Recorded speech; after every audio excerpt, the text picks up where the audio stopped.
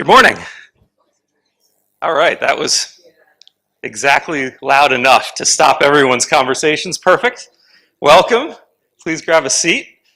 It's great to have you all here. I'm Raj Kumar. I'm the president and editor-in-chief of Devex. I want to welcome everyone here in Sharm el-Sheikh to Devex at COP27. And I want to welcome everyone who is online, who's not here with us in Egypt, to this session. It's, I think, going to give you a glimpse into what you've maybe been missing and hopefully distill some of the conversations that are happening in the Blue Zone into something we can take away and work with. This is the COP that is the implementation COP. And I think the synonym for implementation is development. This is the development COP, right? This is the how COP. Other COPs have been about policy, about government support. This one's like, how do we actually do this? This is the roll up your sleeves COP. And that's what this session is about today. This is also a little bit of an oasis for those of you who spent time in the Blue Zone. Wow, the Blue Zone is, it's a lot. You can walk for miles for those who are not here and haven't seen it, and you're still in it. And there are pavilion after pavilion and tens of thousands of people, all allies in this fight. But there's a sense of cacophony. And this is really meant to bring context to that cacophony. And that's what we do every day with our journalism at Devex, right? We're trying to find out what are those threads underneath all the noise that happens in the development sector that all of you who do this work every day can take away with you and do something with. That's what today is all about. I want to say that the backdrop, though, has shifted quite a bit, right? In Glasgow, where Devex did a similar event and had similar coverage, the picture was a bit different because we were talking about the climate challenge as this long-term challenge that was immediate as well, and there was a sense of alignment around that. Today, things are a bit different. There's a food crisis. There is an energy crisis. There is a debt crisis in much of the low and middle income world. And so countries are looking at this situation and saying, well, we actually have some short-term challenges that maybe compete with some of these long-term objectives around climate. How do we balance those? That's a different picture than we've had just a year ago. And in fact, it's quite interesting that at this meeting where you walk through that Blue Zone and you see all the energy around doing something about climate right now, immediately, this is also the best year in history for the fossil fuel industry. The best ever. $2 trillion in profits in 1 year. So these two things are happening at once, and it's a little bit hard to put those together in our minds, and we're going to do that today. We're going to try to unpack what does this actually mean? What is this moment all about? And where do we take it from here? And one of the ways we're going to do that is we're going to talk about the places where climate meets many of the other development challenges. So today we're going to have sessions on women and their leadership in the climate fight, on food systems and climate, on conflict and climate. We're going to talk about climate finance and where the state of play is on that, about community resilience and locally led solutions. We're going to look at health and how it intersects with climate. And in fact, we've been working on that issue of environment and health through a content series we've been running for 6 months now called Planetary Health. And I recommend you take a look at that. We'll send it out on Twitter, in fact, now so that you can learn more. We've been doing that with CRS and Cordaid and Sanofi. And we're looking at tropical diseases, malnutrition from drought, biodiversity loss, what that means for medical research. Those are all issues I think we need to be aware of, and you can get smart on those quickly if you want by checking out that series. We're doing at this COP what we call the COPcast. It's our podcast. And in fact, my first session on stage is part of that. And that's a great way on your very long flight back home, wherever you've come from, to check in and listen to some of the more interesting conversations I think you'll hear during this week. So I recommend you take a look at that. You can find it on Apple and on any of the other podcast places you look, Spotify, etc. I do want to mention on your tables, there are a couple of QR codes for those of you who are here in person. One opens up the program so you can see a bit of what I was just describing in terms of the sessions.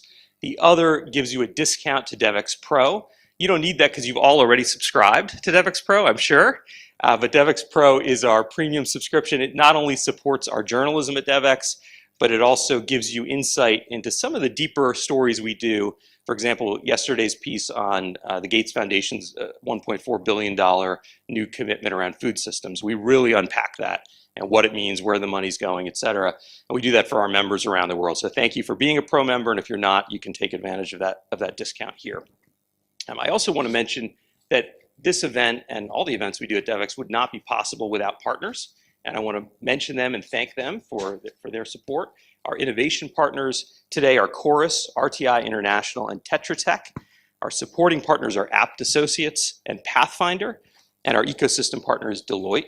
These are all leaders in their respective areas, and they bring us not only financial support for events like this, but also expertise that you will see in some of the partner-supported sessions during the day. So we thank them for that.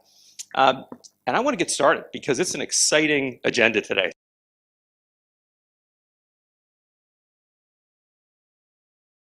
So I want to welcome our very first conversation to the stage, and that's Andrew Steer, who's of course the president and CEO of the Bezos Earth Fund. Andrew, come up here and join me. And you got a mic right behind you. You can sit a little closer. How about that? All right. Yeah, well, not yet. No, actually, this is one of the conversations I am most looking forward to. I would do it anywhere, anytime, over a glass of wine with Andrew. Those of you who know him, you can't get anyone better who knows kind of the inside of this space, of this nexus between development and climate. Of course, you spent much of your career at the World Bank, so you know this space very well.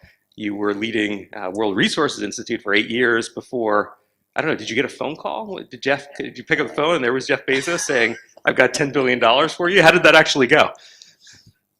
Oh, you actually want me to answer that question? I'm sure others do too. Well, before that, Raj, thank you very much for what you're doing here. Devex is, if you haven't signed up for Devex Pro, sign up for it. What you have done, and you created the whole thing, I mean, and you are now bringing development back into climate in a very big way, and I'm very grateful for that, and development into nature in a very big way. So well done. And I think these events that you put on are also wonderful, and your journalism is just first class.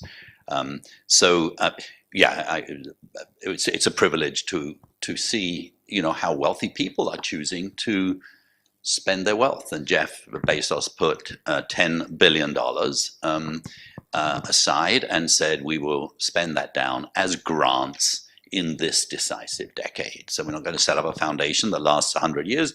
We're going to, you know, honor the fact that these are truly urgent times. And so, the original relationship was actually, as he was looking for ideas, and so he called up a few CEOs of environmental institutions and said, do you have any ideas? And, you know, I said, no, not really. No, I didn't. I said, let me give you 5.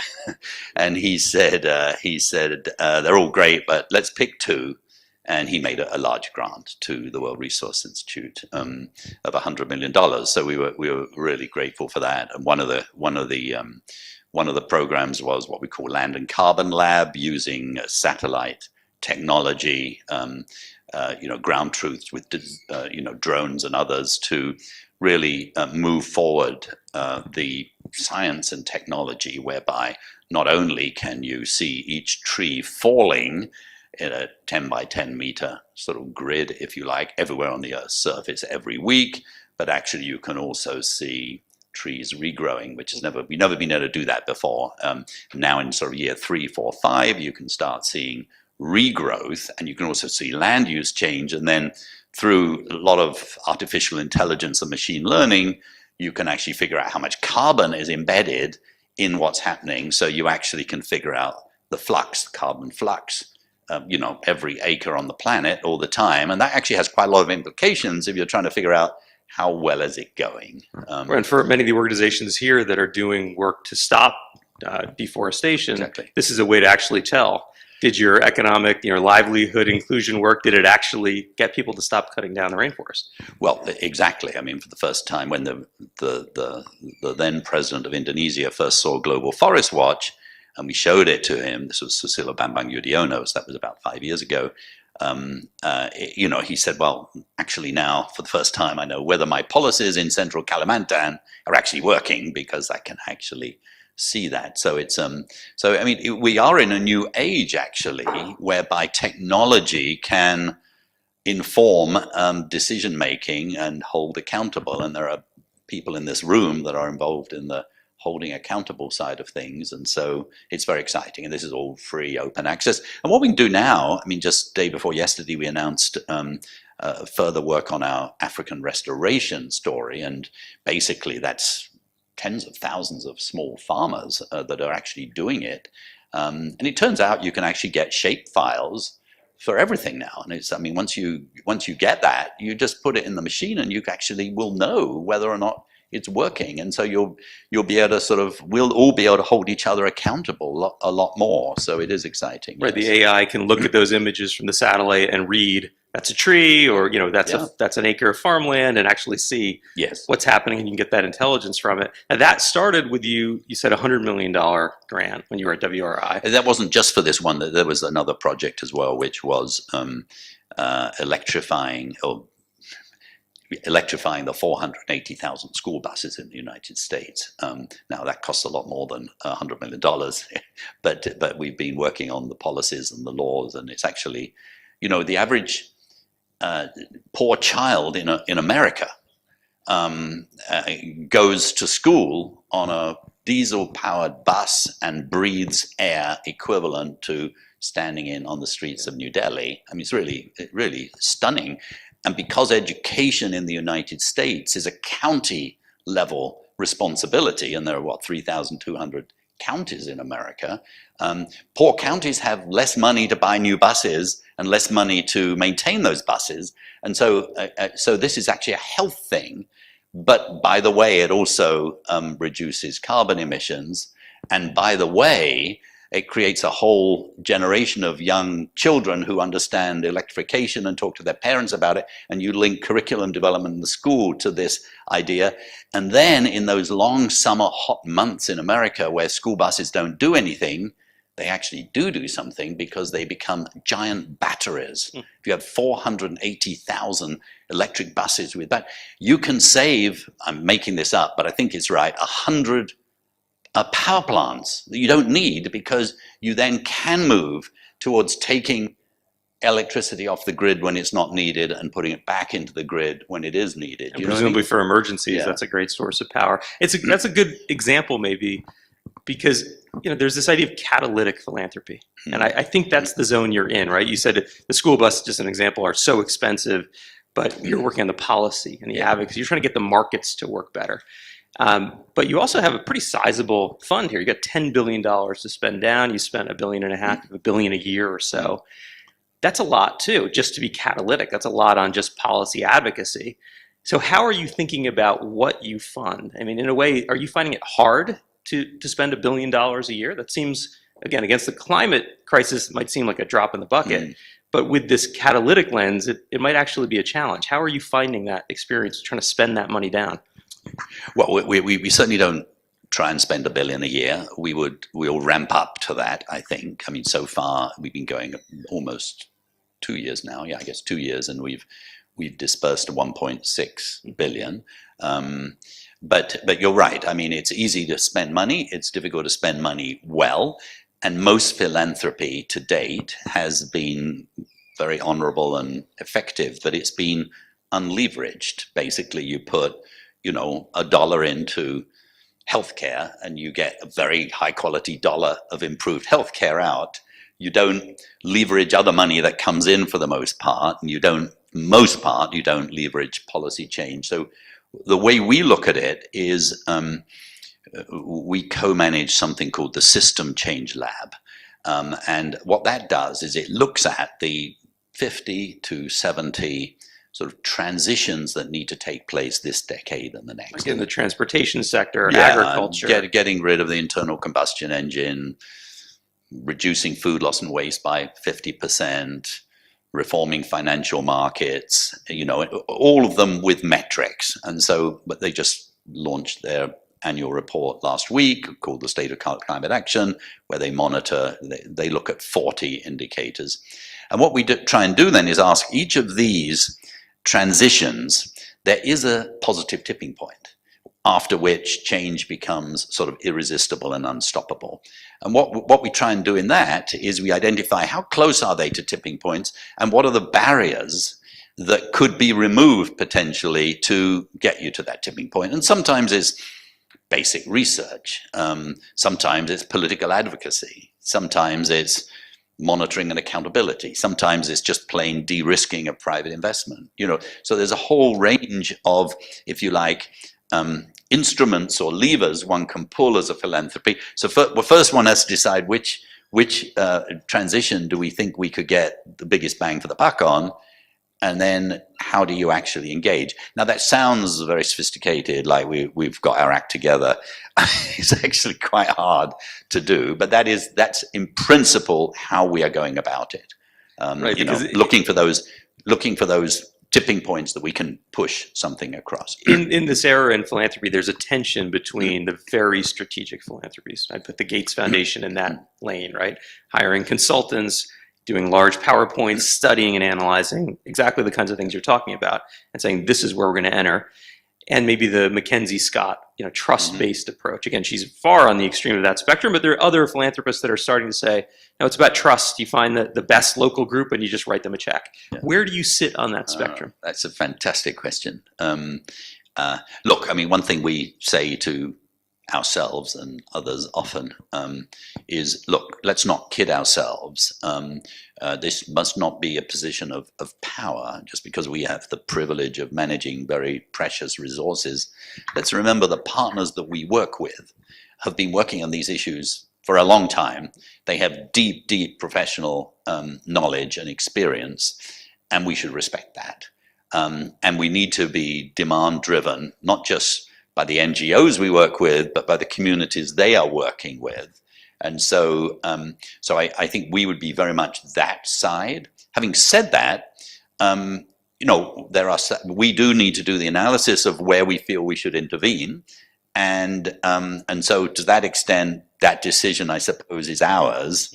So getting that balance, that this is a tension, and one has to sort of hold both sides in the right balance. And you're quite right. I mean, there are some philanthropies that understandably feel, wait a minute, I mean, we've got to manage these funds. We're going to make decisions. We'll decide, and you work for us. A bit like some aid agencies, like a USAID is very different from what the old DFID would have been. What it used to be. What when I worked for DFID. Andrew was a director general there years ago. I mean, essentially, if you work for USAID, it will be a line item often that's been decided by the government, and you respond to that. Now, that's not always that. They do grants as well, so there is, as you say, a spectrum, and maybe different problems require different parts of the spectrum. You brought up the kind of official aid infrastructure. Let's go a little further down that road, because I think maybe the big headline coming out of this COP is going to be about the two kind of untapped sources of funds that are still there, that are still out there and not aligned fully. One is philanthropy. That's, of course, what your day job is all about. But the other is the multilateral development banks. The World Bank may be at the pinnacle of that issue, but many others as well. And there's a push, a big push. It's been building for a long time, but it seems like maybe it's reaching a moment, a tipping point at this COP around completely reforming these MDBs to go from traditional lending to actually using their funds as a kind of leverage and blended finance to dramatically increase the numbers. John Kerry yesterday was saying we could get to 400 or 500 billion a year from the MDBs, and if you leverage that up, you could get to $1 trillion a year, and that's the kind of thing we would need to see.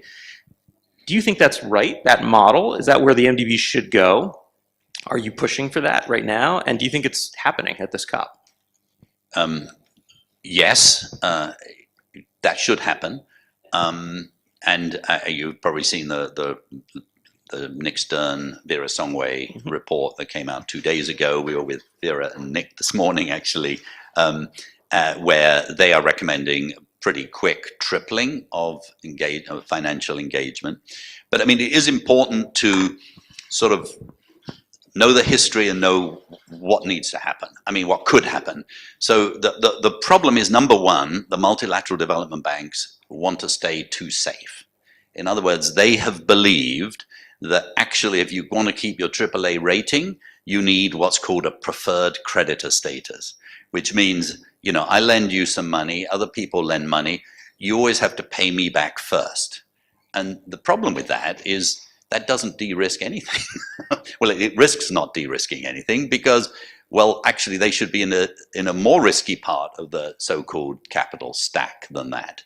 So, you know, that's one thing that needs to change. And last month, some rating agencies came out and said, actually, you could lend a lot more and still keep your AAA rating. So that's one thing. Some said that, some had a different view, right? Devex has reported, Fitch says no, S&P says yes. So it's really important not to throw the baby out with the bathwater here.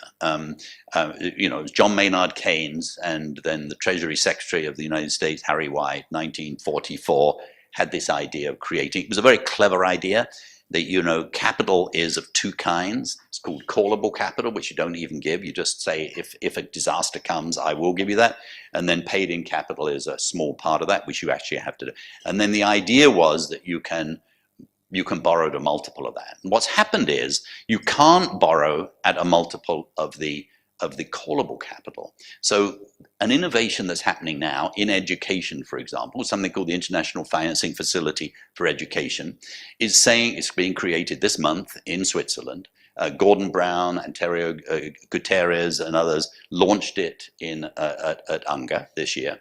And the beauty of it is that actually, instead of a callable capital, you give a guarantee. You still don't have to pay it. You still keep it in your treasury. You don't have to put it on your national accounts or your budget accounts if you're the UK or European countries. You do in the United States. The beauty of that is that you can actually borrow multiples of that as well. So you put 15% of cash in, that gets multiplied 27 times. But then, of course, you don't want to just lend it as expensive debt. What you then want some more cash to pull down the interest rates. And so what we need to think about much more is that most bilateral aid and most philanthropic aid is provided sort of directly to countries. No leverage. Actually, if you use that money to bring down interest rates, you could provide highly subsidized loans, which you don't want for everything, but you certainly want more of them if we're going to do the kind of scaling that John Kerry was talking about yesterday. But can this happen quickly, right? You worked at the World Bank for many, many years. Are the people who work at the World Bank even ready to do this kind of financial engineering? I mean, most of them have been there for a long time doing very traditional lending programs. You talk about the banks wanting to be really safe. Isn't it also a question of, do they have the right staff? Do they have the right culture? Can they shift quickly enough for the crisis we're in to meet, you know, John Kerry saying by this year's spring meetings, you know, coming up in early 2023, can we see them turn as quickly as is needed? Oh, yeah, I wouldn't blame the staff of the World Bank. I mean, the staff of the World Bank actually follow the leadership, and the leadership comes from the owners of the World Bank. So the question really is, okay, Mr. Kerry, which I agree with him, by the way, we launched with him yesterday something on carbon markets. Is the United States going to back this? You know, that's the #1 shareholder. Are you in? Are you in? Now, here's the thing. Under traditional general capital increases, that would require the United States, pari passu with all other countries, to increase their capital, which would take forever to negotiate. The beauty of the other idea that I just mentioned, the callable capital, the guarantees, is you can do that at the coalition of the willing. So the European countries and then the United States might come in, China might come in, who knows? So yeah, I mean, if you had the right leadership of the World Bank, if you had a president, I was asking Nick Stern and Vera this morning, if you became president of the World Bank tomorrow, what would you do in your first week? You would summon your governors. What would you ask them? And, you know, that would be the question. I mean, at the end of the day, it is countries of the world that own these institutions. So my own view is the staff of the World Bank, very smart, and the staff of the other regional banks are smart. They would follow leadership, which they're not getting at the moment. Well, I mean, no, I don't mean to be unkind. I mean, I'm saying that you can be unkind. No, I don't want to be unkind. No, I mean, I think some of the banks are actually showing some good leadership now. I think European Bank, Asian Bank, doing very interesting things. The ADB is just starting something called IFCAP, which is that same kind of idea for climate change. But when I say leadership, what I really mean is the ownership structure of these institutions. It's the nations of the world that need to make a decision. Now, let me ask you in our closing minutes here about the overall view on where we are on climate. I mentioned at the beginning, so much energy at this COP, such a sense of ambition. On the other hand, it's the best year ever for fossil fuel companies. $2 trillion in profits. I've never seen a moment like this. And if you talk to finance ministers from low and middle income countries, of course they care about climate, but they're also saying food prices are up, fuel prices are up. You know, they're looking at the opportunity, some like Senegal, to export natural gas and saying, why not? We need to do this. And European countries saying, we need it. We need that natural gas. So are we, in a way, backsliding at this moment where you're talking about all this ambition and many people in this room are working on these plans to transition, but will we look back at 2022 and say, actually, this was the backsliding COP because the narrative shifted and we lost half a decade or a decade where everybody said we have to reinvest in liquid natural gas ports in Europe, and developing countries said we've got to expand our production? How do you see this moment? I think we are seeing things at the moment which we really didn't want to see. So we're seeing, you know, countries like the Democratic Republic of Congo saying, wait a minute, I mean, I see Mr. Biden flying to Saudi Arabia to ask for more oil to be pumped, and I see Germany using more coal. So maybe I should be exploring in this precious tropical ecosystem for oil. And unless someone can help me out to find another solution. And what we haven't done, I think, is shown the alternative path for the Democratic Republic of Congo, for example, that would get them to a better place. So we're also seeing, you know, some of the incredibly wonderful decisions and commitments made last year, including the $130 trillion under GFANZ. We're seeing that because of legal structures in the United States where basically you're not allowed to do anything that could be interpreted as, you know, antitrust, so to speak, where you get together to make a decision. So we're seeing just a little bit of unraveling of that. Having said that, I mean, I think the promises that were made were so positive that even if, you know, 90% of them get delivered rather than 120% of them get delivered, we're still in a winning ticket. But the truth of the matter is, as you're implying, Raj, is that I said in an op-ed that came out yesterday, that, you know, if you ask two experts here that really understand climate, how's it going? One of them will say, it's amazing progress we're making. You know, I mean, it's far greater than we thought. You know, I mean, solar energy costs 99.5% less than it did when Jimmy Carter put solar panels on the White House in 1979. And my goodness me, last year, solar energy and renewable energy was twice as much as it was just 2 years ago, etc. I mean, you can say that. And the other person will say, we're going off a cliff, and we're a bunch of lemmings, and goodbye. And the question is, they can't both be right, can they? And the answer is yes, they can. Both of them are right. And the image is, you know, a dog chasing a bus. We're the dog doing better and better. I mean, we are driving down those cost curves. We're investing in great things, and we're running faster. And we've never run this faster. We're very pleased with ourselves. The bus is accelerating away. It's the problem, so to speak. And of course, the answer is not to keep trying running faster and faster. The dog will never catch the bus. The dog is to give, the trick is for the dog to find another instrument, another vehicle, electric scooter or something, to get on to catch up the bus. That it's doing things different, which I think in Devex, exactly what you're trying to think through. How do we stop doing the same things? How do we do things differently? How do we design instruments? How do we include people more?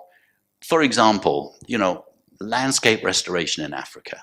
Its time has come. There are 200 million hectares in Africa whereby carbon dioxide molecules up in the sky that are killing people could be brought down to earth through the magic of photosynthesis into trees and bushes and crops and soils, and they bring life and they double income for poor farmers and they bring resilience to those crops and so on. If we had the right leadership, we could just do this. We put in $50 million two days ago with the idea of trying to catalyze that. But if we had with the right leadership, whether it's the multilateral development banks, whether it's of countries, NGOs, if we really came together, had some sort of summit meetings, people that can actually make decisions as opposed to have conversations and opinions, actually, I mean, and that's exactly what the sort of thing that you guys write about all the time. Thanks. So we've got to get you off stage and me off stage. But one last very quick question. Somebody with a $10 billion checkbook is a hot ticket at COP or at any other conference. You have lots of people coming to you. What is the one thing people kind of get wrong about the Bezos Earth Fund that you would like people to understand better? What's that one thing in just 30 seconds?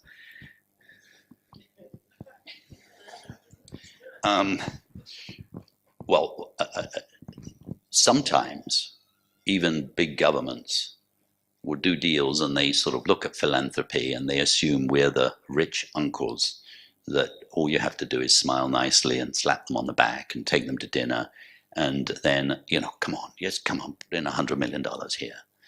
And actually, we have sharp pencils too. We actually need to do the analysis. So if you really want us to engage, let's engage early on. Let's move away from assuming that sort of, you know, the government to government is the solution, and also move away from assuming just NGOs. We need a much more multi-stakeholder sort of approach here. But look, I mean, I think we are totally committed to people as well as nature and climate, and we've put a lot of resources already into environmental justice. We just made $300 million available to US groups with the idea of leveraging money that comes from the federal government. Federal government's putting tens of billions of dollars to green investment. Very little of that will go to poor areas in the United States. And the reason is that the way that financial flows in the federal budget, they go down to the state, the city, and then basically you need to claim that money. So what we're doing as a way of leverage is trying to empower the social justice groups that are actually on the ground so they will know how to pull in that and they will build the capacity to do that. And that's the sort of thing that when people come to us, that's the sort of thing we love to be asked about. I did just want to say, when we talked about restoration, Wanjira Maathai is over there. Yeah.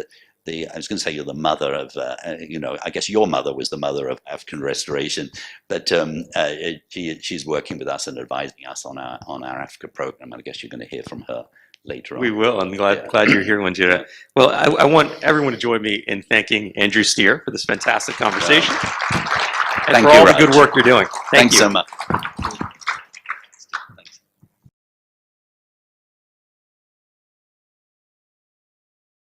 And I want to welcome to the stage my colleague, Sarah Jerving, who you all know from her byline as a senior reporter at Devex covering global health. She's based just next door in Nairobi. Sarah, the stage is yours. Thanks, Raj. Thank you, and I would like to invite a very special guest, Wanjira Maathai, who is the Vice President and Director for World Resources Institute Africa. Thank you.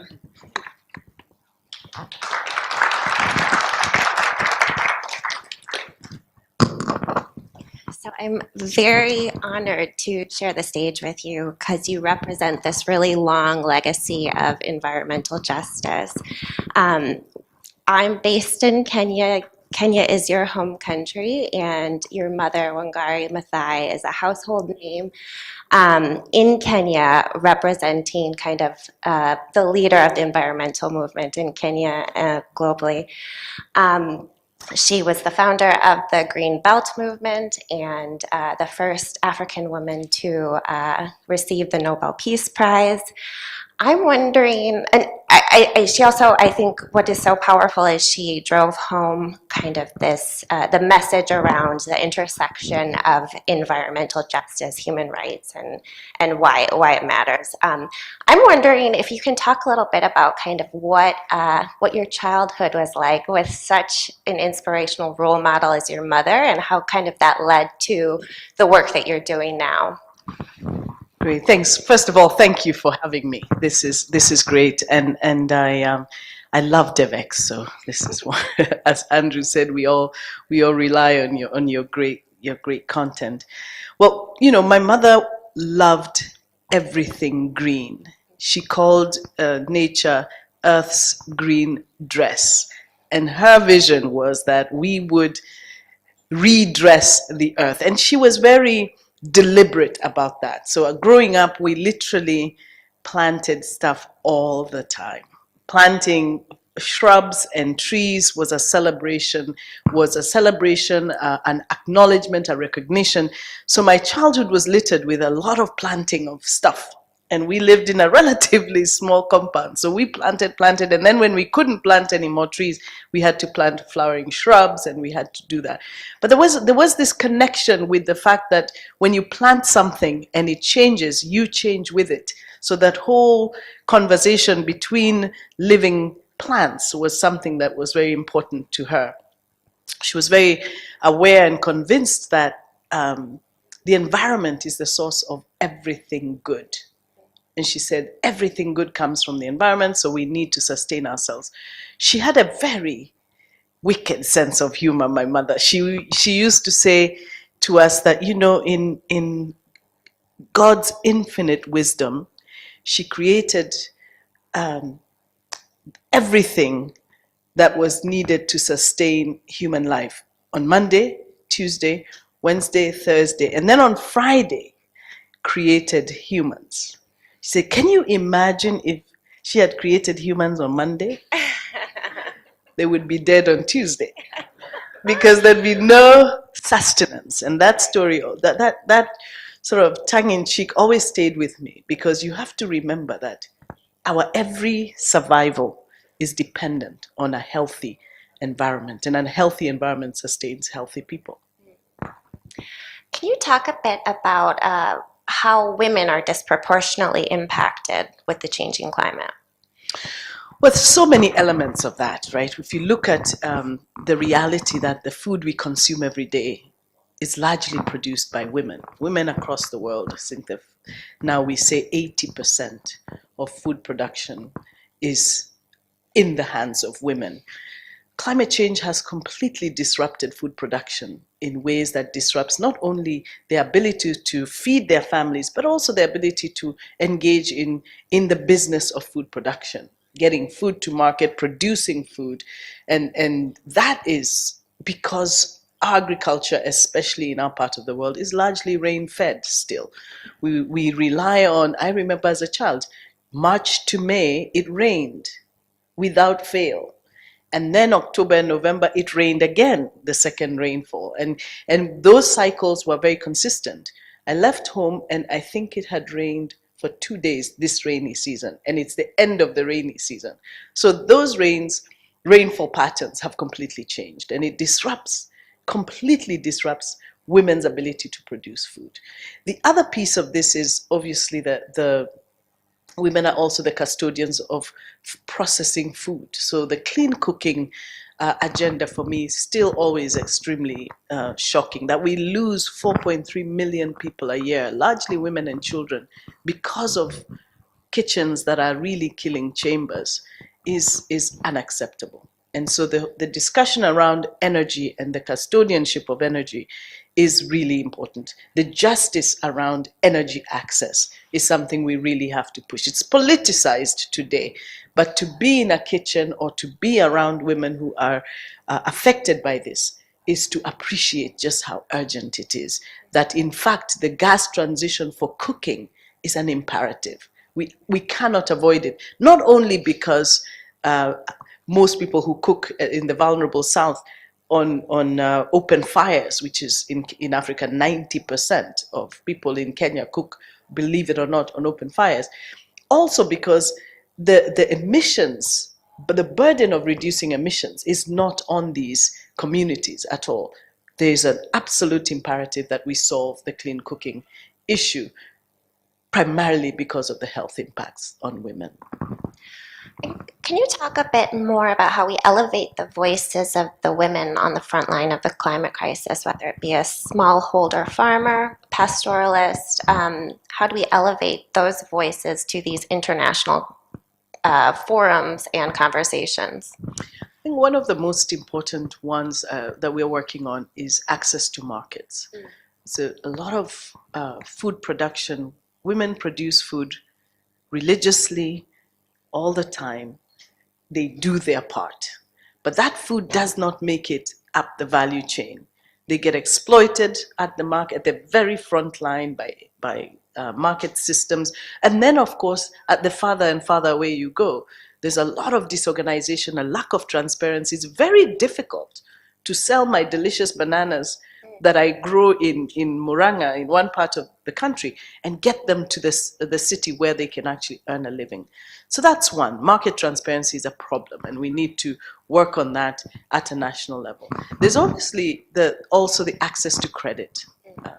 One of the things that fascinated me with advances in financial technology is the fact that today, through the M-Pesa system in Kenya,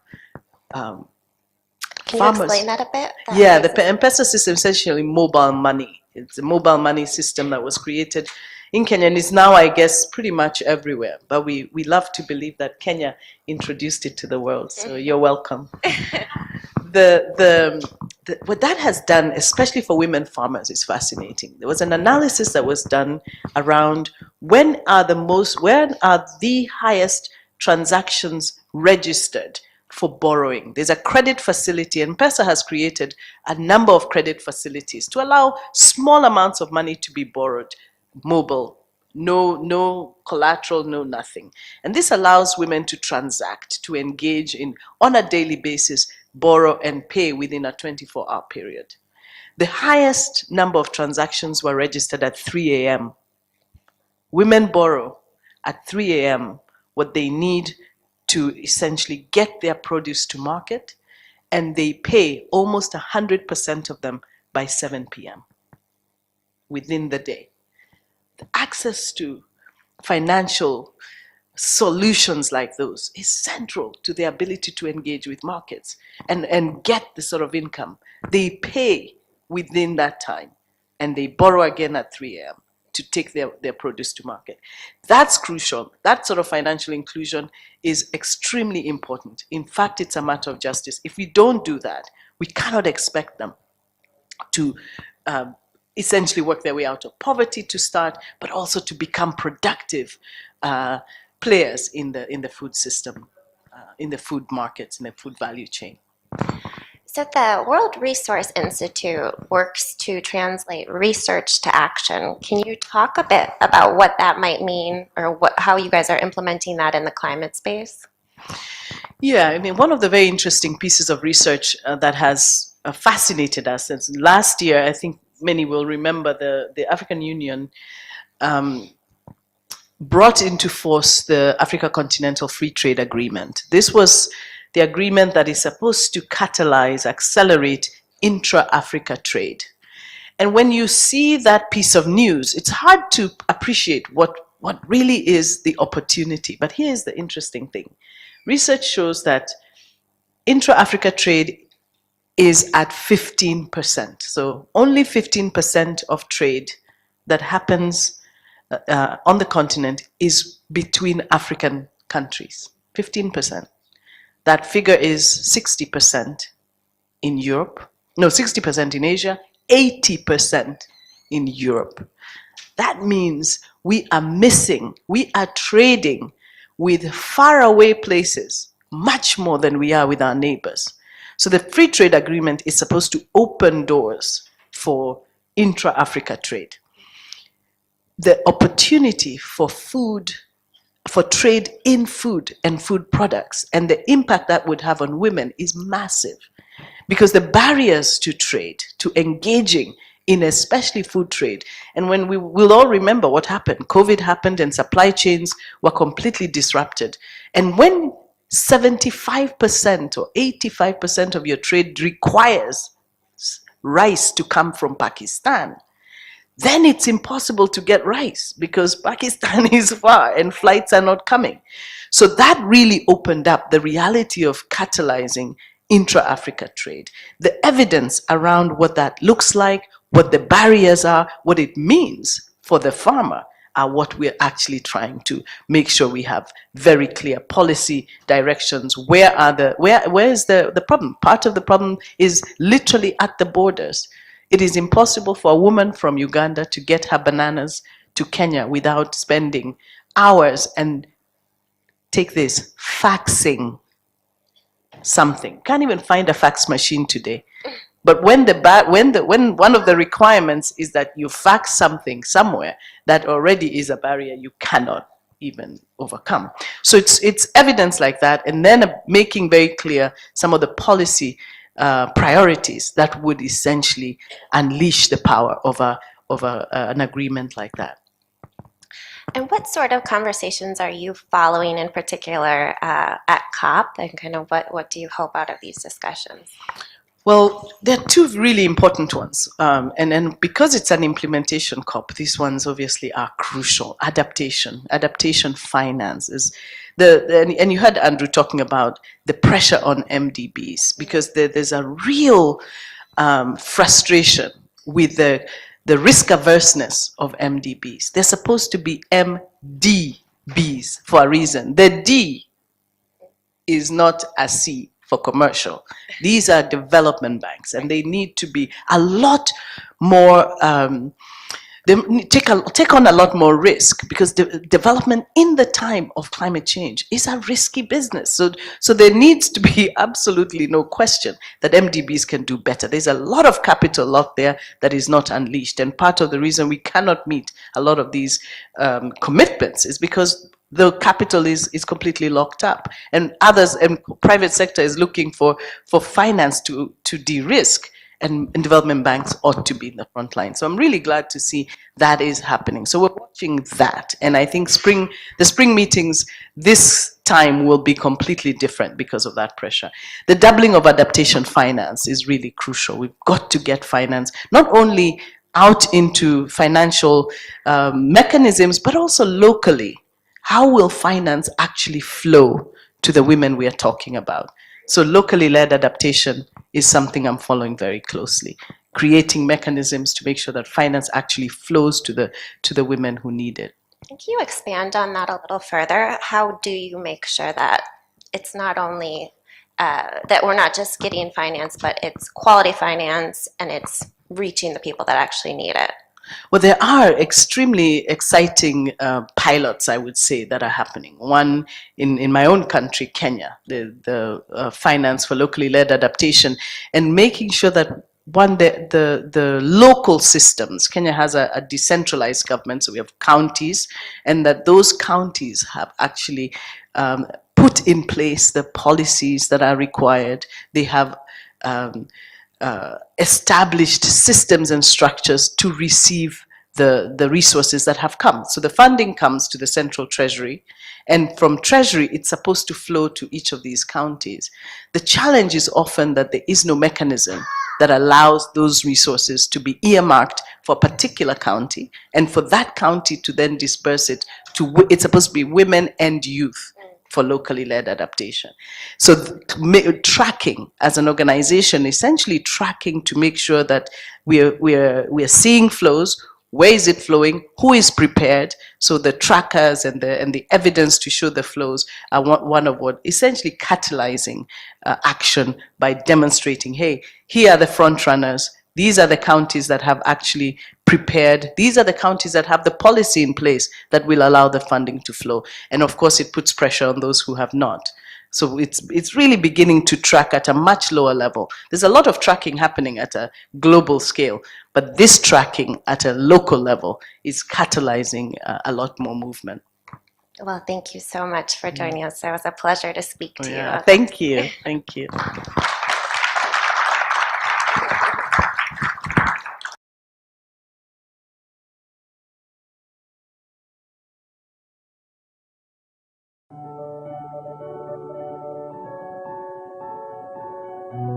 When women and girls are supported by the resources that they require, everyone benefits. Healthier women will have a healthier world.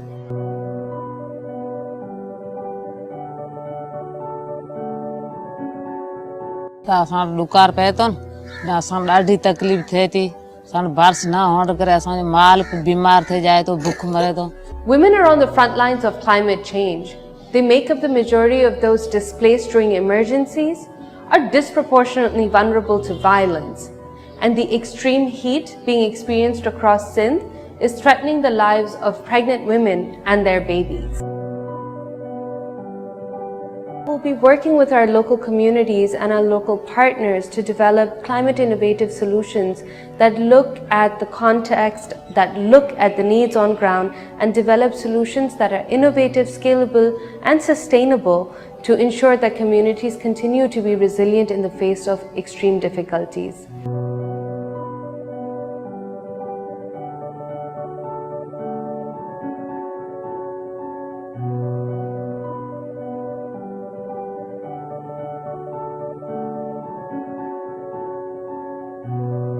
Delivery ডেটও আইয়ে এই সময় বন্যার সময় এখন তারা কই যাইত এখানেও স্বাস্থ্যকেন্দ্র আছে যখন ডাক্তার থাকলে তো এখানে ডেলিভারিও হতে পারে আমরাও সুযোগ সুবিধা চাই हमारी जो LSW होती है वो जब अपनी फील्डों में जाती हैं काम के दौरान तो वो जो अपने डेली के विजिट करती है वो भी नहीं कर पाती जो हमारी हमलाएं औरतें या जो छोटे बच्चों की माएँ होती हैं उनकी सेहत के ऊपर असर ये होता है कि वो डॉक्टरों तक पहुंच नहीं सकती ना अगर वो हमला है तो जो उनको एंटीनेटल चाहिए वो नहीं करवा सकती We need to work with our local women and engage with them conscientiously to ensure that they are a part of the solution development as well as decision making and leadership on ground. Women and girls are at the forefront of this impact, and together we will need to work with them to engage communities to build resilience on ground in the face of extreme climate difficulty.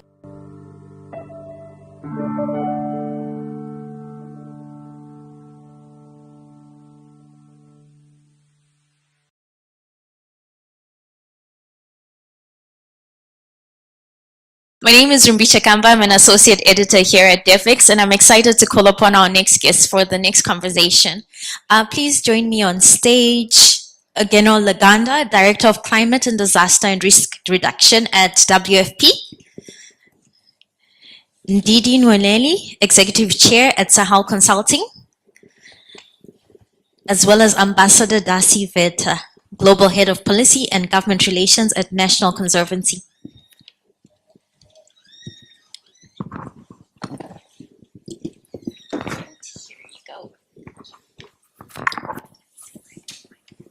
Thank you all so much for joining me. And the conversation today is an imminent threat to for food systems in a changing climate. And I think that description really characterizes what WFP has been saying all year. We've been receiving so many warnings, and you've characterized this as 2022 as a year of unprecedented famine. I'm just going to start with you, Gino. Can you tell us a little bit of what you've been seeing and what you've been experiencing on the ground, and share with us how climate change has been affecting this famine and fueling this famine? Thank you very much for the kind invite. It's good to be here. Maybe I would start with the notion that as long as I have been working in the humanitarian system, which is about 25 years, I've never seen acute hunger that was as bad as we have it in parallel with this COP. We have always seen chronic hunger, right? So when you look at the number of people who are currently food insecure based on structural, environmental issues, we have zoomed ourselves back around 20 years, right? So there has been a loss of development progress of 20 years. But when it comes to the number of people who get hit by shocks of some kind, and following these shocks, they get plunged into a situation of a food crisis or food emergency that can be life-threatening. We've never had that many. So just in comparison, 828 million people are currently chronically food insecure, but 345 million people are in a food crisis or emergency that requires external assistance. And when you look at what drives this situation, which really has, I would say, doubled the number of acutely hungry from 2019 to now. We had in 2019 only 135 million acutely food insecure. And there are three factors. Those are conflicts, those are costs, and those are climate drivers. And out of these three factors, climate is really a meta driver. It can drive the other two.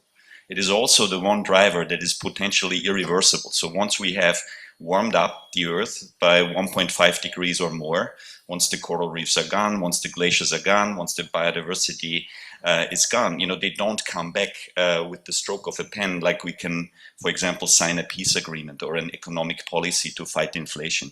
So right now, as we are, I think, looking at the world from a climate lens, we are concerned about climate basically putting more heat under this kettle and driving the aid system to a point where it is actually not able any longer to deal with that runaway train. So that runaway train will be fragility, it will be displacement, it will be starvation.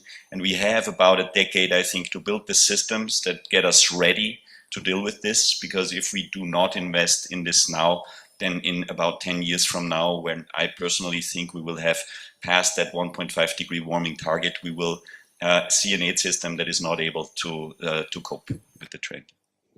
The numbers are shocking, and these are numbers that I hear quite often, and I think many people in this room hear these numbers quite often, and you always ask yourself, are people listening, are people hearing these numbers, and do we actually see action towards this?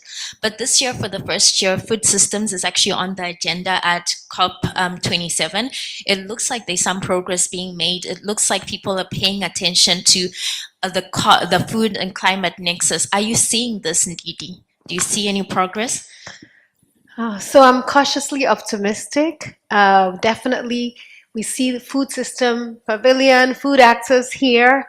But there are a couple of things that concern me. Number one, I said a very practical thing earlier today, not to upset anybody, but what have we been eating at COP? We've been eating pastries. That's what they've been serving. 90% of Egyptian wheat is imported. Obviously, Egypt was one of the countries most affected by the Ukraine-Russia war. Why aren't we serving local Egyptian food? Why aren't we celebrating chefs and entrepreneurs that are sourcing locally, sustainably, and innovatively? And so I think representation matters. I think it's really important to revisit how we actually pay lip service to things and how we integrate them into our activities. So for me, integration is critical, representation is critical, and we need to change the way we work and the way we live at COP, and then take it back to our home countries, our companies, etc. The second thing that worries me about a development lens to emergencies is what we often see is a knee-jerk reaction to go into countries and help, which often displaces the local ecosystem and actually distorts the local ecosystem. There are lots of examples in my own context with stockfish. I don't know how many of you know stockfish, but Nigeria is the largest importer of stockfish from Norway, and it's a multi-billion-dollar industry. This stockfish started in 1967 during the Biafran War, when the Norwegian government was very kind to drop the fish into the Biafran area where 3 million children died of starvation. We don't think about the short term. Great, Norway helped us. Fewer children died. Medium term, long term, you've essentially killed the local fishing industry and built a loyal customer for life. And people are willing to pay a premium for salted fish that's over a year old. Think about it, and that's how development often works. We have to do development differently. This is a crisis. We cannot afford to make the same mistakes with food aid, with how we invest in the fertilizer or seed industry, where we're coming in and taking over. We have to work within the local ecosystem, and that is the same with the climate agenda. With adaptation and mitigation, they're already players on the ground. How are you working with them to strengthen their ecosystem so they can survive and thrive? And then the last thing is nutrition. It's not enough to talk about food, it's about nutritious food. And with climate, we see in most of our countries that people are downgrading, right? In Nigeria, it's down 0-1-0. 0 means I skip breakfast, I eat lunch, and I skip dinner.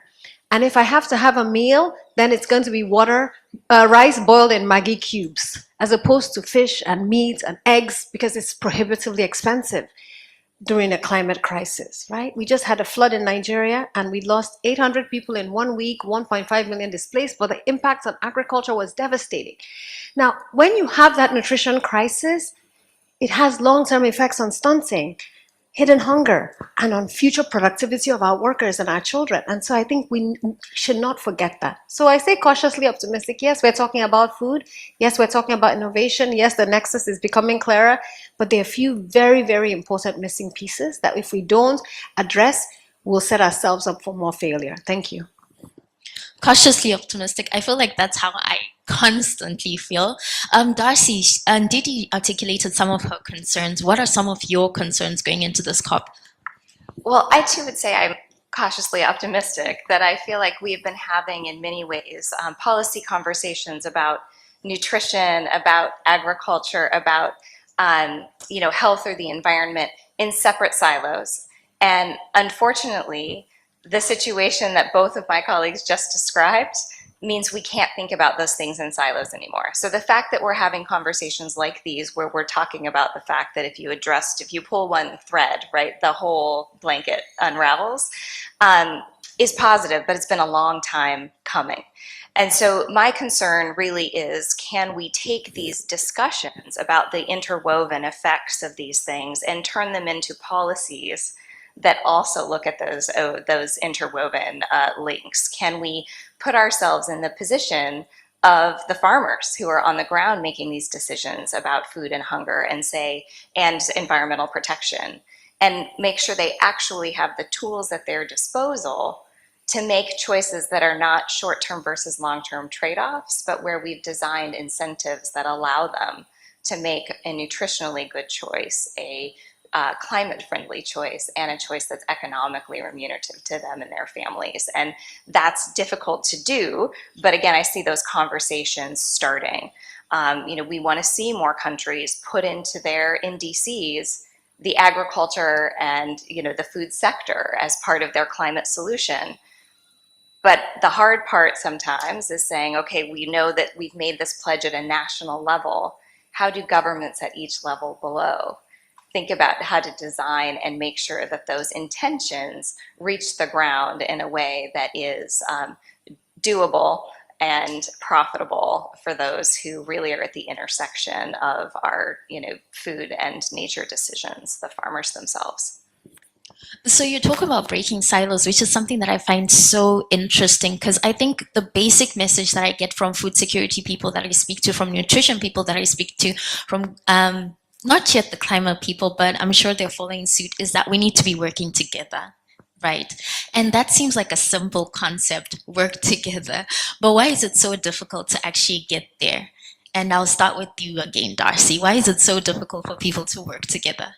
Well, I think in some ways, a lot of these communities kind of speak their own language a little bit, and there are specific issues or where there's expertise. But sometimes we forget to take a step back and say, what was the actual goal here? And it was actually the preceding discussion. I came to TNC from being a trade negotiator for many years. And the reason that I wanted to do trade was precisely because access to markets has the potential to unlock so many opportunities for the poorest of the poor and for subsistence farmers. But what I often find is that trade negotiators use words that no one else understands, right? And we talk about reducing barriers at borders and sometimes forget how to translate that down. And so we really do, I think, need to start from the bottom up and say, if I am a Kenyan woman trying to market my product, if I don't have access to credit, I can't get to the market that day. If I understand that if I increased my production, I might need to sell across a border, what information don't I have to have that? And I think we can start that local to the big picture, to the national conversation, to ground ourselves a little bit in reminding us why we're doing this in the first place.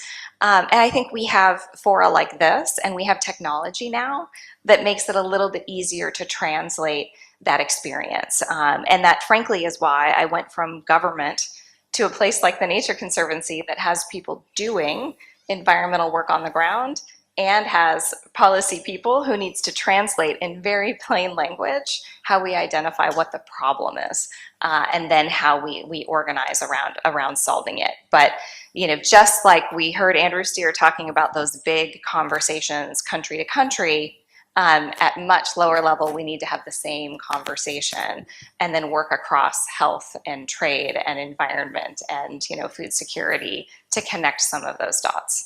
Not easy, but doable. And are you actually seeing these silos breaking down? To some extent, I would say that the closer you get to the community level, the less silos you have. We work in an international aid architecture that is quite fragmented. When you look at a lot of the systems through which climate finance gets channeled, there is one predominant model, which is to channel it through governments. But when you look at the front lines of the climate crisis, when you look at people that are trapped between climate conflicts, inflation, those are not the places that have climate policies that really trickle down to the local level. I mean, we're talking about Afghanistan, Yemen, South Sudan, places where you have conflicts. So the more fragility you have, the more important community-driven, community-based mechanisms to implement climate finance are there in these places when we work more directly through schools, through cooperatives, through community groups. I see less fragmentation. But when you look at more I would say, the official climate finance norm, then usually the world is divided in a humanitarian sector, into a development sector, into a climate sector. And many of the solutions that we need, they cannot be solved with one of these financing sources alone. I give you an example. When we talk about trying to transform the humanitarian sector into a sector that is not just reactive and responsive, which is the most expensive option, but more forward-looking and anticipatory, you need a whole chain of activities. You need weather stations upstream, you need a hydromet sector that can basically interpret the data from these weather stations, convert it into information. You need a capacity strengthening element there. You need to define triggers and thresholds. And then once these triggers and thresholds are met, you need a humanitarian system that can basically trigger based on a forecast rather than after it's too late. And if you want to build a chain like this, you need to couple development money, climate money, and a smart humanitarian system that can work based on forecast and projections rather than a reactive system that is also in a way disempowering, because when communities that have formerly been self-sufficient are all of a sudden dependent on charity, we can do better, I think. We can basically enable and empower people with cash or food transfers before they get hit and help them make their own decisions on what they need. We can certainly do better. And I think a big part of doing better, and something that I imagine might be the last thing that people think about in beauty, is nutrition itself. It's like we think about, okay, we need to give people enough food, but we're not really thinking about what's the right type of food we should be giving people. How do you ensure that that agenda is also embedded in this climate solutions? Yeah, it's really an important issue. And I'll just give an example addressing this issue of collaboration and silos using nutrition. In most countries, the nutrition office is in the Ministry of Health, not in the Ministry of Agriculture. So you can imagine, and I'll use Nigeria as an example. They have one person in the Ministry of Health who's at the federal level, who's the desk officer for nutrition. So it just shows you how isolated that person is. So to access finance, to access agriculture support, doesn't exist. And what we see on the local levels is a lot more collaboration at the village levels. But who has created this architecture? We've borrowed it from other countries. It is not working. We need food ecosystem approaches at the federal level, state level, and who needs to change? Number one, funders. Because funders also have the same silos. And when they give funding, it's siloed, which then affects the development organizations. For those who channel their funding to governments, affects what the governments do and limits our ability. So we really need to refine our engagement from a food systems and a nutritious food system lens at the federal level and the budgeting level, etc. That's one. Number two, as we think about emergency, and we saw this in COVID, and we're seeing this now, we don't focus on nutritious food. We give high-calorie, dense foods to communities. We're talking about the commodities, right? Rice and maize and wheat. Who has been talking about the soya price market, right? Or dairy or poultry, and what's happening to those? And how do we integrate them into our relief efforts? And the great thing about those ones is that they're local. Eggs you shouldn't be flying eggs from Europe to Africa, right? You shouldn't. Dairy has a shelf life. So that one is within a small radius. And this is very, very doable for local communities to supply their own dairy and fish and eggs. And so for me, that commitment to local sourcing. And Brazil did this. They required 30% public procurement from local communities, and now they have up to 50%. We need the same policies in each of our public procurement initiatives, starting with COP, where we say at least 50% of the food consumed in COP should come from local organizations, but in our schools, in our hospitals, in our prisons, at the federal level, at the state level, and make sure that it's nutritious food. And then the final thing is we need to strengthen the capacity of local organizations to measure. Because issues like stunting, now we know there's already increased stunting, but we don't have the data because most countries do DHS surveys every 3 years or 4 years. The lag time is too long. How do we get real-time data in partnership with our primary healthcare centers on what is going on with our communities linked to climate? And we need data and innovation to be able to react to these issues faster. And I think there's technology available, but we're not leveraging it through partnerships. So I'm curious, like, we're here at COP27. We want the food systems agenda embedded in this. We want the nutrition agenda embedded in this. But what would success look like at the end of 2 weeks? We've already seen a few commitments announced, like in the food security space. But how can we walk away from this saying that this was a successful COP27? Darcy, I'll start with you. Well, there are a number of things. I think a lot of the challenges that we're talking about in food production really do fall under, well, I think in agriculture in general, right, you have solutions that are both in and of themselves mitigation and adaptation. But we've heard already that there's just not enough support for adaptation. And so we heard an earlier call to really meet those new financial goals around adaptation. We've seen far too little investment there and translating that down to the local level. Again, I think conversations here about policies that can be detrimental, and we've heard this on the nutrition side, some of those same things are there on the subsidy side when it comes to agriculture. And it goes back to some of that siloing where we focused on productivity instead of more of the sustainability. So you will have policies where you may not be able to participate in crop insurance if you're trying new techniques like intercropping or adopting cover crops. We need to make sure that farmers still have access to safety nets if they are in fact adopting more sustainable practices. In many cases, we'll see input subsidies for farmers. Those are often chemical pesticides and fertilizers, certain seeds for commodities, but less of that support is available for techniques that would fix nitrogen or find alternatives to using chemicals, or seeds for more local crop staples that would help farmers to diversify their operations and provide local nutrition while also participating in international markets, which makes them less volatile to shocks in commodity prices or weather events. So, those kinds of conversations, I think, and starting that is an important part of this COP.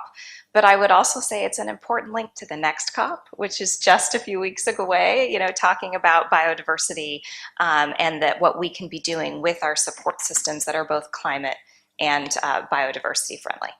Okay. And what would success look like for you? I must say that we follow the agenda on loss and damage very closely because the humanitarian sector was neither built nor financed to absorb shocks of such a scale or magnitude that we see currently. So we believe that we need to invest much more financing to avert, minimize loss and damage before it happens. That humanitarian aid is really the last resort. It's always a failure when our trucks are rolling, when our airdrops are coming. It's a failure to predict, it's a failure to protect, it's a failure to prepare. So we are hoping that there will be a lot of investment going into systems that can help to manage climate risk for the most vulnerable. I'm also hoping that we are going to start with the most vulnerable first. So when these big announcements are being made, we don't want to see 80% of all climate finance go only to countries that have not the same degree of fragility as where the most vulnerable people are at the moment trapped. So we're hoping for a greater focus on the most vulnerable and for more investment in systems that help us avert and minimize loss and damage, with whichever financing is currently in the system. It can be development finance, it can be climate finance, it can be adaptation finance, but this needs to happen now. Thank you. And yeah, I guess it would be nice to see WFP taking a break for a while, not having to roll out any trucks to any country, and basically just spend a little bit more time at home, right? But Ndidi, what would success look like for you? Thank you. So there are three things I'd like to see. The first one is more transparency and accountability. A lot of commitments have been made. I would love to see a database and a tracker every week that says this is where we're going, this is what has been done for the masses of people, not the inner circle or the inner caucus. The second is that I would love to see more collaboration. I see DJ sitting over there, Friends of Food. They are one example of an organization that's opening the white tents for all groups working in food to partner to really move this agenda forward. And we need more collaboration. We need to leave our egos and logos behind and work with humility, integrity, and vision. So I would love to see more collaboration. I'd love to see us measuring those collaborations and celebrating the successes that have come from those collaborations that break down those silos, because I think it's really important. And the third and the hardest, I'd love to see local organizations at the forefront. You know, Bridgespan Group did a survey that looked at funding to Africa between 2015 and 2019. Of the $9 billion that went in philanthropic funding, only 5.9% went to local organizations, right? The same when you look at research for malaria, I think it was $1 billion, 1% went to local organizations. We need to end that. You know, at COP, it's almost like there's climate financing. Everybody's coming, trying to get a piece of it. The question is, who gets a piece of it eventually? The big boys. What about the local players who implement sustainably at lower costs? And how can we track it? And can we put a percentage? With all due international to the large international development organizations in the room, please prioritize local organizations. Partner with them, invest in them, because when you have moved away with your trucks, they're still there. That capacity never leaves those communities. And we need to set a target for all this good climate money to ensure that majority of it goes through local organizations. So you say two things that I loved, and that's leave our egos and our logos behind, which is a line that I think everyone should carry, should be some sort of a hashtag. And in addition to that, you talked about climate financing and how it sort of feels like everyone is pulling for it. Everyone is like, we need financing for food, we need financing for this, we need financing at that. But at the end of the day, we should remember the person who actually needs the money, and that there's someone there locally who actually needs the money, and that we should make sure that the money goes to them. But in the last 30 seconds, I want to just ask you guys quickly, this is supposed to be an implementation COP. So they say, we're waiting to see if that actually works out. What does implementation look like? What should people do as they leave this COP? And how do we make sure that there's actually action and we're not just going to have discussions, commitments, and leave it there? I'll start with you, Dot. Well, to me, I think that implementation is, it's turning the dollar sign and it's turning sort of the logo into a plan. And so really looking at those policies being articulated to say, how does the commitment here reach the ground? Can we articulate it, what it means for the farmer, the practitioner, those who are at kind of that intersection of food and nature and health? And Gino? Well, it's actually three COPs on top of each other, right? There's the official negotiations, there's the trade fair, and then there is a network in between of organizations, like-minded organizations that are trying to do the right thing, that are trying to get climate finance to the ground as quickly and without any impediments. And so I think, you know, when we all go home, we should have the conversations, or we should have had the conversations here that we need in order to progress on these priorities, regardless of whether the official process works or not. I think we can still make a meaningful difference if we all have the right conversations with each other, like this one, and if we then take away a concrete project, a concrete collaboration that gets the financing to the people who need it. I'm actually hearing a lot of that from the people that I'm speaking to, that if the official program doesn't work for us, there's still more that can be done if we just work together. And Didi? I completely agree with that. We all have our spheres of influence, all of us. I came here with my 15-year-old daughter. She's a climate activist. In fact, she's one of the reasons I came. And listening to the next generation gives me hope because they're impatient. They're not listening to our talk. They want less talk and more action, and it's going to start in our home, and it started already, but it's going to start in our communities. And I think we should hold ourselves accountable to the higher standards we're setting for the rest of the world and ensure that there's no variability. One human life is not more valuable than other. And equity is critical. So I think for me, it's really, that's what I'm taking back with me. And I'm going to make sure that in all my spheres of influence, I serve as a climate champion and I practice what I preach. Thank you so much. I've also been speaking to a lot of young people while I've been here, and it's been inspirational. We do have that conversation coming on later on today. We've got a lot of young activists coming on stage, so I hope everyone stays for that. Thank you guys so much for having this conversation with me. And next up, I'm just going to direct everyone to look at our screens for a video interview from our partner, Chorus International. Thank you.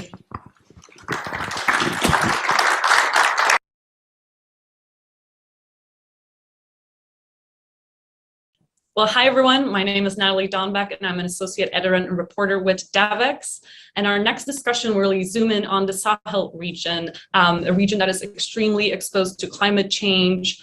Temperatures there are increasing 1.5 times faster than the global average. And this is particularly affecting smallholder farmers who are seeing up to 80% of their farmland losing some degree of productivity.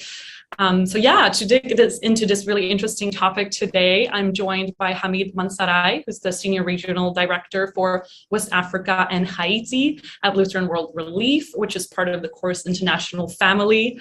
So Hamid, welcome. Thanks so much for joining us. Thanks, Natalie. I'm happy to be here. And well, to dig into this important topic, I know you've joined us from Freetown, Sierra Leone today, and through your work, you've really seen the impacts of climate change on farmers and communities across countries like Mali and Sierra Leone. So yeah, we really wanted to dig into some of that expertise today and learn more about what's happening in the region and really how organizations such as yours are responding to some of these issues and challenges. And the first question was really around intersection of climate change and conflict. Something that we've seen with COVID-19 is really that the most vulnerable are really hit the hardest during a crisis, and that applies to climate change as well. And given that climate change will inevitably worsen instability in the world, what's at stake really if we don't take immediate action? And do you think that the security side of climate change is getting enough attention during conversations and events such as COP? Thanks, Natalie. In the past, when we talked about the Sahel crisis, the focus was entirely on the food security situation in the region. That still remains true. However, that situation is now being exacerbated by the displacement, the violence, and the displacement that insecurity and violence has created for more than 3 million people. In Burkina alone, we're talking about 1.3, 1.4 million people being displaced internally. And for the most part, they are living with host communities. And if you imagine that host communities themselves are often struggling to survive, add another 5, 6, 7, sometimes 10 members from the outside, they're very open to supporting them. That creates a very difficult situation for families. So the situation, the interrelationship between conflict and climate change is now fairly complicated. The displacement of persons from their farmlands and either due to conflict or because they can't farm properly, or they can't farm enough, or they are afraid to go back to because of security situation, has created a very serious food security situation in this region. Unfortunately, for countries in the Sahel, they're not getting the attention that we all believe they deserve. Often they see they see one problem, not seeing how it relates to each other, kind of like the way you presented it, the intersection between climate change, food security, and of course the security the security situation. We believe that this situation is to be given very serious thought. And our hope is that this year's COP will focus on this fairly significantly, not only from the discussions, but also we look at what kind of funding mechanisms will be needed, not short-term 6 months, not short-term 1 year, but medium to long-term funding that would enable some of these communities to move out of their current situation.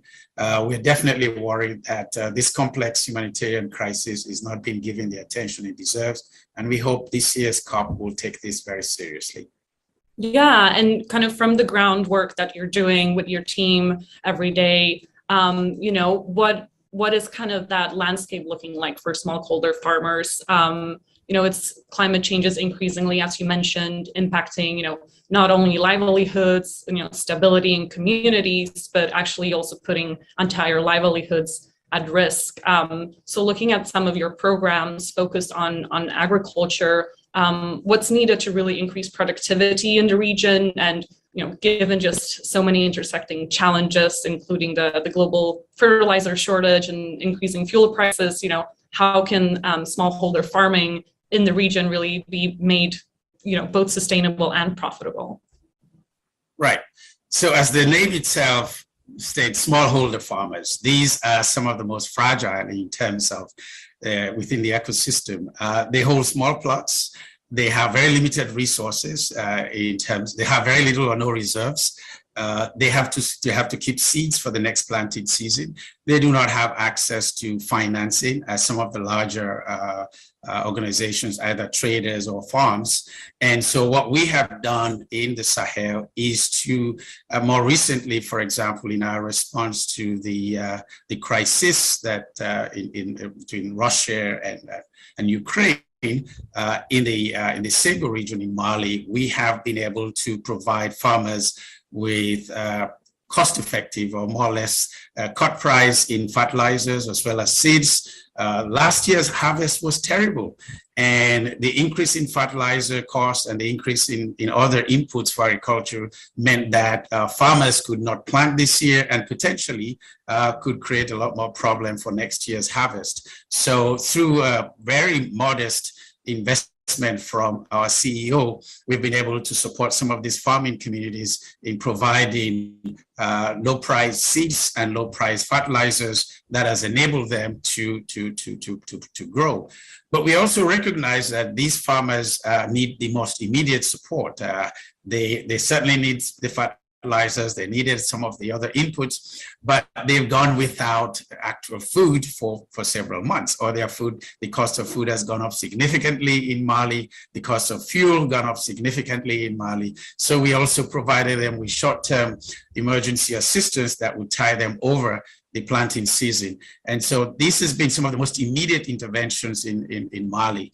But in Burkina Faso, where we've intervened with a combination of our own private funds as well as funding from Bill and Melinda Gates, we've been able to support communities in the north central of Mali, which has been hosting close to 1,300,000 displaced persons, mostly farmers. We've been able to provide them with life-saving inputs so that they can, at least life-saving inputs, so they can at least start their own lives. We provided host communities. We recognize host communities have been extremely generous. Sometimes when we talk about the farmers, the displaced persons, we forget that in contexts like Mali and Burkina Faso, your first point of contact is someone that you know when you're displaced. And so we've been able to support some of these host communities as well to get them back on their feet, or at least to create an environment that will not create tension between host communities as well as displaced person. So our interventions has been timely, but as I usually say, it's usually very small. And so a massive injection from the international community will be needed, either through multilateral or bilateral funding. And I hope that's something that the COP will take into account this year. Well, in addition to some of the kind of short-term interventions that you're helping farmers with, whether that's helping out with fertilizer or seeds at a reduced price, I also wanted to discuss kind of the more long-term sustainable programs that you're hosting. And For a decade, really, development leaders have been talking about localization, and it's a topic that's gained even more buzz during the COVID-19 pandemic. And I know a big portion of Lutheran World Relief's climate resilience and food programming really emphasizes collaboration with local partners. So I wanted to ask, why is that collaboration so key, specifically, if we're looking ahead at kind of medium to long-term solutions and, sustainability? And could you maybe share an example of a project where this locally rooted expertise and close ties to the community has really been key to the success of the project? Absolutely, Natalie. It's an interesting question. Collaborating with local partners and building capacity, working with local partners is a cornerstone of Chorus's work.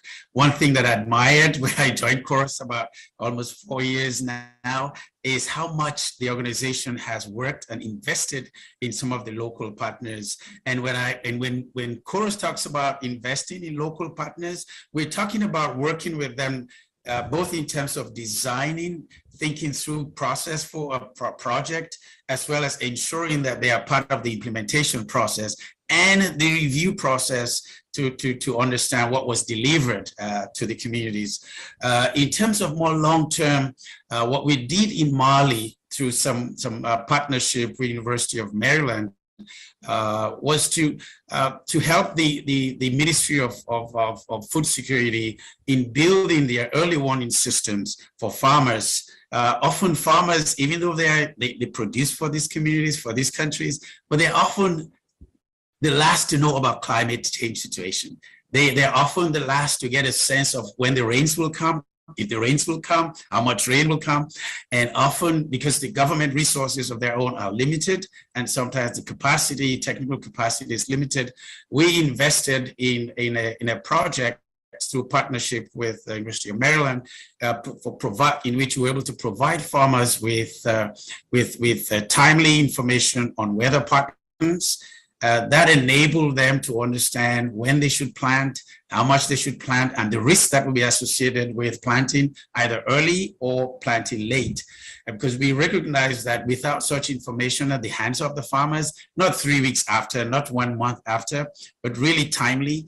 And so farmers were able to get, using cell phone, using some of the current technologies, using cell phone technologies, to get an update on climate, to get an update on weather patterns, and to get an update even in the prices of commodities, of seeds and other inputs. So these are some of the creative means that Chorus had used to begin to engage farmers in their understanding of long-term impact of climate change in the agriculture and food security business.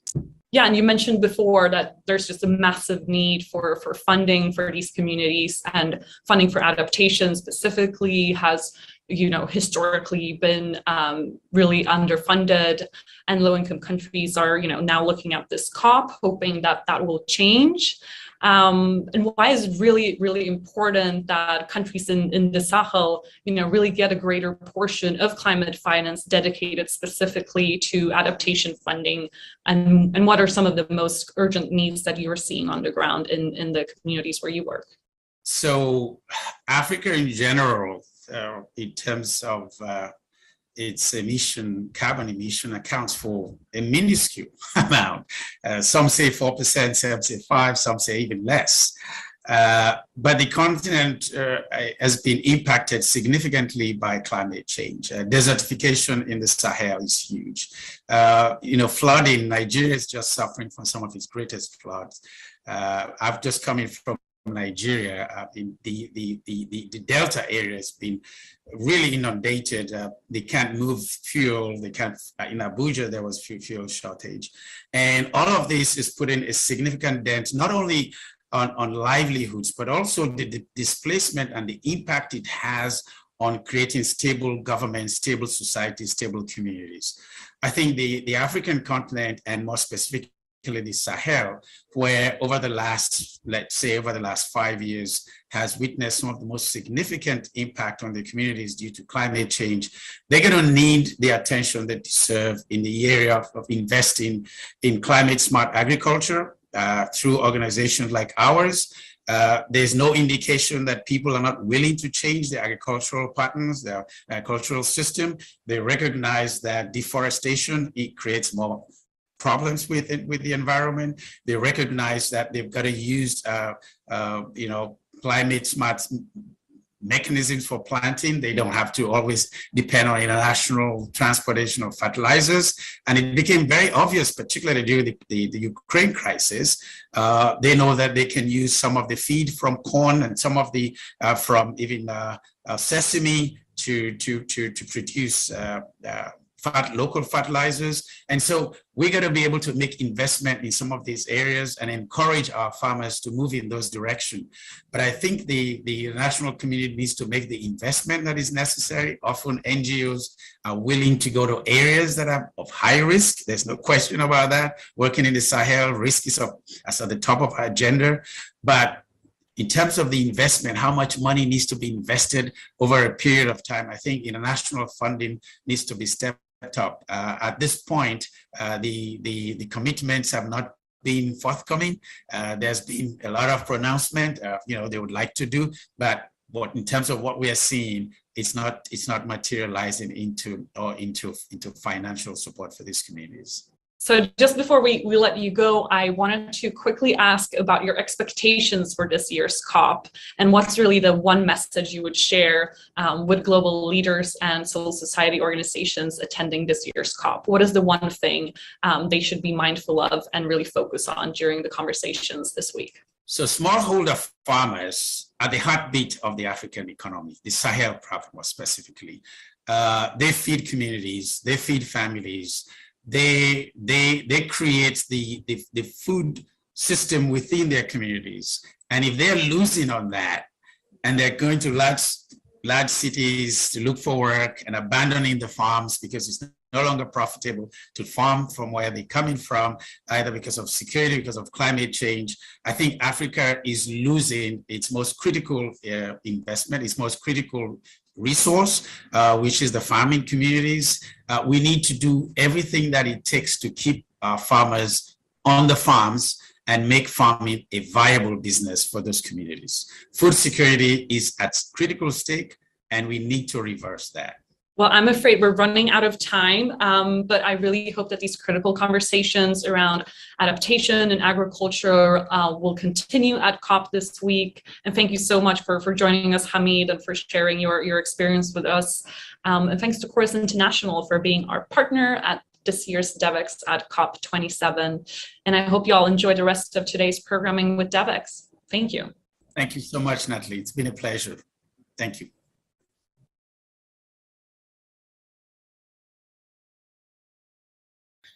Hello, everyone. My name is Sarah Jervey, and I'm a health reporter with Devex. So the climate crisis is a health emergency, but not everyone understands that. Health is not formally on the agenda here at COP27, even though the implications are huge in areas like cholera, malaria, dengue, mental health, the list goes on. So today we're going to have a wonderful set of speakers to discuss the urgency around health in the climate space. So if I could welcome Alice Bell, who is Head of Policy for Climate and Health at the Wellcome Trust, Ashley Lashley, who is the UNICEF Youth Advocate for Barbados and Executive Director of the Ashley Lashley Foundation, Diana Pikan Manyari, who is the International Climate Director for Healthcare Without Harm, and Dr. Diarmid Campbell-Lendrum, who is Head of the Climate Change and Health Unit at the World Health Organization.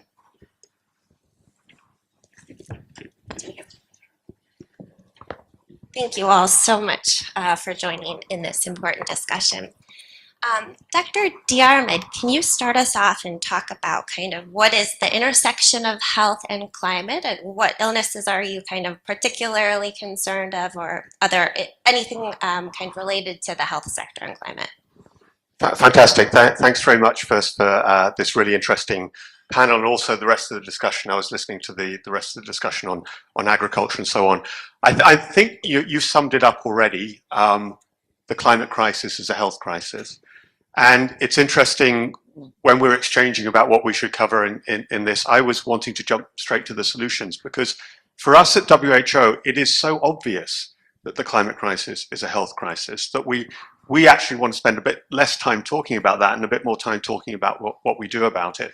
And I have to remind myself that not everybody gets that. Not everybody understands those links, or is not aware of those links, or is tuned into what we need to do about it. And we sometimes talk about it as a health crisis or as a health emergency. And the evidence on this is absolutely rock solid. We have a couple of decades of evidence on it. I was one of the authors of the health chapter of the latest IPCC report, the AR6. And my summary of the AR6 is, we told you this a couple of reports ago, and it is the fact that we know that weather and climate are directly related to heat stress, and that heat stress kills a lot of people. And we even have direct experience of that. And and this is across the spectrum, from richer countries to poorer countries. So I live in France. I'm French as well as British. The big wake-up call for us was the 2003 heat wave. And that killed, by the time we'd done the sums, that killed 70,000 people in Europe. It's very hard to kill 70,000 Europeans in one go. That event did it. And that is one of the richest parts of the world, the best health systems in the world. So we have good evidence on the direct effects, and we know that climate change is making that worse. And we're seeing more, we're seeing heat records set around the world, and everybody in this room knows that. So that's direct effects. We also have the indirect effects as well. So again, we've known for a couple of decades that diseases transmitted by vectors or transmitted through water, so malaria, dengue, diarrheal disease, cholera, and so on, some of our biggest infectious disease threats are very, very strongly influenced by weather conditions.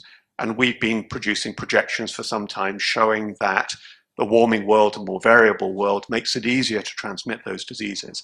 And we're also seeing it in real life as well. So everybody will know what has been going on in Pakistan in the last little while. The devastating floods in Pakistan, directly taking lives, directly destroying health facilities as well. So we're not only taking lives, we're destroying the infrastructure, the capacity to protect people. So I understand it's about 1,500 health facilities which have disappeared.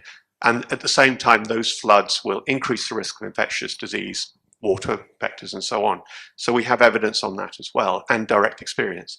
And then the third big category that we have is the more indirect effects, and it relates very closely to what we're just hearing from the previous panel.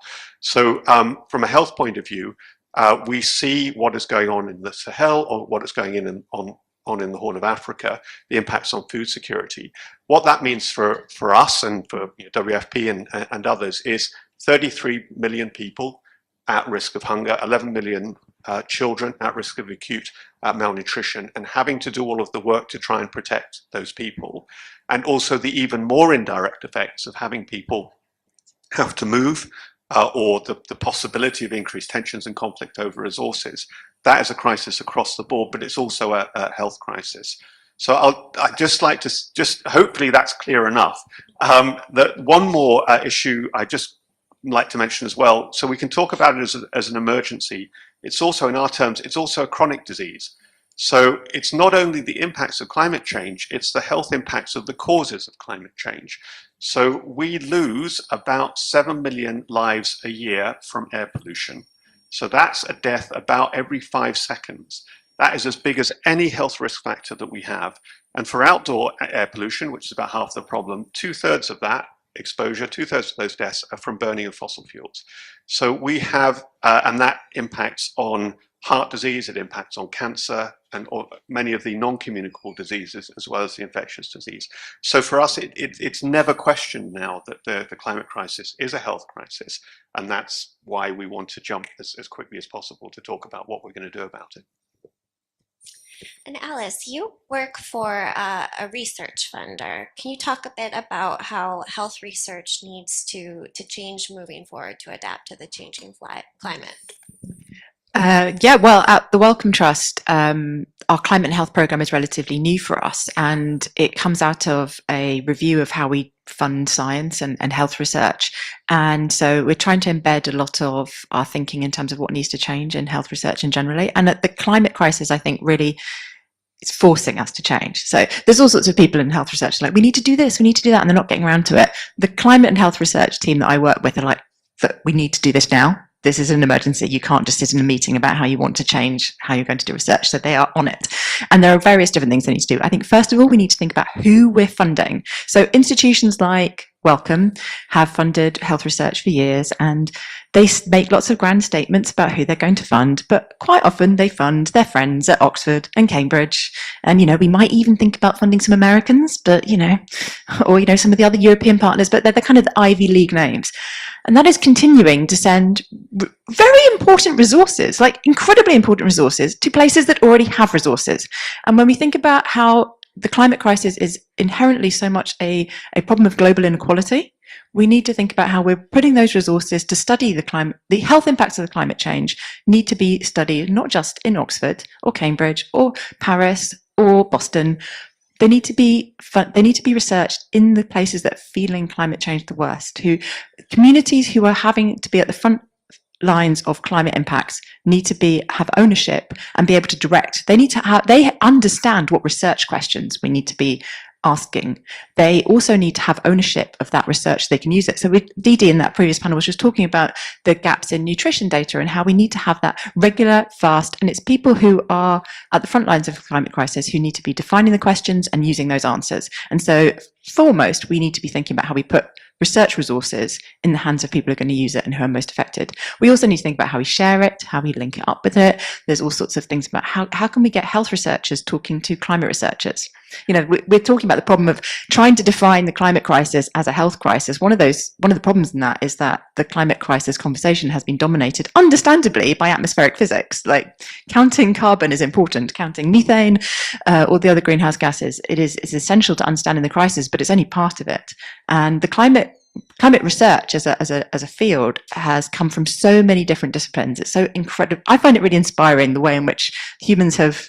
They've caused the climate crisis, but then they've discovered it and they've learned about it. We are clever enough to have discovered this problem, even if we're not clever enough to really tackle it. And in that cleverness, we have managed to bring together so many incredible different disciplines, but health has sort of been stuck on the outside of it, and we need to integrate that. We need to find ways that we can get meteorologists talking to health researchers and vice versa. So I think foremost, it is about where we put our resources, but it's also about how we talk to people and how we share that data. And a lot of it's about just not being snobby about our research. It's my boss, Alan Dangle, our director of climate and health, likes to say, I'm not here to fund people to be published in Nature and Science, the glamour mags of science. I want to fund research that's going to be used by policymakers. And I don't necessarily want them to be talked about in the high-fluting places that we're used to welcome research being talked about. I want it to be used by people who are affected by the crisis to help them solve those problems. And turning to you, Ashley. So I recently followed you on Instagram, and there's these great videos of you on a school tour engaging with school children on climate and health, and you're like exercising with them out in a schoolyard. I'm wondering, your focus is on youth. I'm wondering if you could talk a little bit about kind of what strategies have you found most effective in kind of engaging the youth on climate and health? Yeah, thank you. And I guess those strategies will come based upon my work at the grassroots level.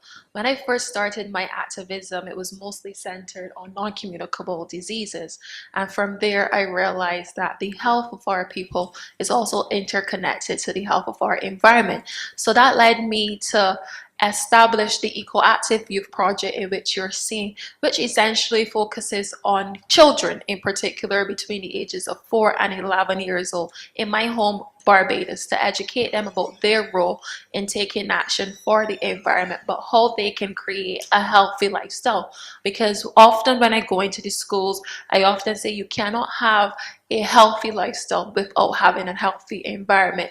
So some of these strategies in which can be implemented, and you know, young persons are often saying we need to be meaningfully included in decision-making spaces as it relates to climate and health.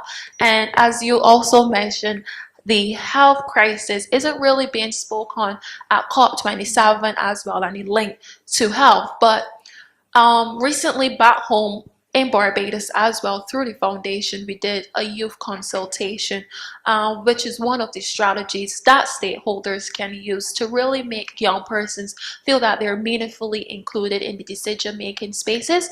And during that youth consultation, approximately 92 of the participants indicated that far more attention needs to be brought at a national level on youth engagement on environmental issues.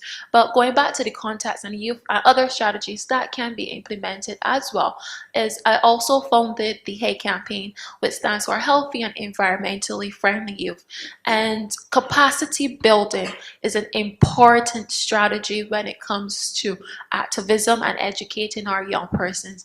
And working in this space, lots of young persons really look at or require that level of training to further our advocacies on topics in which we're passionate about. And that was why, one of the main reasons why I developed the HEY campaign, which stands for Healthy and Environmentally Friendly Youth, to educate our young persons about the link that climate change is having on their physical health, but also their mental health as well.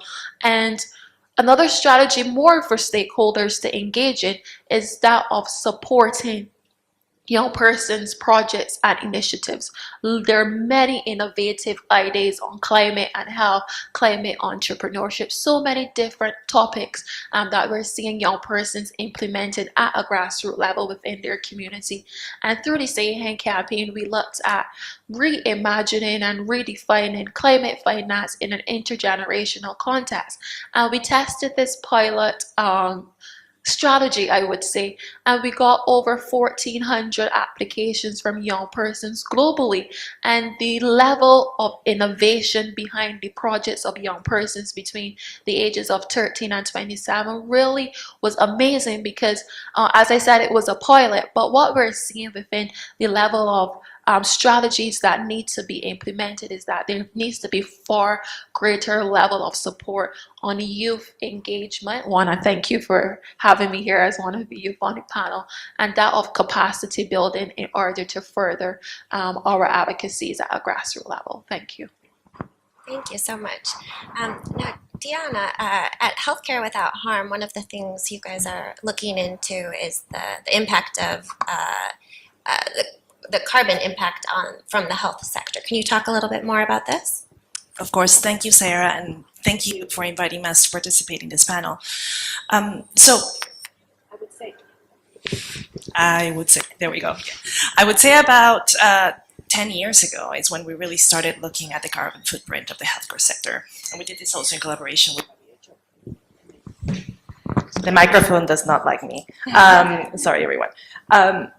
And we started doing this because we do work very closely with health systems globally. And we were looking at mercury and other toxics, and we realized that our footprint as a healthcare sector is probably major. And what we found out since then is that, and this is something that most people don't know, is that the health sector accounts for about 5% of the global greenhouse gas emissions. And if you were a country, it would be the 5th largest emitter in the world. Now, obviously, some countries are worse than others. In the development context, we may have some health systems that don't have a very high greenhouse emission, but regardless, they need to be looking at how much they're going to be expanding the sector for universal healthcare in the next few years. And that requires also thinking about how they'll do that in an environmentally sustainable way. As we were looking at these footprints, we do realize, right, that healthcare sector is the sector that heals. And when we are thinking about how we as a sector are part of the problem, and are part of the system of climate change that actually reduces health, well-being and health, then that's a problem. And it is important then for us to really understand where these emissions are coming from. Are they coming from the direct sources of greenhouse gases, like transportation in terms of ambulances or cooling? Or is it coming from indirect sources, like our supply chain? How is it that the choices that we made about the medicines and the medical devices that we use are affecting the healthcare of the communities we actually serve? And we've been working with a huge network of hospitals and health systems around the world. We have about 1,600 health systems that are members of our network of green and global healthy hospitals, and they basically means about 65,000 hospitals and healthcare facilities around 80 countries that participate in this network, with whom we have a connection around developing tools and resources and guidance. And we work not only from that grassroots up, but also with WHO and the United Nations Development Program in working from the top down and making sure that it doesn't only happen from the institutions, but also from the policy level. And that's really important for us to continue to work on and making sure that we measure substantially the carbon footprint of the health sector. And I think that it's now even the Lancet Countdown is calculating these emissions, and they're trying to do this annually. And Dr. Tiarmit, could you talk a bit about kind of how the World Health Organization is evolving as an institution to adapt to the adapting climate? Yeah, sure. At WHO, obviously, we have a massive agenda, and everybody's probably seen too much of WHO over the last 3 years, given what's been going on in the world. But in order to make it as simple as possible, we basically boil it down to 3 things. So we're trying to prevent disasters and emergencies and respond to them, including pandemics. That's one of the items. That's the one you'll have seen too much of. The second is universal health coverage. So we want to support countries to ensure everybody has the access to the health services they need. You can imagine that's also a massive agenda. And then the third thing that we do is to promote and protect health, to try and stop people getting sick in the first place. That's been in place for a while. Now, the third of those has been, I would say, the neglected child of this. And it's even more neglected in most national governments and ministries of health. So most ministries of health will spend a maximum of 3% of their budget on prevention and promotion. The rest of it goes to the urgent needs. So we're slightly better than that, not much better than that. But Dr. Tedros in his new mandate has just taken office for a second term. The big political signal he said was we want to reverse that. We want to make prevention and promotion the #1 out of those 3 priorities. The one thing he called out was the climate crisis, said the overarching thing is the climate crisis. So that political signal, we will consistently say it, and we'll build it into our programming. We need to be more serious about it ourselves in following up on that, because that's not how it comes out yet in our budget, for example. But the signal is there, and that's absolutely true, because to be honest, we're overstretched. National ministries of health are overstretched with trying to provide the resources and the services to deal with the problems that were not dealt with in other sectors, and our own sectors in terms of emitting greenhouse gases, environmental pollution, air pollution, and so on. So the most successful health facility is one that doesn't have any patients because you've done too good a job in prevention in the community. So that's the very big picture. And then in terms specifically on the climate change work, again, we can boil it down to 3 things that we do. The first is to do everything we can to build climate resilience into all of the health programs that we have. And so we've been doing that actively, including we have the largest program in low and middle income countries on doing that in very practical ways in terms of early warning systems for heat, in terms of making water and sanitation systems more resilient to climate risks and so on. So that's one of the items. The second, and it's one that we're picking up on more, including in partnership with Healthcare Without Harm and others, is on ensuring that health systems are both more resilient but also more environmentally sustainable as well, for all of the reasons that Dana has just outlined. Because healthcare is 10% of the global economy. It's a massive part of the global economy. Its emissions are actually growing. And we're also missing opportunities to provide better services, cheaper, and in a more environmentally sustainable way. And the third item, just to make the connection, is trying to ensure that all of the things that we do to drive down greenhouse gas emissions, because we have to, including for health for all of the reasons that you've heard, if we do those right, they bring massive health benefits. In fact, the benefits from air quality alone, the value of those is twice as big as what it costs to implement the Paris Agreement. So we think the health argument is actually a really positive argument for action on this. And the last thing I'd like to leave you with is we want to make this as practical as possible. And so to give you one example, we can talk in general terms about frameworks and so on. One of the things that we love is any healthcare facility that has a solar panel on it, has enough solar energy in order to protect, to provide the basic services. Because it's cheaper, solar energy is now the cheapest energy on the planet. It's more resilient when you get hit by climate risks. And by the way, it also reduces greenhouse gas emissions, but that's almost an afterthought. And so we want to get very practical, and we are getting very practical now in terms of working with partners. We're a technical agency, we're not the biggest funder in the world, but working with the World Bank and others to do these no-brainers, which is that we would say pretty much every healthcare facility in the world, low income, high income, and so on, should be looking at renewable energy for their energy provision. And we can give you examples of that across the board, but that's one that most people can picture. Alice, what would you say is kind of how can partnerships in the health space be forged and strengthened to focus on climate change?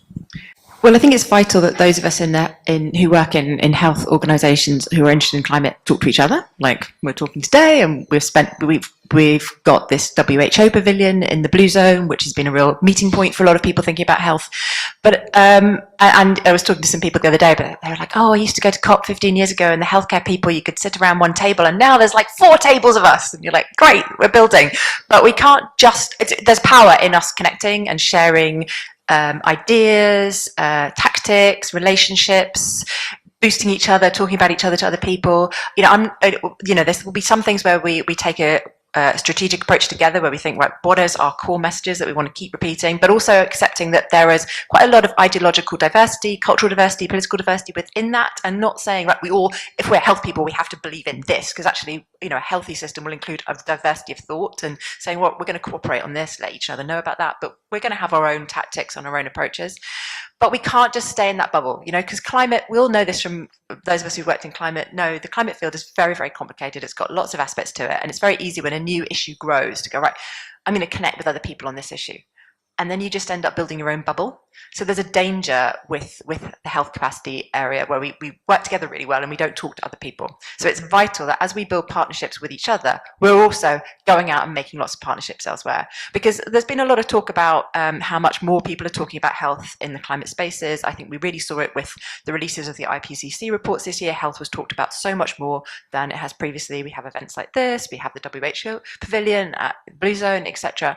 But it's not, it's not still, it's actually, it's not just in those places where we say health, where there's a little, someone wearing a white coat and a stethoscope, or a little label saying WHO or something, or one of the logos of Welcome or WHO or whatever.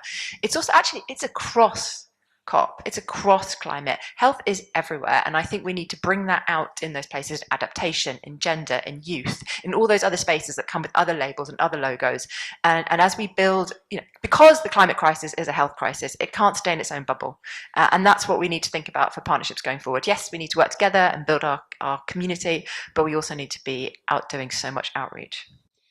We're almost out of time, but Deanna, so part of your work focuses on policy guidance. I'm wondering if you could give us kind of your top policy recommendations on how health systems globally and domestically can adapt to climate change.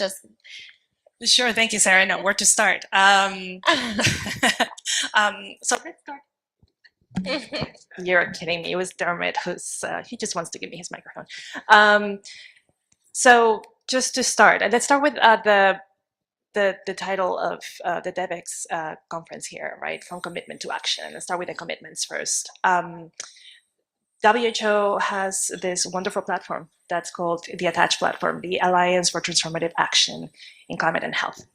And if the country has not committed yet to the COP26 health program and set up this commitment to low and resilient health systems, then they should do that now. If you have committed, we have set up these working groups that we want to be kind of this learning platform between countries, civil society, private sector, to know kind of what are the main things that are driving us, the tools, the guidance, and how we're making progress, and how we can help each other, really. And so it's a wonderful platform, and that I certainly think countries should try to join. Also, WHO, hats off. They have wonderful guidance on resilience in adaptation plans and health national adaptation plans, right? And they start really with an assessment of vulnerability. And those should be central to countries who are looking to adapt their health systems. Finally, just, we're all learning together. This is really a space that's new, but that we need to move forward, and we need to speak to each other, just like Alice said. Don't stay in your silo. If you are a health practitioner, or if you are operating in countries where you are having a seat on the table, make sure that seat at the table also is not just in the health space, but you get yourself introduced in the climate negotiations, in the climate talks within your country and in the global level. Okay. Thank you. Thank you. And a last word from Ashley. How do we change the narrative to convince people that the climate crisis is a health emergency? Well, I think for me, how do we do that is based upon telling a story. I have often been told that people resonate very well with the story. And I remember through the Hey campaign, one of our Hey ambassadors, she was from the island of Dominica, and she was telling us that after Hurricane Maria devastated her country, it had a toll on her family and her mental health as a result. So we've realized that utilizing social media to tell the story that climate change is a health emergency. And we saw a lot of that in Pakistan when it was devastated by the floods. We saw that thousands of persons were being affected by waterborne diseases as a result, and those stories were being told on social media. So as more and more persons can contribute to the storytelling of how the climate change has an impact on their health or their community's health, then I believe that more persons will acknowledge the fact that climate change is a health emergency. But the truth of the matter is that although we know that climate change is a health crisis, persons aren't willing to act unless it is impacting them directly. And that's why the narrative of storytelling on these issues needs to be heightened, and a greater level of sensitization and awareness needs to be brought to the fore. Thank you. Thank you. I love that. The power of storytelling. Thank you all so much for joining. Thank you. Thank you.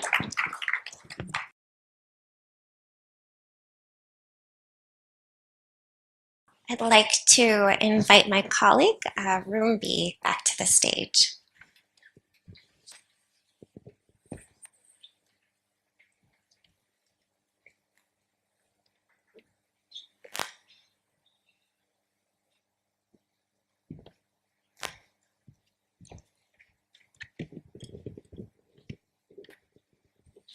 Thank you. And before I call upon my next panelist, I do have some good, if anyone is looking for a charger, they are adapters underneath your table, so you can plug in and charge your computers and phones. I'm starting off with some good news because I might be just about to depress you. So I'm about to call onto the stage. Please join me, Scott Onder, Chief Investment Officer of Mercy Corps Ventures.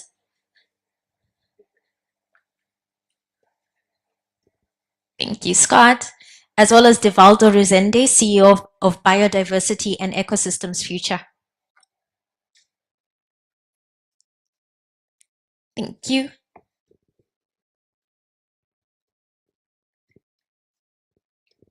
Thanks, and you can take a seat.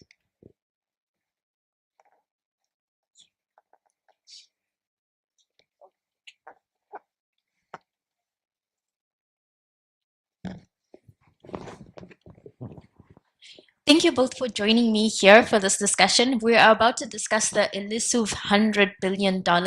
So in 2009, high-income countries set out a goal to start sending 100 billion in climate financing to low-income countries by 2020. 2 years down the line, we haven't quite reached that goal. We are at 83.3 billion, I believe. This is from the latest OECD statistics that came out, and it was showing that in 2020 we were at 83.3 billion. Low-income countries are pushing for this 100 billion to finally be realized, and I'm wondering if this will ever happen. So I'm just going to start with you, Devaldo. What needs to happen for us to start meeting some of these climate goals? Big question. Thank you for the invitation to be here today. I'm very happy. I think always finance is a big issue for all COPs. Everyone's expecting a lot of money. But the way that I see finance, climate finance, is under two perspectives. One is for the government, for all the activities. Normally is a lot of money, a lot of resources. And the second way to look at that is through the eye of the local communities. But both are very important. But there is one important issue when we talk about climate finance that normally no one wants to talk about, that is corruption. A last report about Amnesty International is stating that 20% of climate finance is lost in corruption. Let's say that 87 billion, 20% of 87 billion is a lot of money. We need to create tools or strategy to make everything transparent and more participation of the beneficiaries to make that resources go to the right place. It's good to start. It's good to start. My head is still trying to figure out how much that 20% would actually be. Journalists are not very good at the math part of this. But one thing, you talk about corruption, and in addition to that, an Oxfam report showed that even though we're saying that countries are getting 83 billion, they're not actually getting 83 billion. The numbers are fudged a little bit, and it's more of, I think their estimates is countries are actually receiving between 21 and 24.5 billion instead of the 83 billion that's reported. And so my question is, looking at the numbers, and clearly there's a shortage, clearly there's corruption. What should countries be doing to ensure that there's actually this financing and it's going to the right people? And this one is for you, Scott. Yeah, that's a really important question. And I think from the vantage point of the private capital markets, I mean, if we're going to use this incredibly important $100 billion, or whether it's 83 or 26 billion in the most impactful way, we need to use it to catalyze private investment to these important solutions for climate adaptation, climate mitigation, and so forth. So when I think about ways to both incentivize governments and the multilateral development banks, as well as development financial institutions and multilateral funds, I think we need to make the business case that it's not just the right thing to do to invest in climate adaptation, for instance, but it's actually a massive market opportunity as well. And governments, by putting forward more capital, and they should, by the way, wealthy countries need to step up and meet their $100 billion commitments. And in fact, that is not even going to be sufficient, because I think what we're seeing in a lot of the reports that are coming out is that the financing gap around climate adaptation is actually going to grow much larger over the coming decade. And by 2030, it's projected to reach up to $330 billion in terms of that gap in capital that's needed. And so how can we make the case that not only are there viable solutions out there, but that they can be investable from a private sector standpoint, that there is a possibility to harness the capital markets and attract private capital to companies that are developing scalable climate adaptation solutions. So that's really the point of view that I start from. I really straddle kind of the humanitarian aid and development sector along with private capital, specifically venture capital, and seeing so many technology companies that are developing solutions that are going to help people living in fragile frontier markets adapt to climate change. That's super interesting because a lot of people that I'm speaking to are saying that there is no way that we can raise this amount of money without the private sector coming on board. But I think the statistics also show that a lot of the financing is going towards mitigation instead of adaptation. And in addition to that, we're not really raising enough private capital. So what is that business case for adaptation? Great. Well, if that question's for me, where we're seeing just so much possibility is around a really broad spectrum of adaptation solutions. So our investment thesis focuses on climate adaptation and resilience in frontier markets. We look at adaptive agriculture solutions that are helping strengthen the livelihoods of smallholder farmers as well as the food systems that they operate within. We invest in inclusive fintech like insurance that helps transfer risk related to climate. We invest in climate smart systems, such as tropical weather forecasting solutions, sustainable supply chain models, platforms that develop flood data analytics for governments and insurers. We're very excited about the voluntary carbon credit markets and the infrastructure that is being built to scale them up right now. There are many compelling opportunities at that nexus of technology and climate adaptation. But we need to seed them earlier on and use funding from governments, but also from philanthropies, it could be from donor advised funds, it could be from private foundations or corporate foundations. We need to use it in a catalytic way. And so that's really what I would love to talk more about today, which is how can we catalyze more private sector capital by thoughtfully designing the way that we're investing the $100 billion that we want to see wealthy countries step up and fulfill their commitments around. And I will get back to you for more on that. But Devex, I just want to bring you into this conversation. I saw you nodding when we're talking about carbon markets, and you spoke earlier about corruption and making sure that the money actually goes to the people who need it more. How can we make sure that if this deal is reached and people are now able to start trading carbon, an agreement was made last year, and we're now looking at sort of like the operationalizing it. How do we ensure that the money is actually going to go to communities that need this? This is a very important question. I have been on the carbon market for, I started the first carbon sequestration project in Brazil in 1998. Long time ago, and the carbon market is a good leverage to generate resources for local communities. But there is a lack of opportunity and knowledge for the local communities. There are several standards in the market at the moment. VCS, social carbon, gold standard that could deliver that potential in terms of carbon generation and also sustainability. And the carbon market, as my colleague said, there is great potential in terms to generate a lot of resources. Only on the voluntary market last year was around $1.5 billion. And the compliance market, the expectation is $206 billion. And it's a quite great figures in terms of results and possibilities. But what we need to ensure is that the local community is really a part of the process.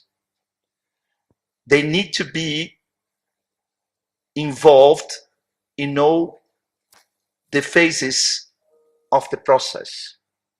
The design of the project, the PDD, the implementation, this is the most important thing. And we saw the same problem during Kyoto Protocol and the voluntary market on that time.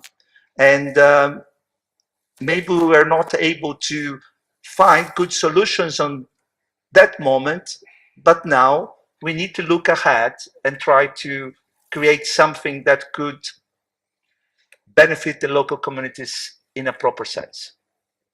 Like you said, there were a lot of things that went wrong with the Kyoto Protocol, and right now we're sort of at the point where people are working out the nitty-gritty details. What would you want included in those details to ensure that local communities are protected?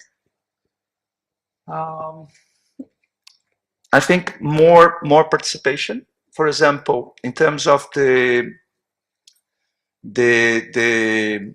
UNFCCC discussions, we see at this moment more indigenous participation than was before the Kyoto Protocol, and they are creating a more strategy in terms of leadership, direct negotiation, establishing the main points of the discussion, the outcomes, and this is very positive.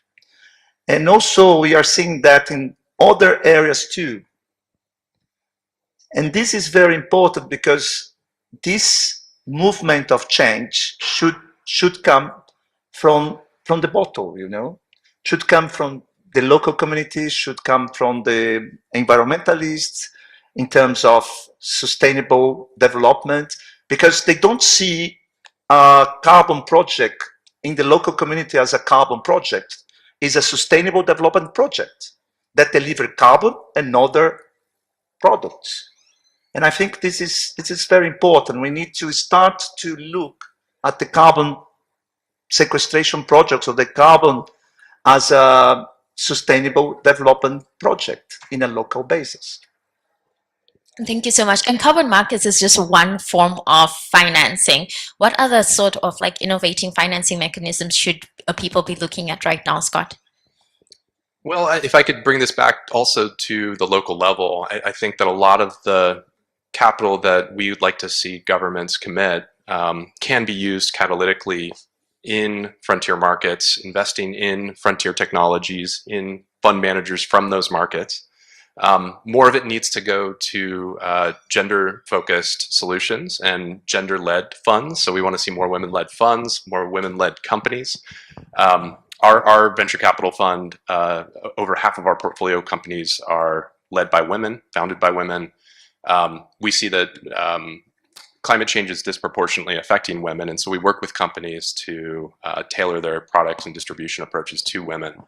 And then in terms of the catalytic capital structures and how you design them innovatively to support those frontier market entrepreneurs and those frontier market solutions and technologies, you need to take more risk. And this is where catalytic capital comes in. It's supposed to accept that disproportionately higher level of risk and also be okay with concessional returns. And what that can do is it can bring more private capital into companies, into projects that are going to have massive impact. And so that's where thoughtfully designing guarantees, loan loss structures for debt funds, waterfall structures where you blend a different range of return expectations from philanthropies, from development banks, from the private sector, all into one fund structure that's going to support these early stage innovations. There's three areas around catalytic capital where I think it can be most impactful, and that's really seeding the earliest stages of innovation for the long term. So if we can develop thousands of scalable technology companies that are introducing climate adaptation solutions, over the course of a decade, we will see strong outcomes and returns from those. Those companies, will be starting with adaptation solutions and building a future that's resilient. And it's going to involve taking a lot of upfront risk, and that's exactly what this funding that we're talking about today is meant to do. It can also be used to scale up proven solutions. So proven solutions that might be working in more established economies. How do we take those to more fragile frontier markets? So could we help a solution like a weather index insurance product that serves smallholder farmers? Could we help that expand into some of the least developed countries, for instance? Could we use a company's flood data analytics platform to work with the most flood-prone, vulnerable communities in emerging markets? Could we take tropical weather forecasting models and find a way to provide them directly to the poorest farmers via their cell phones in some of the most remote places? The answer to all those is absolutely yes, but we need catalytic capital that can take on more risk and not necessarily receive the same kind of market rate of return that would be expected from that.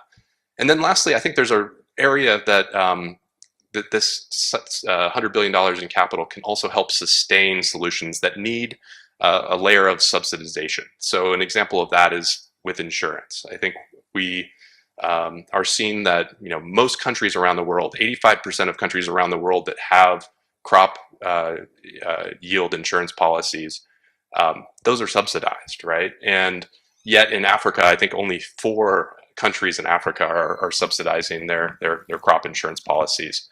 This is an area where catalytic capital can step up, provide that subsidization to yield insurance to help farmers have a backstop if there's drought or severe rains that ruins their crops. Those crop insurance policies could pay out, and they could be viable because we're utilizing this $100 billion in a really intelligent, innovative way. So those are just a few examples I wanted to highlight.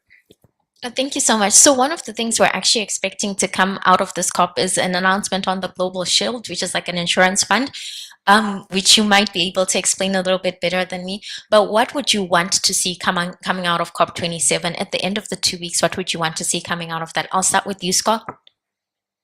Yes, so I that's a great example of where there needs to be a generation-defining level of commitment, of creativity, of collaboration from governments and the private sector. And in the case of insurance, for instance, we can engage governments, insurers, and technology companies that are providing services to better understand risks, better transfer and price that risk. The Global Shield initiative is just one such example of those types of collaborations that I think can help us address the adaptation gap and help communities that are most impacted by climate change be more resilient.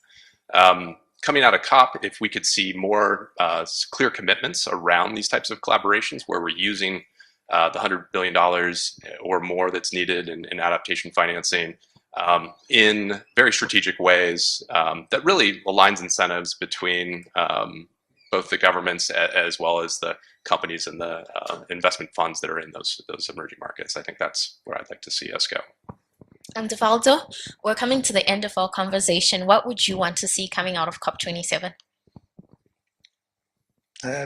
More partnership and mutual respect, because we are dealing with a global community with different point of view and diversity, and of course the resources and the financial money is very important, but the most important is to realize what we are here for. And sometimes money is not the only resource necessary for that. And saying that, I also would like to give an example of a financial mechanism that we created to support local communities in different areas around the world. It's called Green Pact Unit. And this can enable support the local farmers or local project developers to fundraise the resources that they need for the first year and second year when they're going to generate carbon credits. And this is an example that there is a lot of possibility to generate resources in different activities, bringing the smallholders and the small projects for all the process. And as I said before, we really need to be very positive in the sense, and also we cannot be so naive. We need to have some instruments to avoid corruption, because 20% of 100 billion is $20 billion. And this is a lot of money and can make a lot of difference if go to the right place.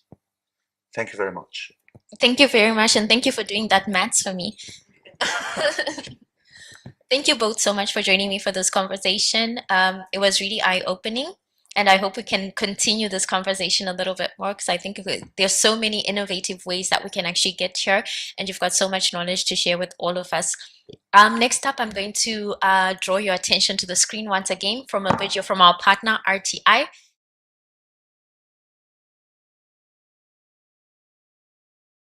Hi, I'm Kate Warren, Executive Vice President and Executive Editor at Devex, bringing you this conversation with our partner RTI International on the sidelines of COP27. I'm very happy to have with me today Avery Ouellette, who is the Director of Private Sector Engagement at RTI International, and Eric Burlow, who is the CEO of Vibrant Data Labs. So thank you both for joining us today. Thanks for having us. Our pleasure. So a big topic of conversation happening at COP this week is climate finance. What commitments are being made, what ones have been met, or in many cases unmet, and how we can finance these large gaps in needs, in particular in areas like adaptation and for low and middle income countries. But first, we also need to understand what those gaps are, which is largely a data challenge. And RTI International has partnered with Impact Alpha and Vibrant Data Labs to try to tackle this by mapping the private climate funding in low and middle income countries through an interactive climate finance tool, which really visualizes the landscape, helping investors and DFIs and foundations, donors really better understand the investment flows and patterns and identify these critical investment gaps. So that's what I'm really excited to talk to you both about today and learn more about the tool. So Eric, I will start with you. Climate finance data is often very disaggregated, difficult to access, meaning it is very difficult for organizations to understand these investment flows and patterns. So can you talk a bit about how the climate finance map that you've developed together with RTI International and Impact Alpha is looking to change that, and just tell us a little bit more about how it works? Yeah, sure. A lot of times, there are data out there on like investments and grants. They're in different places, and it's hard to see them all together. And this problem has to be solved by all stages of development, from pre-commercial to commercial to non-commercial, et cetera. And so we've been embarking on this effort to synthesize it all in one place. And I could just show you, if it's helpful, what that looks like, because it's very that'd be great. And kind of abstract to a lot of people. So I think what I'll do is I'll share my screen with you. So here's the idea. We know that trillions of dollars of investments are going to be required to tackle all these issues we kind of deal with. And to help those decisions be better informed, with Impact Alpha and RTI, we've been developing this climate finance tracker. And also, I should mention, One Earth is our fiscal sponsor, and they've been a major partner in this as well. And the idea here is to track the flows of money to climate mitigation and adaptation efforts on the ground. There's a lot of efforts like the global landscape of climate finance, like Climate Policy Initiative, et cetera, that track big buckets of money to categories of things, but it's hard to know like who actually got the funding and what are they doing and who funded them. So I'm going to show you right now, the US-based version is the first one we've done. The international one, the prototype is coming out Wednesday, so when you guys are live, it'll be there. And I just show you how it works. So with the US one, it was a little simpler. We had two main sources of data, both investments and grants. We partnered with Crunchbase and Candid. And what we did was we just searched their databases for anybody who mentions climate adaptation or climate mitigation related terms. And to do that, and in the Latin American Africa one prototype, it's, as you can see, it's a little more complicated. There's a lot of different data sources that we're pulling together, which we can talk about later. But for each of these, we searched over 150 search terms that came from different reports like Project Drawdown, One Earth, Project Regeneration, as well as like just searching hundreds of Wikipedia pages that mention climate mitigation and adaptation to look for terms to search for in the descriptions of the grantees and investees, and try to span a wide range of topics. For the US map, this led to over 6,000 US-based companies and nonprofits, again, a blend of for-profit, nonprofit, that received over $230 billion in private investments and grants in the past 5 years. So what's also, so putting these together is unique. What's also unique is that for each one of these organizations, we grab their descriptions, and then we also go online and we scrape other language about them, like on LinkedIn or on their website. The critical thing is we're getting the language of how these doers on the ground are describing their work. And from that, we're partnering with machine learning companies like Primer, who are specialists in natural language processing, to extract keywords from all the language of their descriptions. So that comes kind of bottom up, things like battery, energy independence, microinverter. And from those keywords, we also map those onto bigger known taxonomies, like One Earth's taxonomy for climate solutions. And we use those keywords to then find order in the chaos here. So what happens is, from the keywords, similar organizations huddle together into themes like renewable energy or electric vehicles or natural disasters. And these themes, this thematic distillation comes bottom up from the data, not from what the funders say they're doing, but from the language of how those doers on the ground describe what they do. And it's impossible to see that with a naked brain. And it's hard to see that from reports that are just classifying what the funders say they're doing. So that's kind of our main thing. And in addition to being a pretty picture, it's all got a whole interactive filtering panel. So it's like a visual database or a visual Rolodex of private climate finance, where you can drill down and see who's funding what. Who should I talk to? Let's summarize it and see who are all the investors around regenerative agriculture, and who should I convene, to learn about the future of challenges and gaps in a given field. And then it's also a map to identify gaps and opportunities. So that's kind of where we're going with it. I can stop there, but one key thing I want to mention is that why we care about gaps is that One Earth identified 3 main pillars of solutions that are required to reach our targets in one generation, and they all need to be solved. We can't, if we just win on energy, but we don't protect nature and restore nature, and we don't convert to 100% regenerative food and fiber production, we will fail. Like everywhere, wherever there's a gap is the most important thing to fill. And so our goal is to help identify gaps. So anyway, so that's where we're at. With that, I'll just stop the sharing and yeah, that's great. Thank you for showing that. Yeah, really powerful tool. So Avery, speaking of these gaps, experts say that to keep global warming below 1.5 degrees Celsius, we must invest between, I think, $1.6 and $3.8 trillion annually. And right now, investments barely reach $600 billion a year. So that's a pretty significant gap. But in addition to just needing more financing, smarter financing is really critical to make the most impact with what is being invested. So how can this map be used and this tool be used to encourage collaboration and to identify, what type of capital is the most effective, and really where to use these scarce climate finance resources to scale the most effective solutions? No, that's a great question, Kate. And when Impact Alpha and Eric first showed us the US version, they gave us, a sneak preview and a prototype they were developing. We were immediately excited. RTI, we're both a global research institute, we're a leading international development organization. And so we really understand the power of taking rich insights to do development better.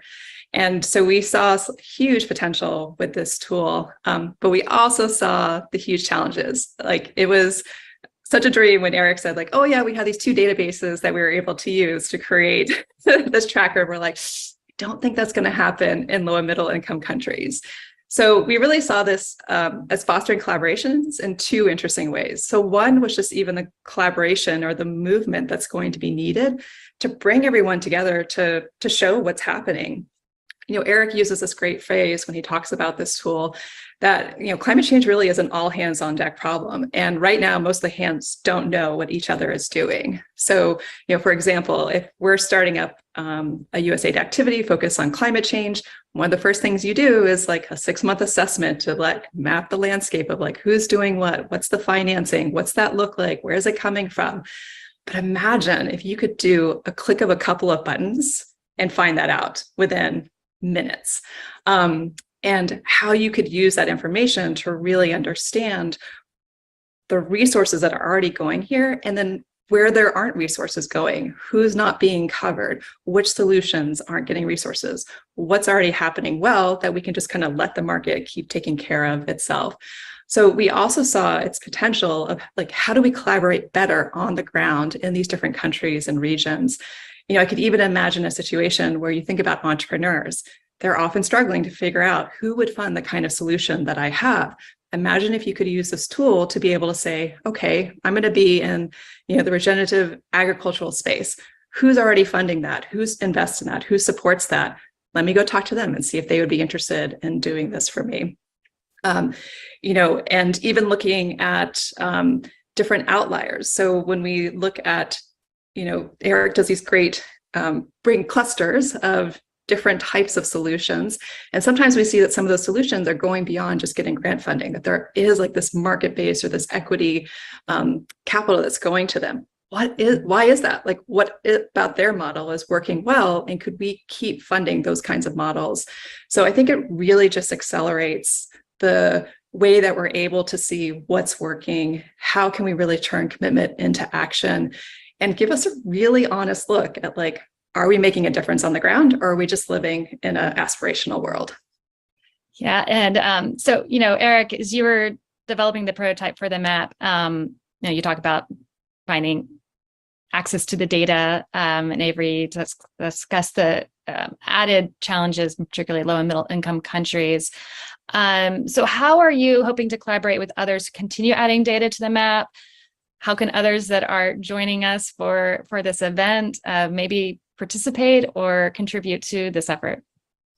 Yeah, no, it's a good question. The data internationally, well, actually, I was pleasantly surprised that the investment data for private investments was relatively easier to get, and because there's a market for it, so there's different groups that do that, and we partnered with Global Private Capital Association and got data from Africa the Big Deal, et cetera. The difficult one is the philanthropy data, which in theory should be more transparent. And yet we used OECD for a lot of those data. And the challenge is that most of those data focus on transparency in the funders, not in the recipients of the funding. So there's data on the Gates Foundation gave X amount to agriculture in Africa, but we're trying to track who got that on the ground, because then we use their descriptions to then evaluate what did they do, so that we can identify what's climate relevant.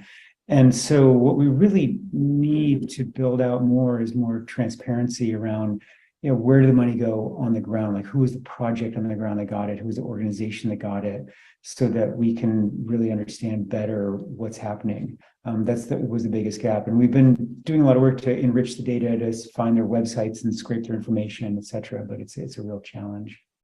And Avery, how do you envision, policymakers using this tool to help them identify where additional investments are needed? And how are you working with policymakers on, leveraging what you've built for them?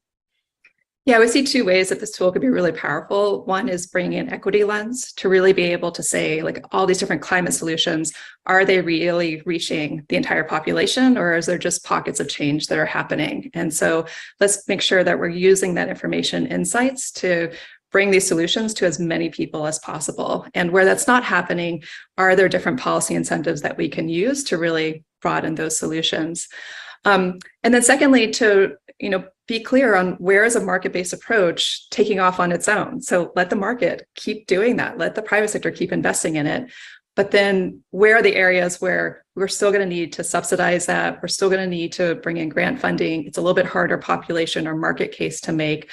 So let's be a lot savvier with where public money is going, and not drenching an area that's already being solved by the market, and instead using it more strategically and targeted.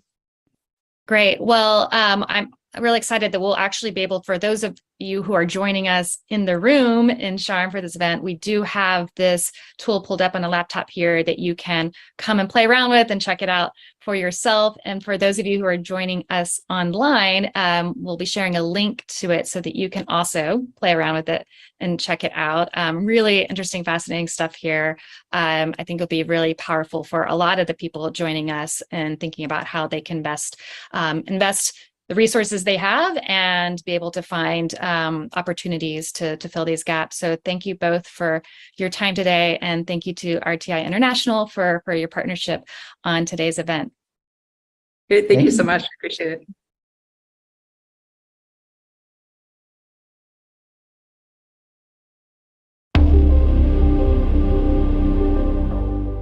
The Nile, which was the ancient cradle of civilization, as the ancient Egyptians harnessed the predictable flood of this river to start agriculture for the first time in the world. Today, in face of climate change, we're seeing those predictabilities changing as weather, water is uncertain around the world. That threatens all of the systems that allow humans to survive on the planet, the numbers that we are. And that represents the single greatest threat to the planet.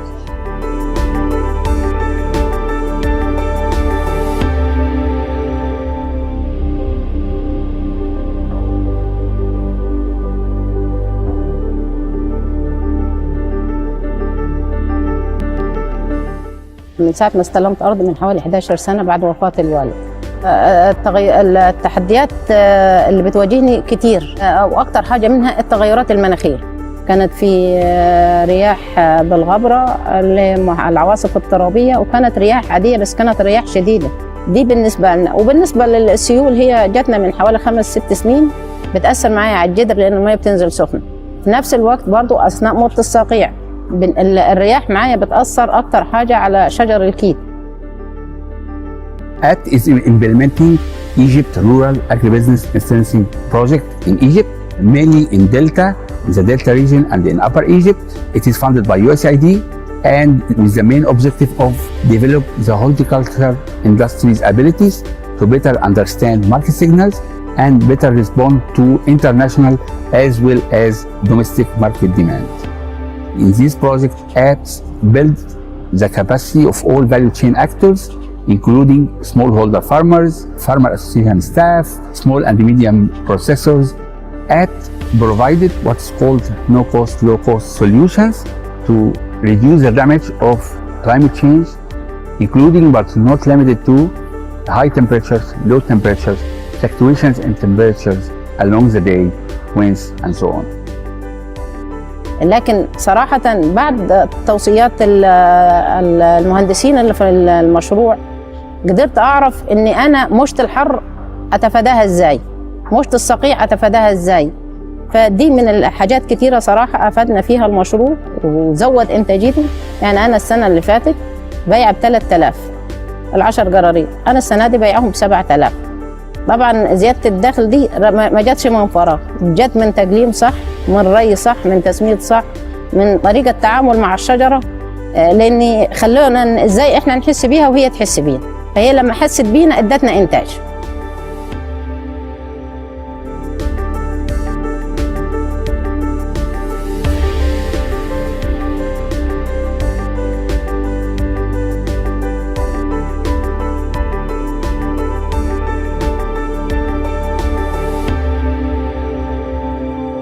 As a company in the global development sector, APT Associates is focused on consulting to achieve the Sustainable Development Goals.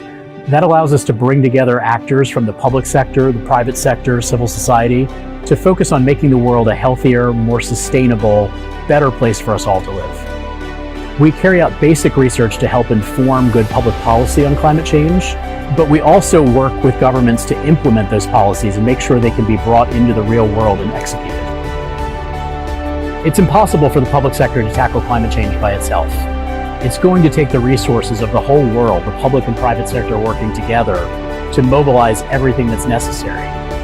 Governments can make policies, but it's going to take collaboration with the private sector to make sure that those policies are carried out in the real world.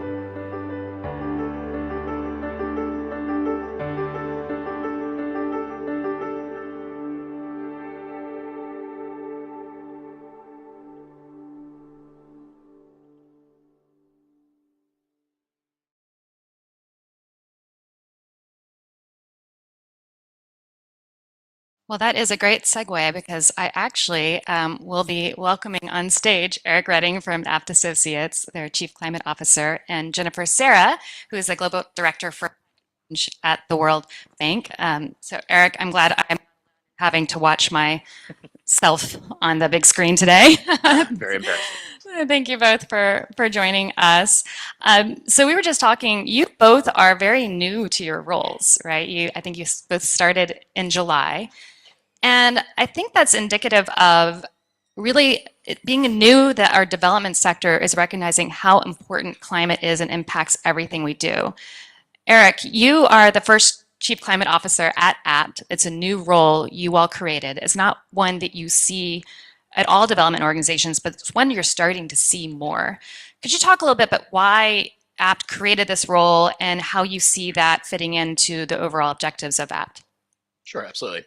So at APT, we've done climate work for quite some time, but we really saw the importance of climate to our clients around the world expanding tremendously, whether it was the US government, which had a great epiphany about climate 2 years ago, or the Australian government or others. The level of importance of climate on the agenda, not only programming in climate, but also integration of climate across the portfolio is incredibly important.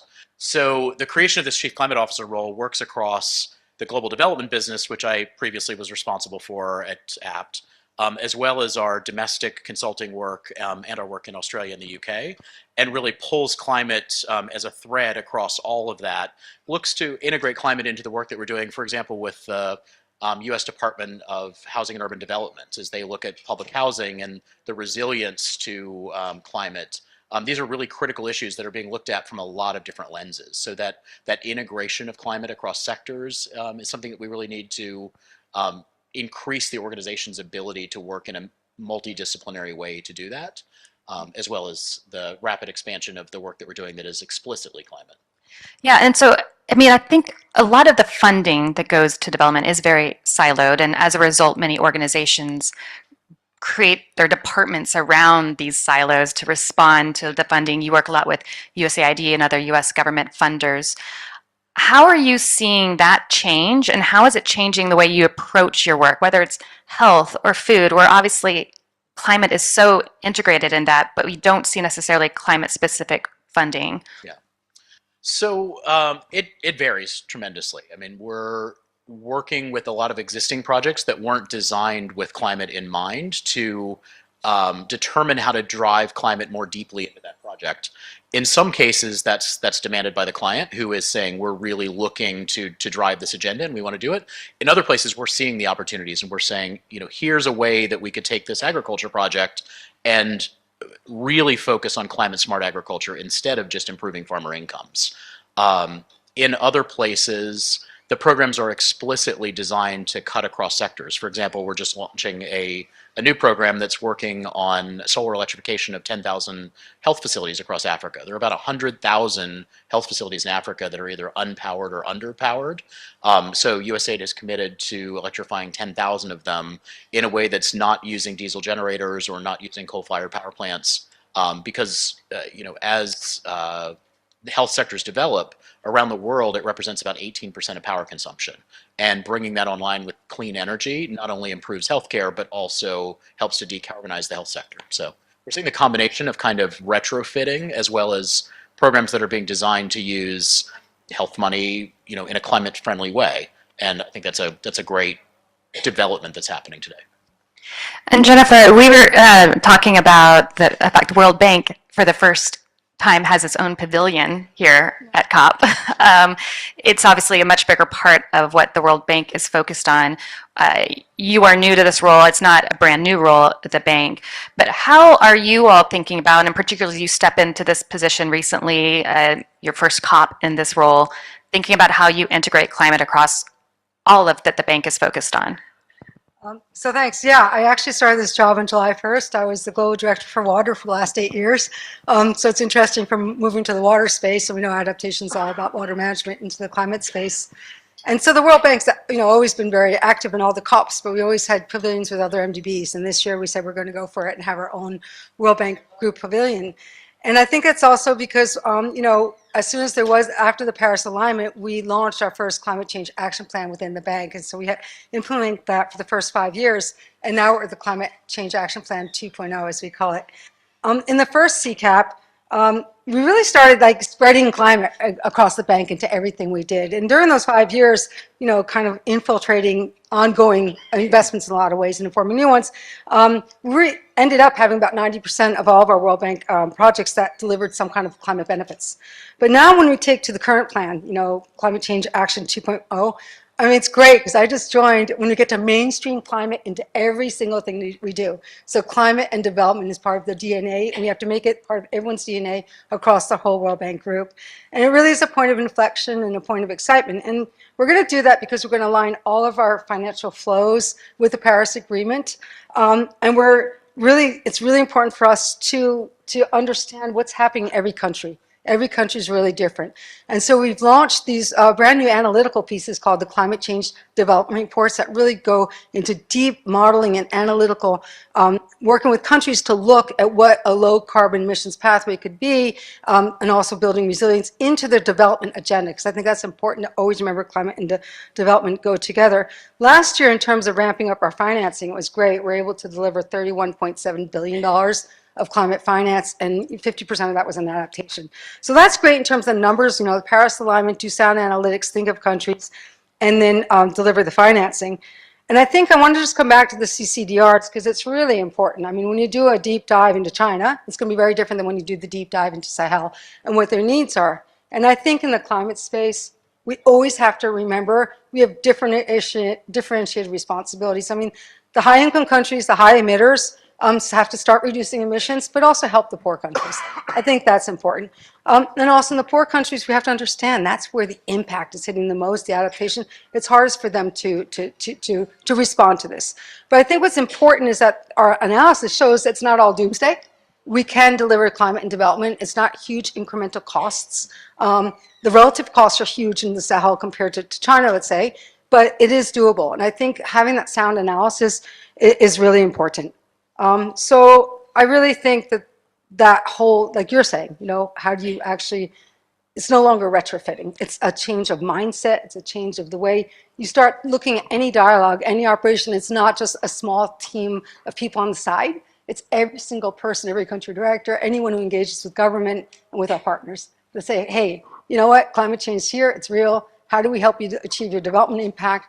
You lower emissions in a low emissions way, and also build the adaptation resilience as you do that. So yesterday at an event that Bloomberg hosted, John Kerry was speaking, and he said that we needed massive reform to multilateral development banks by the spring World Bank meetings in order to hit the 1.5 degrees Celsius target. What would you say to that, and how are you thinking about internally how you reorganize yourself to just be able to better address what are massive gaps in climate finance? So, I mean, we're actually super happy that everyone's paying attention to the MDBs because we actually do think that there's an opportunity just for all work together and also leverage much more funding. So if we had more funding coming our way as well, and how we could deliver greater impact. And that comes to climate finance. And I think we're going to be able to deliver impact at scale when we think that we have to understand that climate finance, there will be part of it that will be concessional money in some lending, hopefully also to help risk share with some much needed private investment, but there is going to be a grant funding as well. So we need to look at a package of how do you look at grant funding that can be combined in a very systematic way. So the important thing is we take the analytical basis of a CCDR, we work with governments for them to own and develop their long-term strategies. How are we going to develop and get to where we need to go?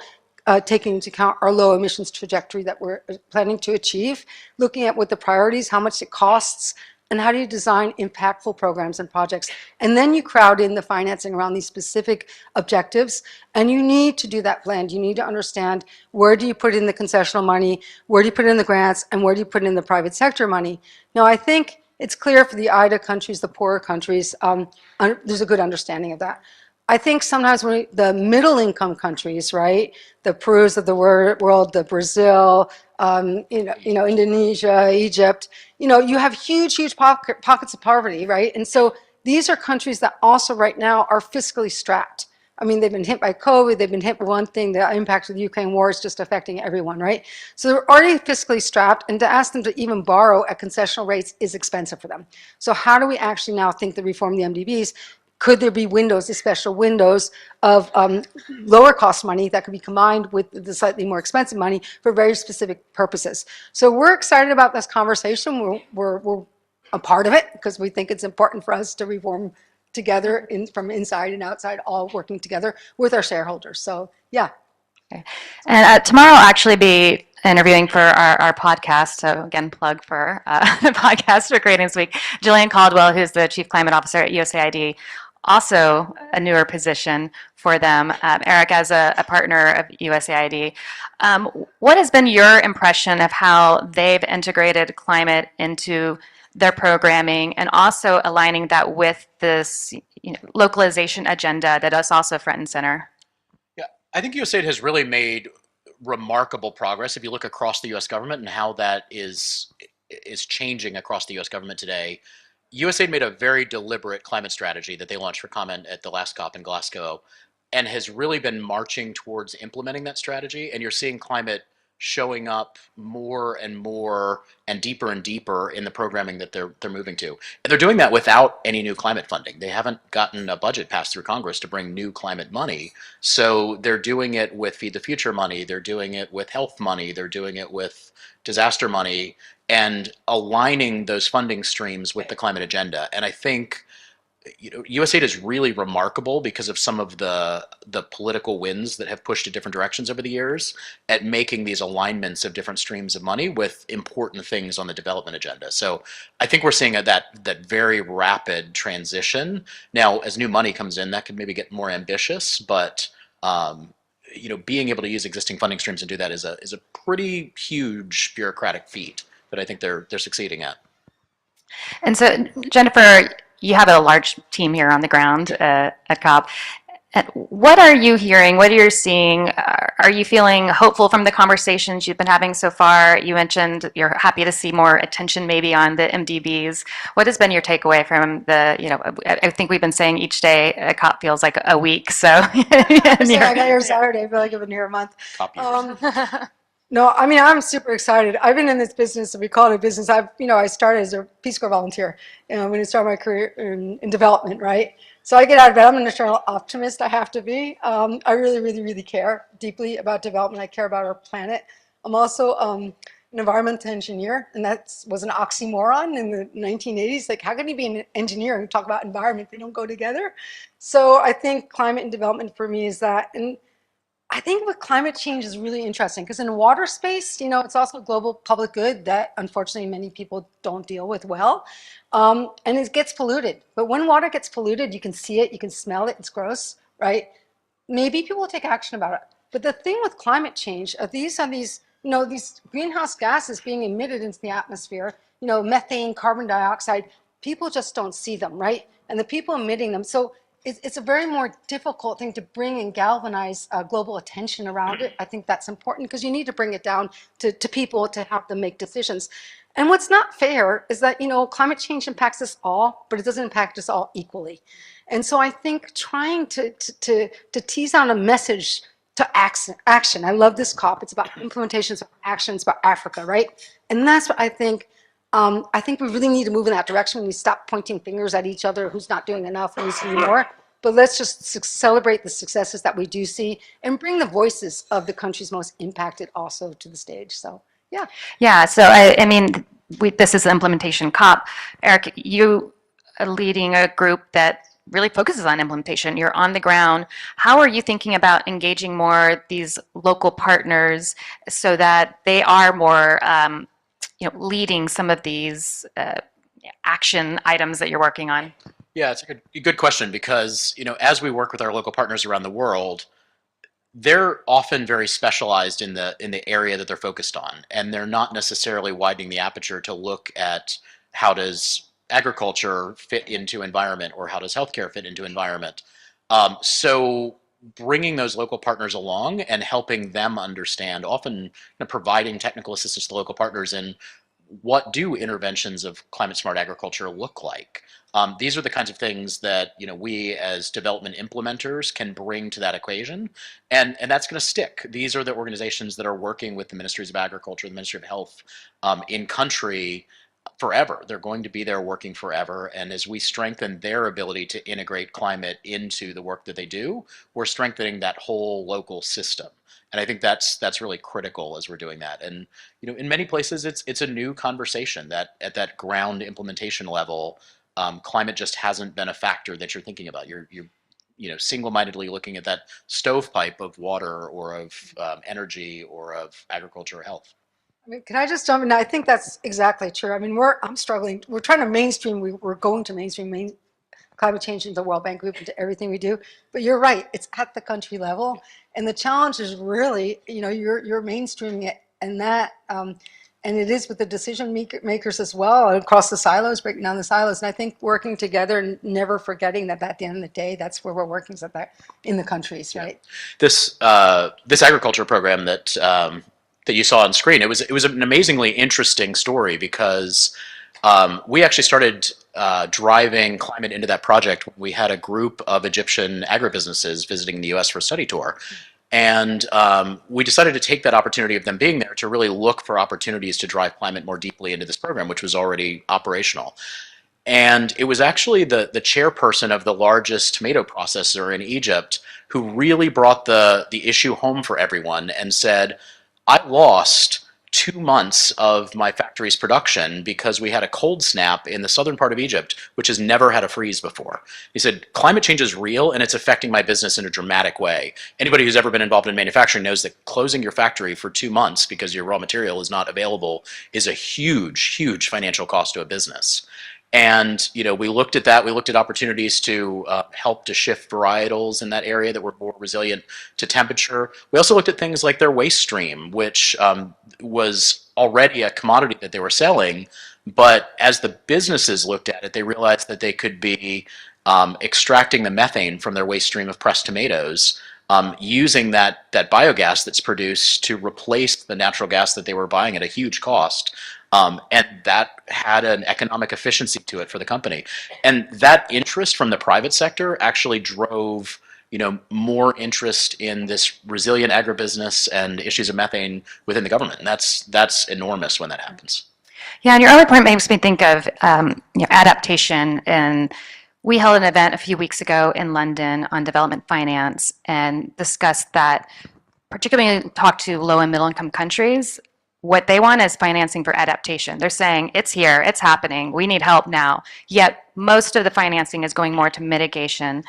So Jennifer, how do you think about that at the bank and balancing those? No, I think it's critical. And again, 50% of our money goes to adaptation to combine it with mitigation. And it's really important. We think everyone else should be moving in that direction. But adaptation, again, comes back, it's adaptation with development impact. And I think that's important. So people are looking for, they need water. I'll go back to the water because that's my safe space in the sense that, water is really, water storage is critical for adaptation. And water storage are not just big, large reservoirs. These, it could be nature-based solutions, it could be groundwater, it could be small rainwater catchment. So people need water, and adaptation really is water management in many ways, too much and too little. So I think when you think about adaptation, you provide water for irrigation. You're providing water for drinking. You're providing water to pastoralists. So you're making sure that you're providing adaptation as you deliver the development benefits with communities, with governments. You think of water secure cities. You have to think of water secure industries. And it's not some water, I'm saying it could be, so it's resilient and adaptive industry. So I think that you need to think about what you don't lose your growth and development objective. You need to create jobs, you need economic growth, but you build the adaptive capacity within the project as you're doing it. And so I think one thing that's important, we're working a lot on, is measurement. Everyone's always measuring, and even just measuring how much you're paying the inflows, right? We're now doing co-benefits. And that itself is a challenge, because how do you tease out what's adaptation and what's like what you would do anyway? So that's been, there's a huge industry, important one of measuring that, but we need to put the impact. What is it, the transformational changes that you need to make, and what's the additional cost and delta of that, I think. So adaptation is Very, very important. Yeah, we've been spending a lot of attention on small island developing states recently, and particularly our work with the Australian government really focuses on island states in the Pacific. And this issue of where do you invest in your development and how resilient is that is a huge question, particularly for island states. Because if you look at an island state, Fiji or Barbados or something like that, most of that infrastructure that's been invested in over 100, 200 years is all along the coastlines. Whether you're talking about your energy infrastructure or your water or your schools or your hospitals, it's right along the coastlines. It's vulnerable to storms.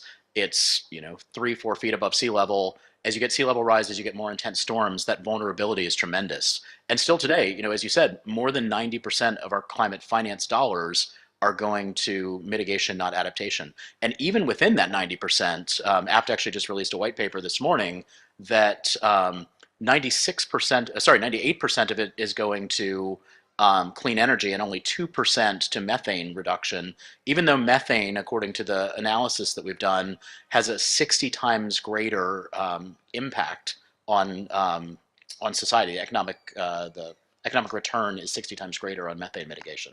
So we're seeing tremendous flows into clean energy for obvious reasons. Energy is important. It's a very investable place. But in that mitigation area of methane, which is responsible for more than half of climate change, or almost half of climate change, and within adaptation, we're just not seeing enough climate finance dollars yet. Can I just build on, you gave that example from the small island states about the coastal erosion. So we're doing a lot of programs on that as well. And in West Africa, we have a West Africa coastal erosion, and it goes from Senegal all the way down through to Nigeria. It's called Waka. But what's really interesting is it's about adaptation, but it's delivering huge development impacts coming back to that. So up in San Luis in Senegal a few years ago, because there was a coastal erosion prevention program and try to recover some of it, but also with nature-based solutions and mangroves, all of a sudden there's a whole hotel industry that used to be there that was losing all of its clients because the beaches were disappearing. It's back, it's thriving, it's growing. So that was like a good example where you have adaptation is really good for businesses as well and for development. So I just wanted to piggyback, because small island states is the same thing. They're huge tourism places as well. Great. Well, I could spend all day talking to you, but I know we are coming to the end of our time. But thank you so much, Eric and Jennifer. Thanks, Kate. Great, thanks.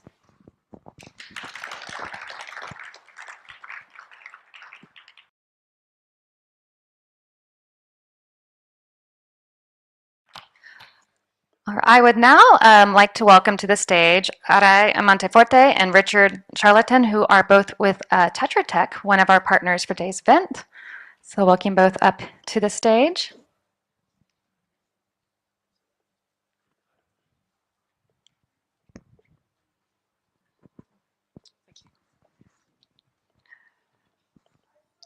Thank you both for joining us today. Thank you for having us. So, Richard, I'm going to start with you. Tetra Tech talks about having a leading with science approach. Put that in quotes there. So what does that mean to you, and how does that impact how you approach climate? Yeah, thanks. Thanks very much. No.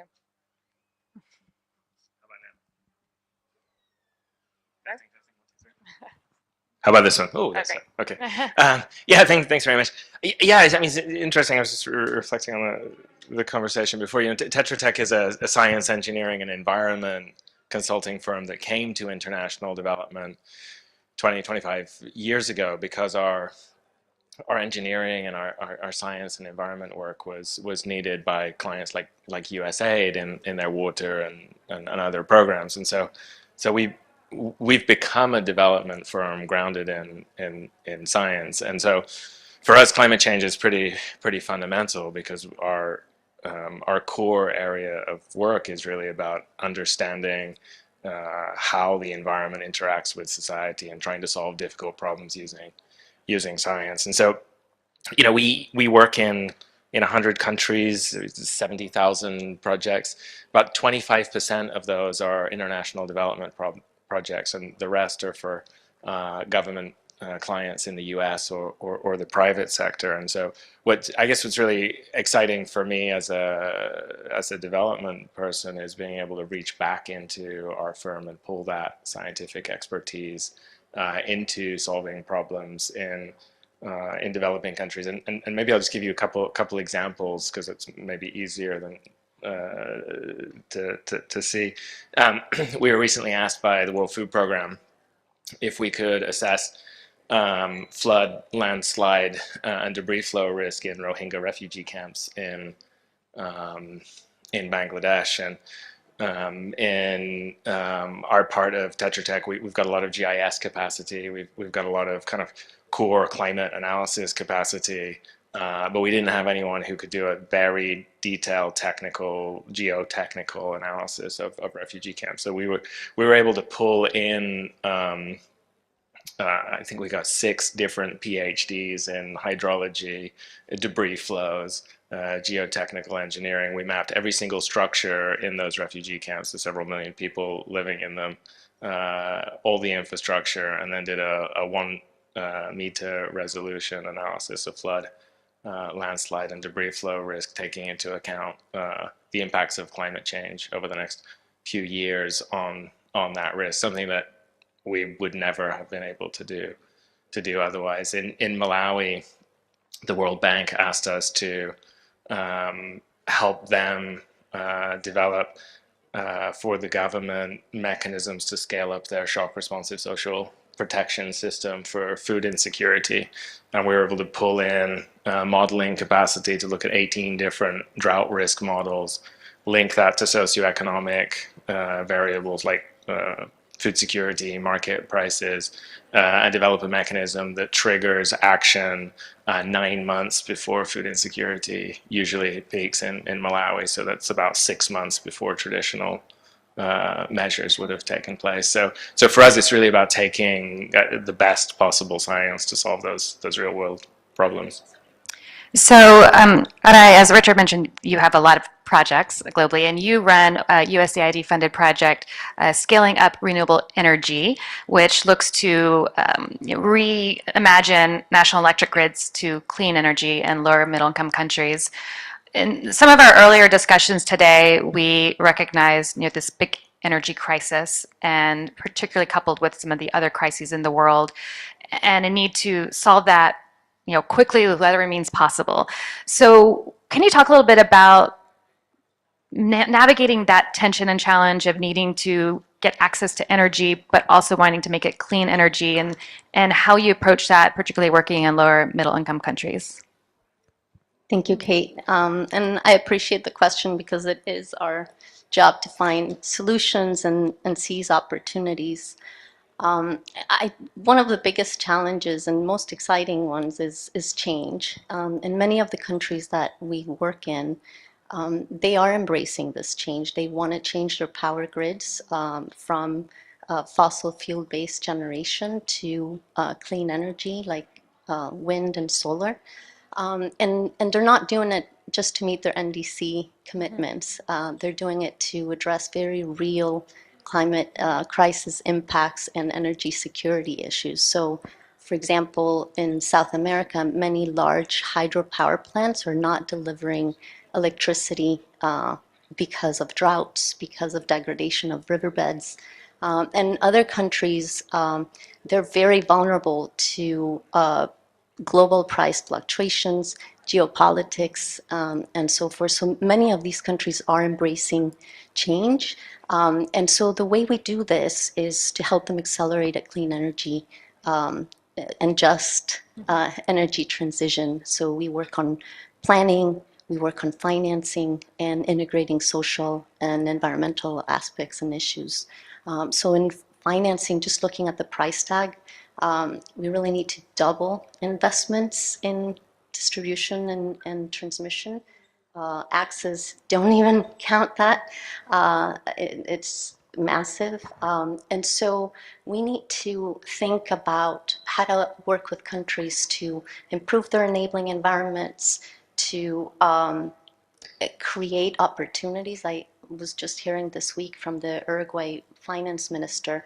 They are creating a new framework to issue bonds that are indexed to climate change indicators. And this effectively ties domestic economic policy to cost of borrowing and to their sustainability commitments. On planning, it just determines where, how, when you're going to invest. And so we look at ways of giving the right signals to investors. We, for example, work with countries to develop the right skills to do this. It requires new skills. And finally, in integrating social and environmental issues, we just need to think of different ways of doing this and be very systematic about it. And so we, for example, Tetra Tech recently joined the 2X Collaborative, which works with a global industry organization of all ranges of investors who are working on how to increase gender smart investment. So I'm going to stop there, but yes, a lot to talk about. Great, and Richard, so I want to bring in how you all use like data, predictive analysis. You have a lot of these resources within Tetra Tech, and maybe an example in your approach to the Horn of Africa, where I know you do work, obviously experienced a lot of drought, and how you are able to leverage this to work with, say, smallholder farmers. We talked about adaptation earlier, so particularly in helping them adapt to a warming climate. Yeah, thanks. Thanks very much. Yeah. It's. I mean, what's happening in the Horn of Africa, I think probably everyone here knows, is really the worst food crisis we've seen in the Horn of Africa potentially ever.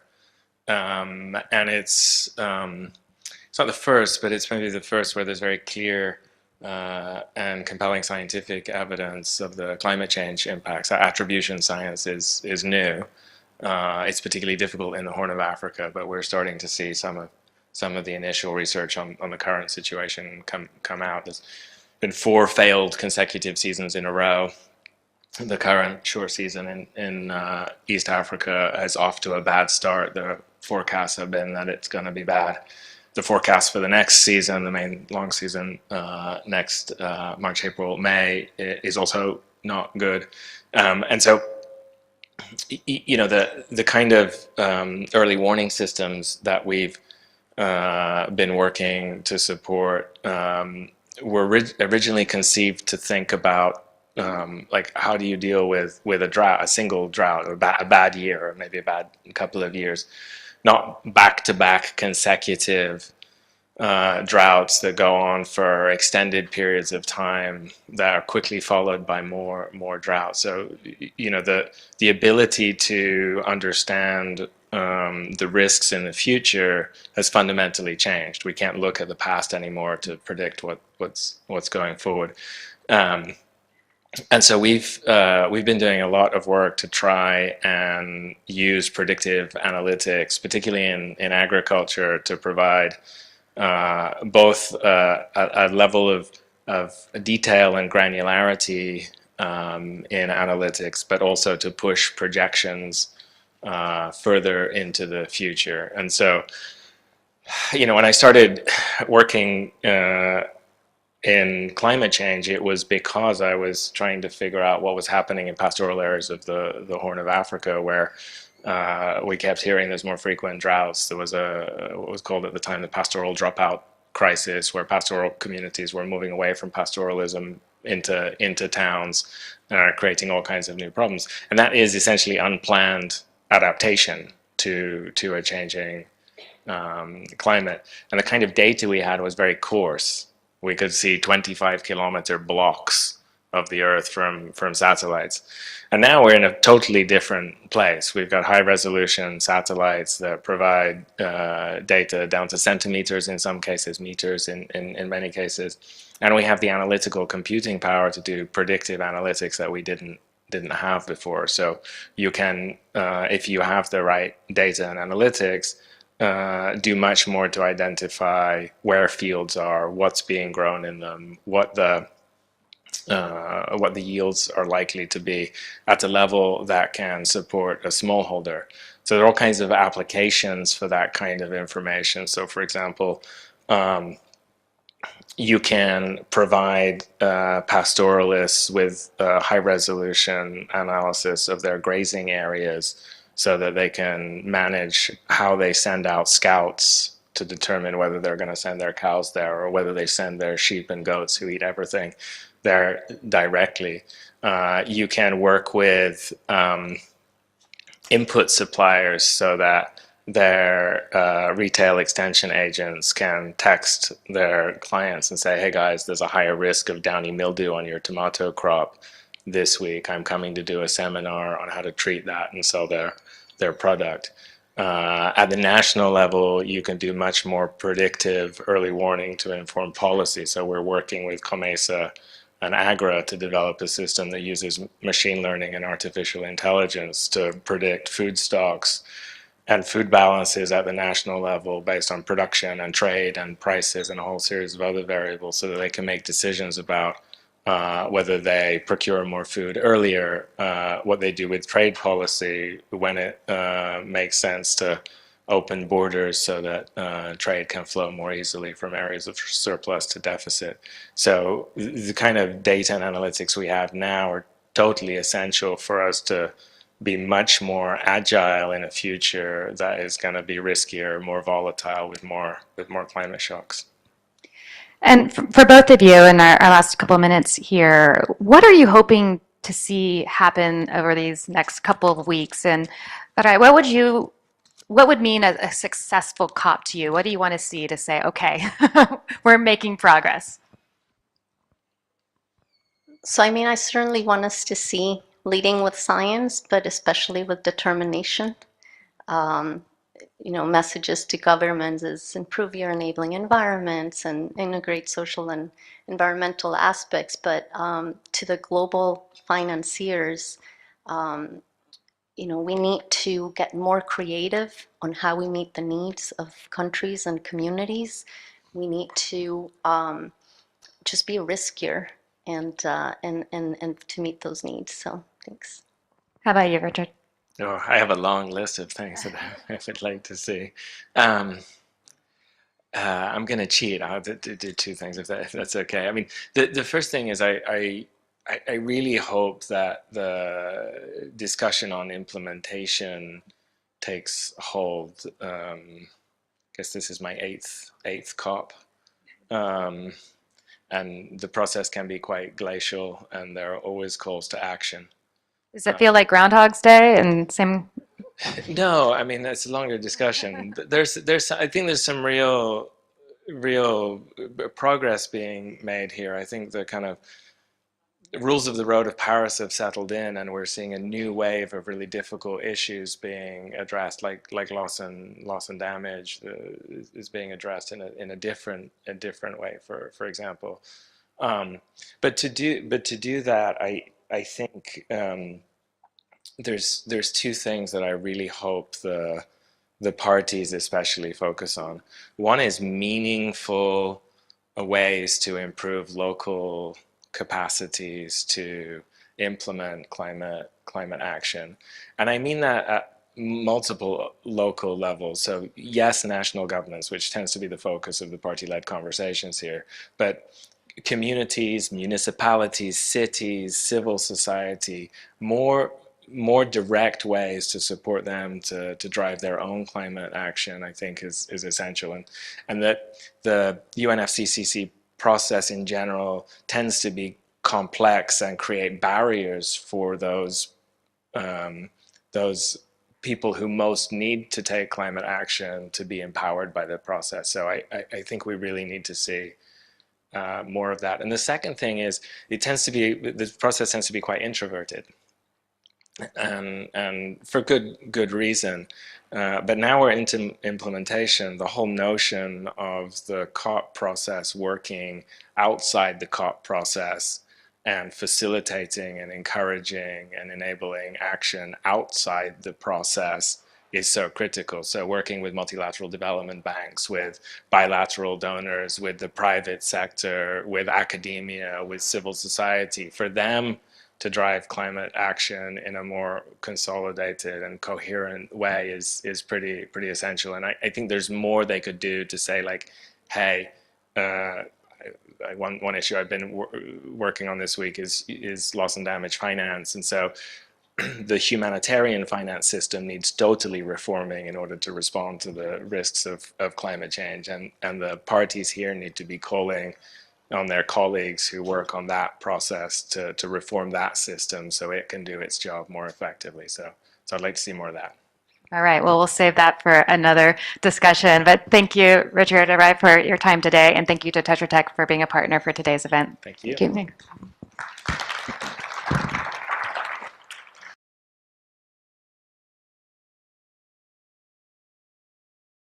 I will now welcome back to stage my colleague, Will Worley.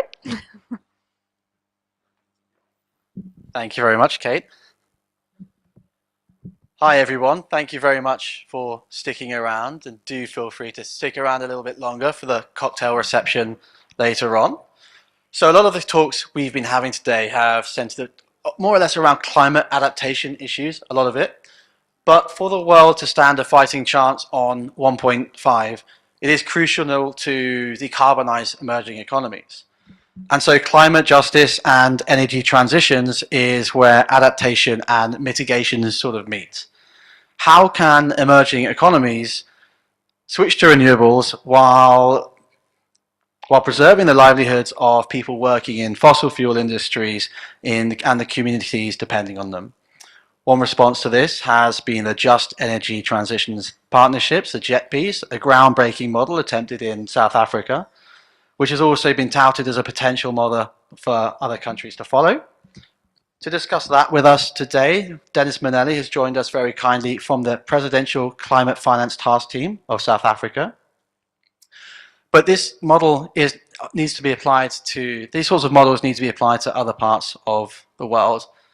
So to discuss scaling these in other parts of the world, Glenn Pearce-Ross is joining us from SE for All, where he's Senior Director of International Relations and Special Project.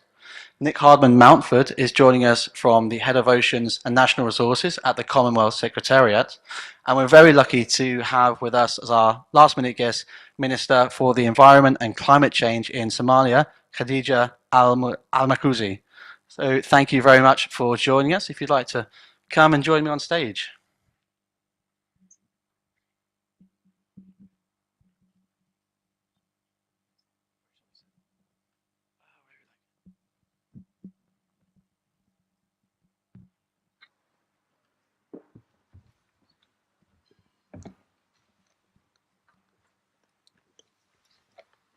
Thank you all so much for joining us. There we go. Dennis, if I could start with you. Could you give us your reflections, Dennis, on the JETPs process in South Africa and an update on the latest, if you would? Yes, thank you very much. Good afternoon to everyone, and thanks for the opportunity to participate in this panel and share our experiences in terms of this JETP process. Clearly, we are very proud to have reached this very significant milestone of being able to release the investment plan, which was released in South Africa on Friday and officially handed over to our IPG partners on Monday. And obviously, not just the plan as such, but attached to that as well, yesterday, the first sort of tangible implementation steps, because I think that's one of the issues that people have talked about and say, look, it's time that we move beyond undertakings, promises, ambitions to actual action. So that was in the form of 2 loans that form part of the financing package being signed in terms of the loan agreements, which would lead to disbursements of funds early next year. So there's actual implementation steps that are happening already. Others need to follow, and these are loans at highly concessional rates. We made very good progress in terms of what was announced at COP last year. It seems a long time ago, but if one considered the complexity and the intricate nature of what needed to be accomplished, I think this is indeed a milestone for us to have been able to deliver what we promised by way of being able to show substantive progress by the time of this COP.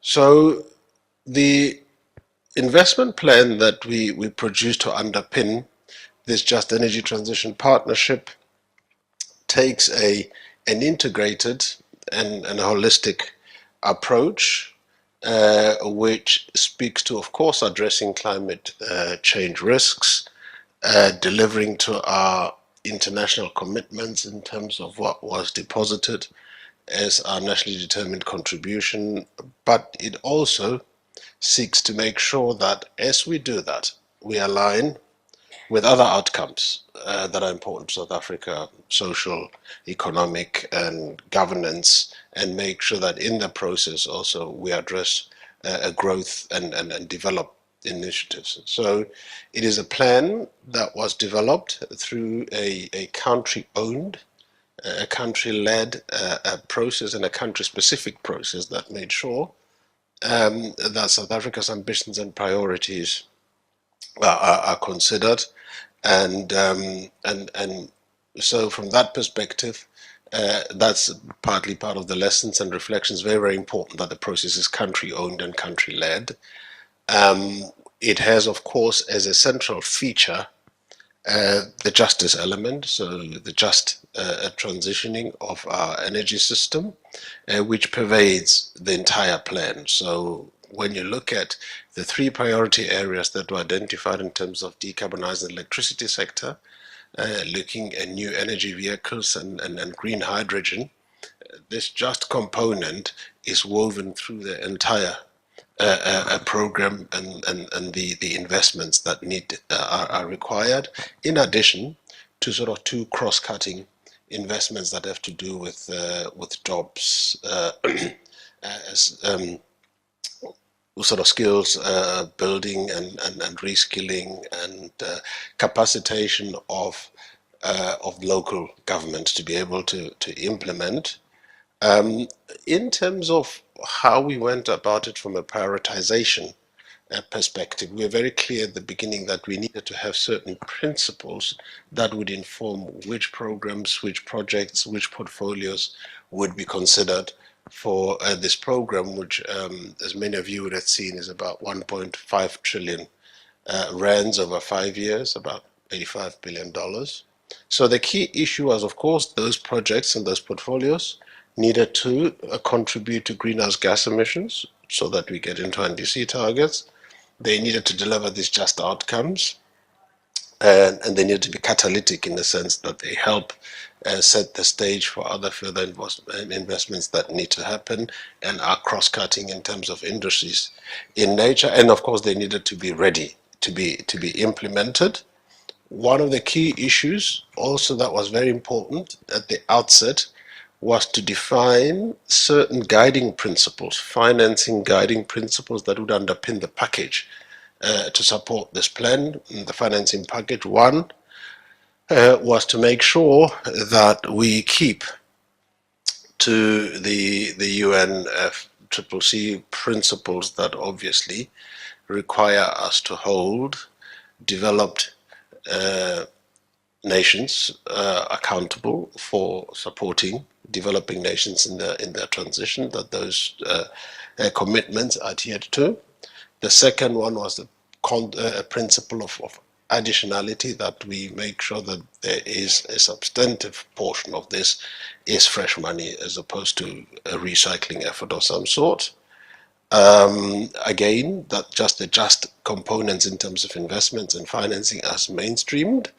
The other issue, of course, in terms of country-specific that I spoke to, was to make sure that in designing this package, we take into account this country-specific circumstances around fiscal realities of South Africa, that we make sure that in trying to solve one problem around climate risk and climate change, we don't inadvertently cause another one by loading up on climate-related debt.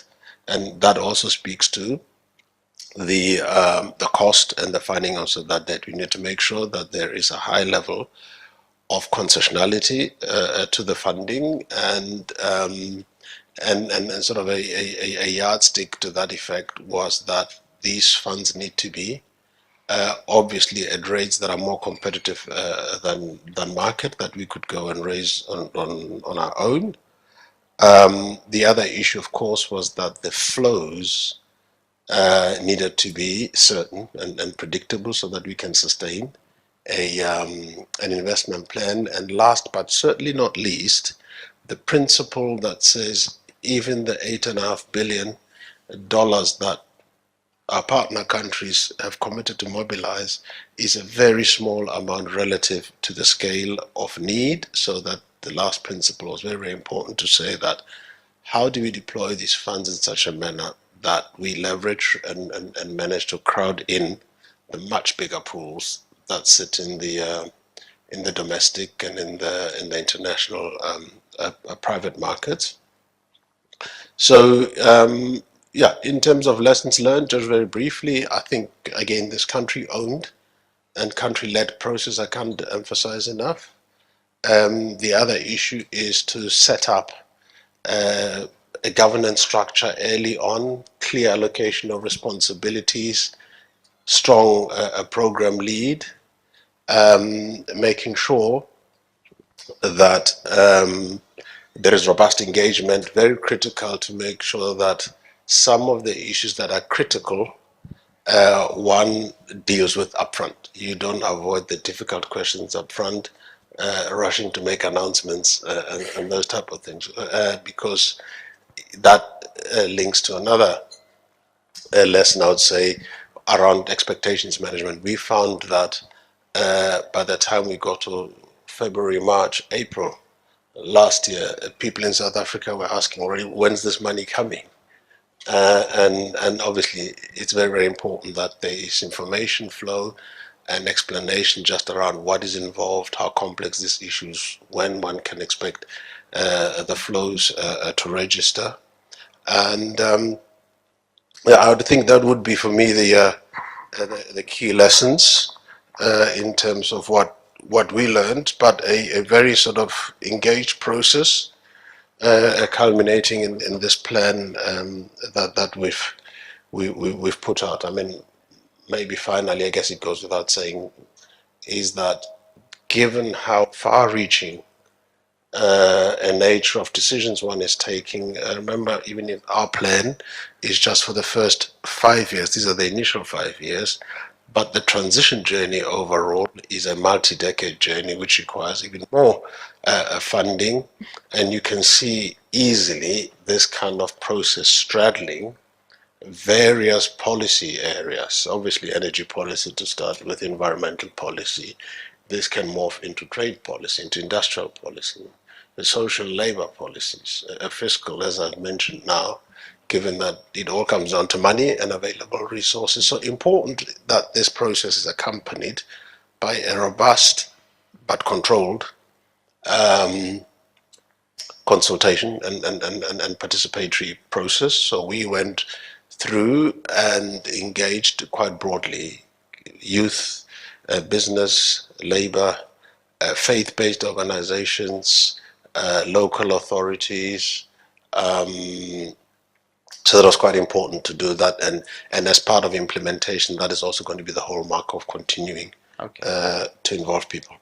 Thank you so much. That's been a really fascinating insight into what has been an extremely complex but important process. Now, Glenn, most of your career has been focused on looking at the equitability of energy transitions. Can you just give us some of your reflections on what Dennis has just told us?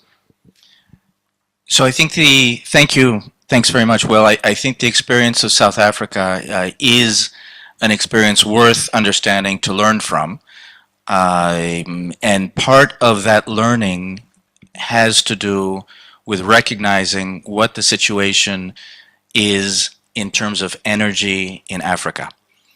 And this is why Sustainable Energy for All has been supporting spaces where African governments can start to collectively articulate what their vision for a just and equitable energy transition should look like. Because the just energy transition that we've been discussing at a global level since 2015 is very appropriate for industrialized countries that only have to shift from one source to another.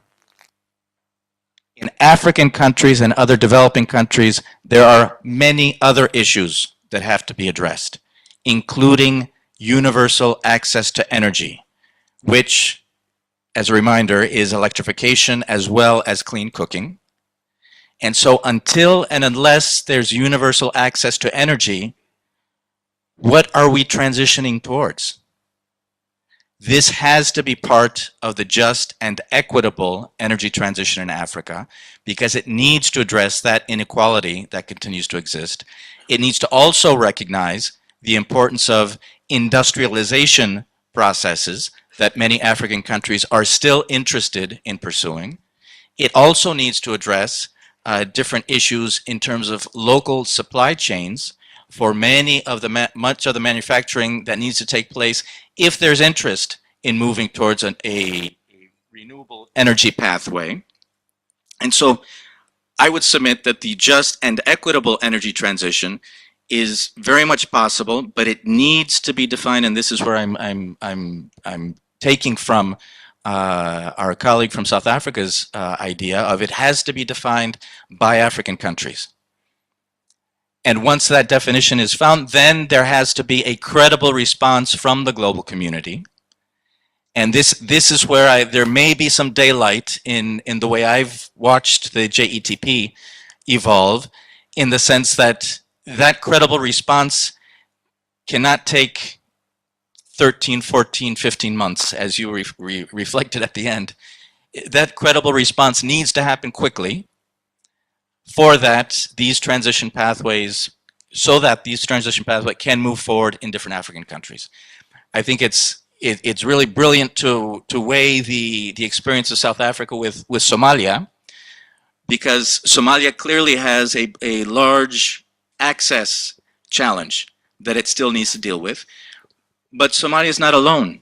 We know that roughly 48 to 50% of Africans still do not have access to electrification. And 2.9 billion people globally do not have access to clean cooking. So these are issues that need to be addressed as part of this transition in these countries. Minister, thank you for that, Glenn. Minister, can you give us your perspectives then from Somalia and the challenges around energy access, please?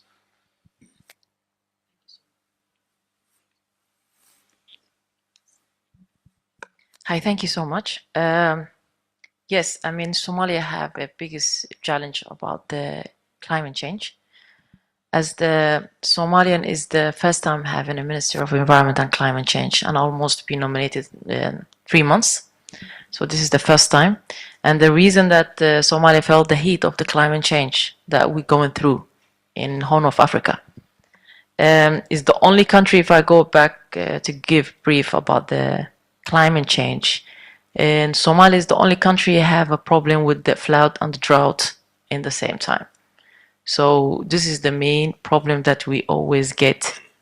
Either we get the flood or the droughts, and Somalia depends on the agricultural side of the rain. So if I come back with your the subject, Somalia used charcoal to cook for most of the houses and cutting the tree. So we don't have clean cooking. So to have that, to able to start, Somalian is African Horn of Africa. We could able to have the solution of having electricity and either solar or wind. So I think this is the best solution for Africa. Could able to have solar and the wind, and to fight with the climate change, to stop to have the people able to have the clean cooking. So this is a university that needs to able to find the solution for Africa, and this is the solution that we need for Africa, especially in Somalia, that we cannot able to stop cutting the tree and making charcoal. And this is already, if we able to start the government working on it, was the solution.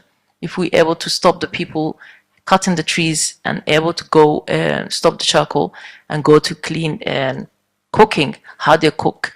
So we need to have opposite other way around. What can they able to offer for the people to able to use. So this is the challenge that at the moment that we have, and we're looking for digging down to find a solution. And the biggest solution is the renewable energy that we have with suffering. Thank you. Fantastic, Minister. Thank you. And like clean cooking, of course, not just a problem in so the lack of clean cooking is not just a problem in Somalia, but in many parts of Africa and the broader world. Coming to the broader world, Nick, the Commonwealth spans dozens of countries. Could you perhaps give me some of the perspective the Commonwealth has on the just transitions process? Yeah, thanks, Will. The Commonwealth is 56 countries across all regions of the globe. 2.5 billion people, about a third of the world's population, and 60% of them under the age of 30, which is really important when we think about this question about, you know, the youth of today are the ones who have to live with this change. So this is, you know, and they're the ones going to be continuing what we start here.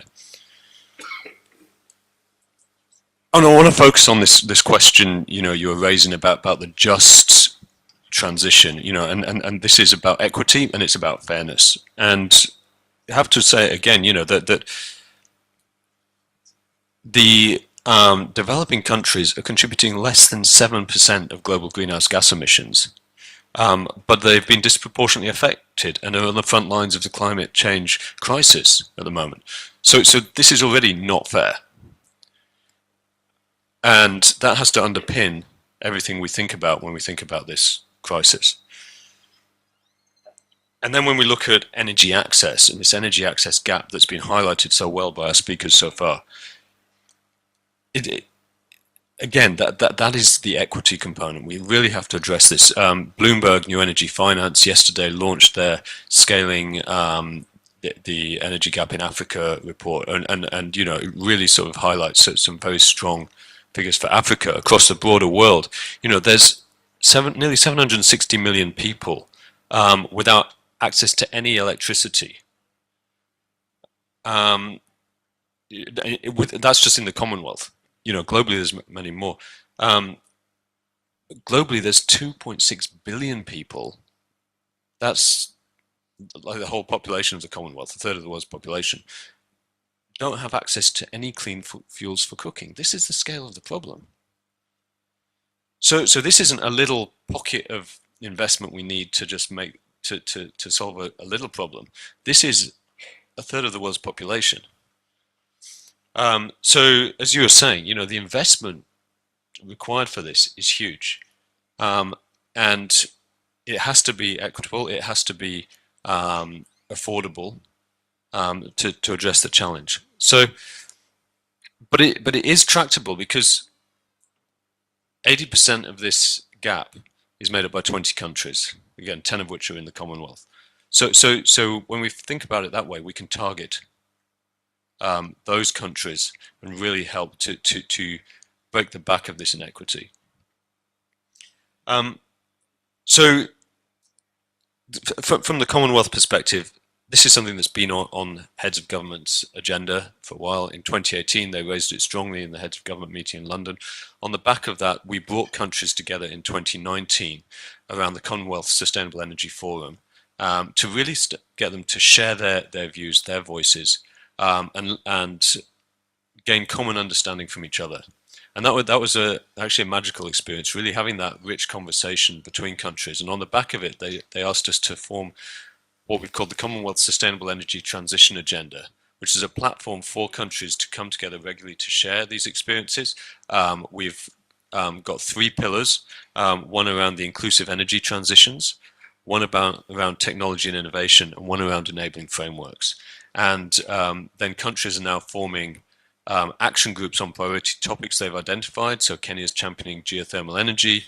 We have an energy literacy action group, which is really trying to ensure that the energy is taught in schools and really, you know, the next generation understands energy. And Eswatini are championing that. And we have a youth action group as well, which is cross-cutting. So these things are you know, really bringing countries together to learn from each other, look for solutions together, and move forward. we talked about sort of the challenges for petroleum producers and oil and gas producers a little bit, and I think this is a really important one to raise as well, because a lot of countries have come to this quite late. They're new petroleum producers. They are relying on these revenues for their sustainable development, but they are now trapped with challenges around growth opportunities, around sort of the uncertainties for their economies, heavy, future consumption trends, global investment flows, technology advancements, energy choices. All these things play out. They've got the risk of stranded assets, and so helping countries to understand the choices they've got to make, to understand where the investment flows are going, to enable the energy transition is absolutely critical for these countries to be able to see a sustainable development pathway that allows them to not feel they've been they've had to give up on these resources they have that could really power that they thought would power the future. So fantastic, thank you so much. Any final thoughts, Dennis, on the recapping on what everyone's just said now and how it relates to the South African experience? I think the one thing I just wanted to add, which I forgot earlier on, just in terms of criticality of being able to succeed with these things, the enabling policy framework that needs to be in place. So that's very, very critical, that as and when one implements and one transitions, you make sure that your policy environment is fit for purpose and moves with the time. But I'd fully align with the comments that have been made here in terms of the critical role that we need to play, and just emphasize the issue that for countries to be able to successfully meet their decarbonization targets and transition successfully, taking into account the just component and making sure that those that are most affected by the transition because of the high level of dependency on the fossil fuel value chain are sufficiently protected, and that is simply a function of the financial resources that are available. So significant amounts of funds need to be mobilized still to make sure that we can meet this challenge. Once again, the importance of finance has been raised, a thread that is running right through this COP. I'd like to, sorry, I haven't got time, Nick. I apologize. I've got to say thank you very much to our panel for being here. Khadija, you are staying on stage. The rest of us, if you'd like to follow me up. And I will welcome onto stage my colleague in Nairobi, Sarah Jerving.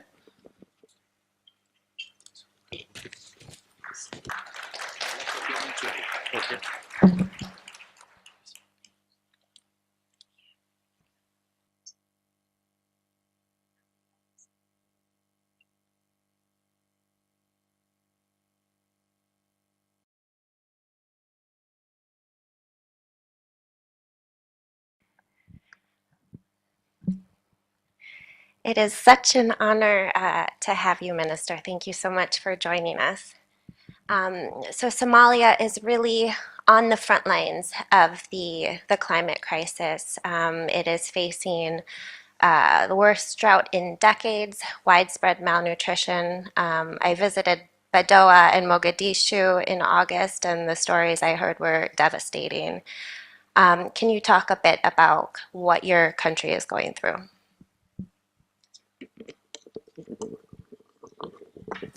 Yes, thank you. Yes. And yes, Somalia is going through a lot of the climate change, and this is the biggest challenge now we have in Somalia. And that's what I mentioned a while ago. The biggest challenge as well of the, as mentioned, floods and droughts. And Somalis depend on the rain, especially agricultural areas. So it's making droughts in the areas of the droughts, other floods. That's the only country that facing the two problem that in the year every year. And for decades we didn't see rain, and it seems like there should be the rain that what we're expecting is not going to be the same issue. So we have the supplies of the food areas and agricultural areas. This is the main problem that we have at the moment, the challenges in the climate change. And so Somalia has a new president who came into office in May and really has prioritized the environment and climate change. And so for the first time in Somalia this year, there's a Ministry of Environment and Climate Change. And you are the first minister of Somalia's Ministry of Environment and Climate Change. What's your vision for the ministry? Kind of what do you expect moving forward? That's an interesting question. And Somalia, as I mentioned, we don't have the capacity of the knowing the environment of the challenge of the climate change, and the people don't have aware of the climate change, and this is the reason that the president and the whole government, the prime minister, established the new ministry, because of Somalia felt the heat of the climate change. And this is the biggest challenge as well the government have. As at the side we fighting on terrorism, and the side we fighting on the climate change. And the climate change doesn't have ID or passport, so we don't know the main challenges that we have, starting from establishing a ministry, starting from the ground. We building the institution, and we working on how to build the capacity building for the ministry, and this is the main important.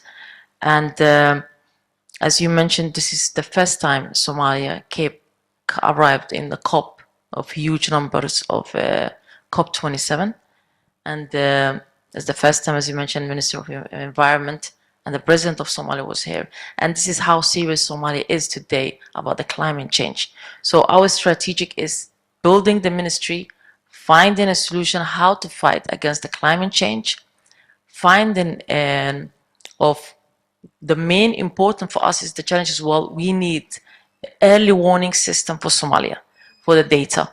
If we don't have a data, and if we don't even know what's coming about the rain, about everything that we need to have a data. So this is the first priority, how to get early warning system to know what's happening on the ground. So almost 25 years Somalia didn't have no early warning system. This is what our basic things needed for the moment to have it in Somalia. And I know one of the challenges that Somalia faces is accessing climate financing. It's a very difficult bureaucratic process to access funds from like the Green Climate Fund. Can you talk about some of those challenges? Yes, Somalia, the voice of Somalia was not very high. As I mentioned, that we didn't have no experience and no background about the climate change. And that's the reason that we couldn't get enough fund. And that's why we're here today, to raise our voice and ask for the fund and help the Somalia, because Somalia is the horn of Africa. And anything about the climate change affecting Somalia, it will affect the world. So this is I think this is the time that we need, as soon as possible, fund and the biggest project to able to establish in Somalia this moment right now. And one of the big issues as well is resilience building, kind of looking at, because droughts and floods are coming so frequently, communities are not able to rebuild before another drought disaster happens. I'm wondering what you think Somalia needs in terms of investments in resilience programming, and kind of what you see as important investments in nature-based solutions. The first thing is the renewable energy. That's the main fact. That's the first thing, and we need a private strategic financing and priority for us for the work established and economic and the climate resilient. Considering our financial institution, we cooperate with our organization to make similar to access the international funding and climate change. And this third thing is the opportunity for economic growing fund Somalia, looking at the country programming because of the main economics of the full potentially of fishing and the ground has not yet been realized in Somalia. So an investment in the blue economic promoting resilience and communities. So this is the areas that we really need to be able to work on it in Somalia, to able to have the resilience and for the community economic. And right now, a big issue at COP is the issue of loss and damage. What would loss and damage financing mean for Somalia? Meaning that what Somalia of the loss and damage because of the people, we had the 2 rivers in Somalia. Somalia don't have no factories, as the countries that were Somalia have they have 2 rivers, and one of the rivers now the water is gone and it become playground on the ground. So loss and damage, our culture side, food security, all these things has been damaged in Somalia. And as I mentioned before and I repeated, Somalia didn't have aware of about the climate change. So as I mean, the loss and damage, I think is the thing is very important to put on the COP27 agenda. But what we're looking at the moment is what will be happen the next. And this is our priority now of the loss and damage, and what we need to do at the moment for the Somalia, and financially, how can we stop what's happening on the ground in Somalia about the climate change. And beyond loss and damage, what are Somalia's demands here at COP27? Of course, we lost a lot of things in Somalia of the loss and damage. And as I mentioned, our culture side, food side, even costing of the food security, the impact that the people had socially of the human being, that they had impact of the climate change. So this is the kind of area that we looking for the loss and damage that has been lost in Somalia. A lot of things about the damages that happen for the people as well, and especially for the women. Is there anything else that you wanted to add? Thank you. We need, the reason that we're here today about the COP27, support in Somalia, Africa especially, and Somalia is the Horn of Africa. And we need this, we need support financially. We need support in the agenda of Somalia, that situation that we have at the moment. And all of you have knowing that the endemic of the corona, how took us 2 years just to find vaccine. So we've been through such a things like that in all human beings globally. And at the moment that we think now we need to look at Africa, especially developing countries, and seeing the damages of happen of the countries like Somalia and Africa. So we need as soon as possible, urgently, for Somalia support in financially, how about the impact happen in Somalia about the climate change, and could be able to affect other countries as well in the world. So this is the support and raising our voice that we need to support Somalia and Africa. Thank you. Thank you so much, Minister. It was a pleasure speaking with you.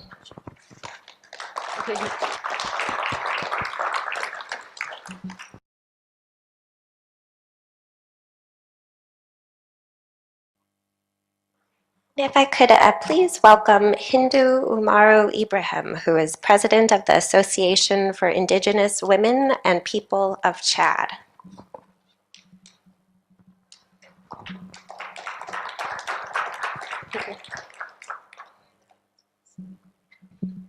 Hi, lovely to meet you.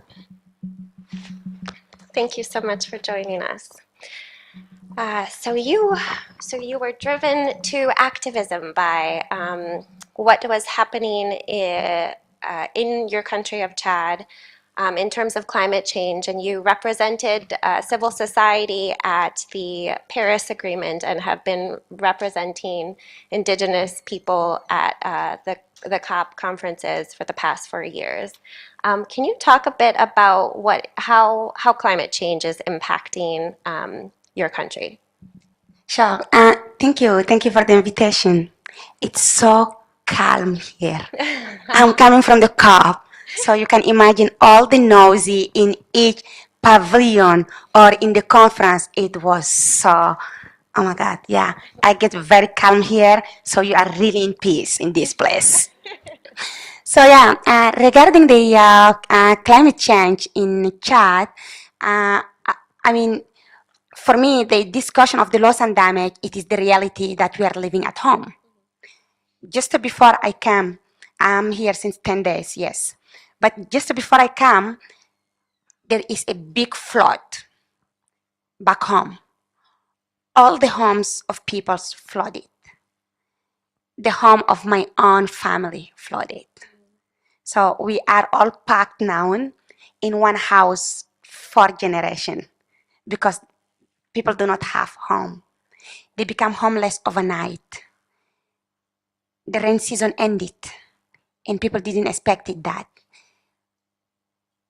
What people can understand, no one can build his home if he knows that the next year is going to be flooded.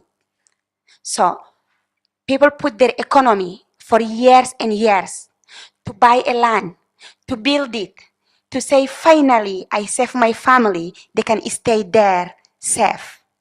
And overnight, they just wake up by the water flooding in their feet. That's what happened. Not someone told me, I left that. So then just you start saving what you can save in the rooftop. And then the people just like jump in the rooftop to sleep there over 2-3 nights.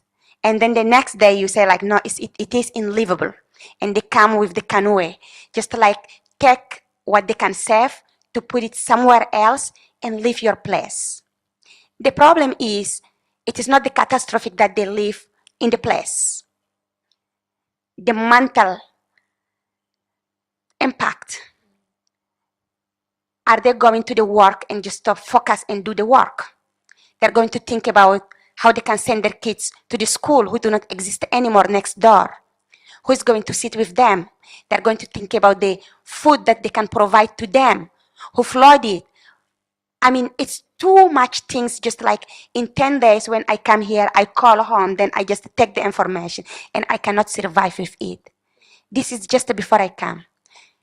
It is the same that's happening in the other side of Africa, the same Africa. The drought, all the camels that died, indigenous peoples are throwing their camels there. And it's happening in Chad also. So just to give you the test of right now, not about a month, not someone else, but personally, how it's touching me. So it's beyond just like talking. It's the reality, I mean, beyond the reality, actually. I'm so sorry about your family that is going through that. Could you talk a bit about what role do Indigenous communities play at this COP? Sure. So Indigenous peoples are one of the 9 major groups. We are organizing under the International Indigenous People Forum on Climate Change that I'm so honored to co-chair. So we come from the 7 sociocultural regions: Africa, Asia, Latin American and Caribbean, North America, Pacific, Arctic, Western Europe, and Russia. We have 7 regions because they are based on our realities, our socioculturals, and those regions are recognized under the UN. We are gathered here to have our preparatory meetings first. That's why I come earlier. So we coordinate our messages, and we are going to play a big role in the negotiations. We have our coordination meeting every single day from 9 to 10.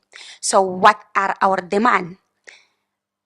First one, it's climate change may not be a talking place politically without being a right-based approach. All is about our rights. Of course, we get that into the Paris agreements, but it is not enough. It have to be into the implementations. Second is on the thematics. we have the discussion on the Article 6. It started from the COP26. For us, they cannot have the carbon market mechanism without the safeguard of the rights of indigenous peoples, knowledge of indigenous peoples. To do not do the greenwashing, to avoid the greenwashing, we have to be there. They are talking here, the Article 6.8, around the mechanism. The mechanism must include indigenous peoples. If we are not in the board, they are going to decide again in our forests, in our territories, without us. The second thing is about the loss and damage. We are so happy that we went to the pre-COP, we push it. It is one of the agenda items. But it's not going to be discussed only about the economic loss and damage and putting the money. How about non-economic loss and damage? Like the peoples that facing flood, drought, and all. There is their culture, their identity. They are the religions, their land. They're losing everything who are not quantifiable with the money. So this is need to be inside, and it need to be also indigenous peoples there to tell them what we want. We have a lot of demand, but I'm giving you the three men. Finally, on the finance. We talk so much about the finance, and all of you know about the history of the 100 billions, what the African countries say. Every year we come on it.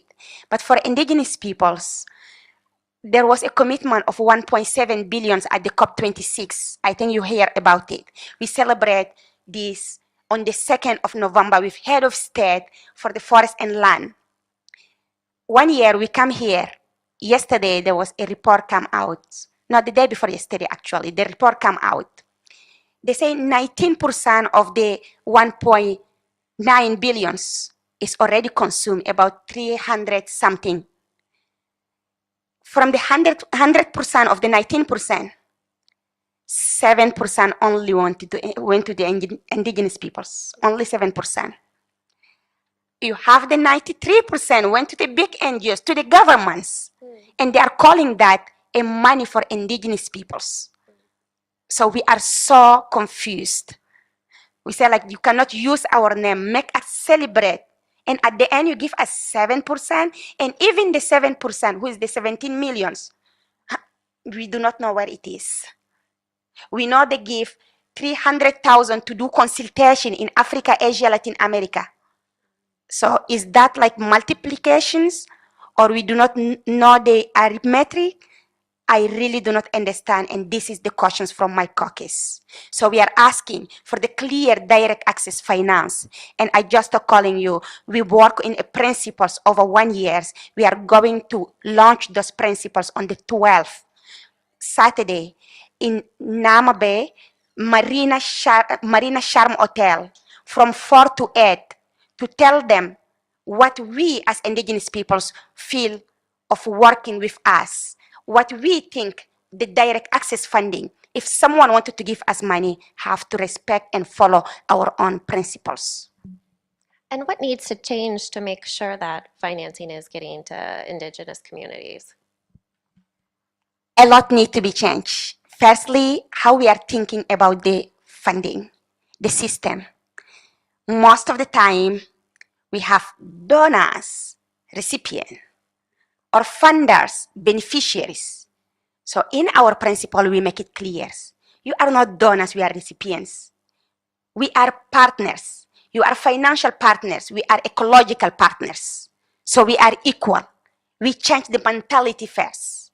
And we change the system. The way that the money is designed by those who are giving the money. They put their own criteria. They say, yes, we understand, but it's coming from the taxes. We need transparency. Of course, we have transparency in our communities. But it is not just the same way of looking at the transparency. They ask thousands of pages of the report, Excel sheet that you have to follow everything.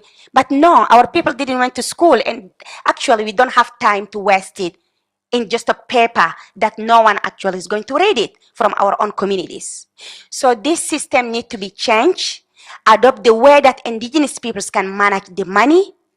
We have our own system of governance and mechanism, our own grieving mechanism for our peoples and for the funders. So then We can call ourselves a partners. So those things need to be set up differently. When we are partners, we can put the things in a different way and we can manage it. What they say, like, oh, we wanted to give you the millions, but you don't have the capacity. Like, really, which kind of capacity are we talking about? Going to school, getting the PhD, or doing Excel documents? Can they define the capacity that we are lacking?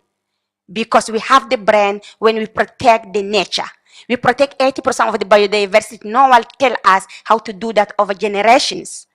I think they need capacity of understanding how people think about management and what is the call of management.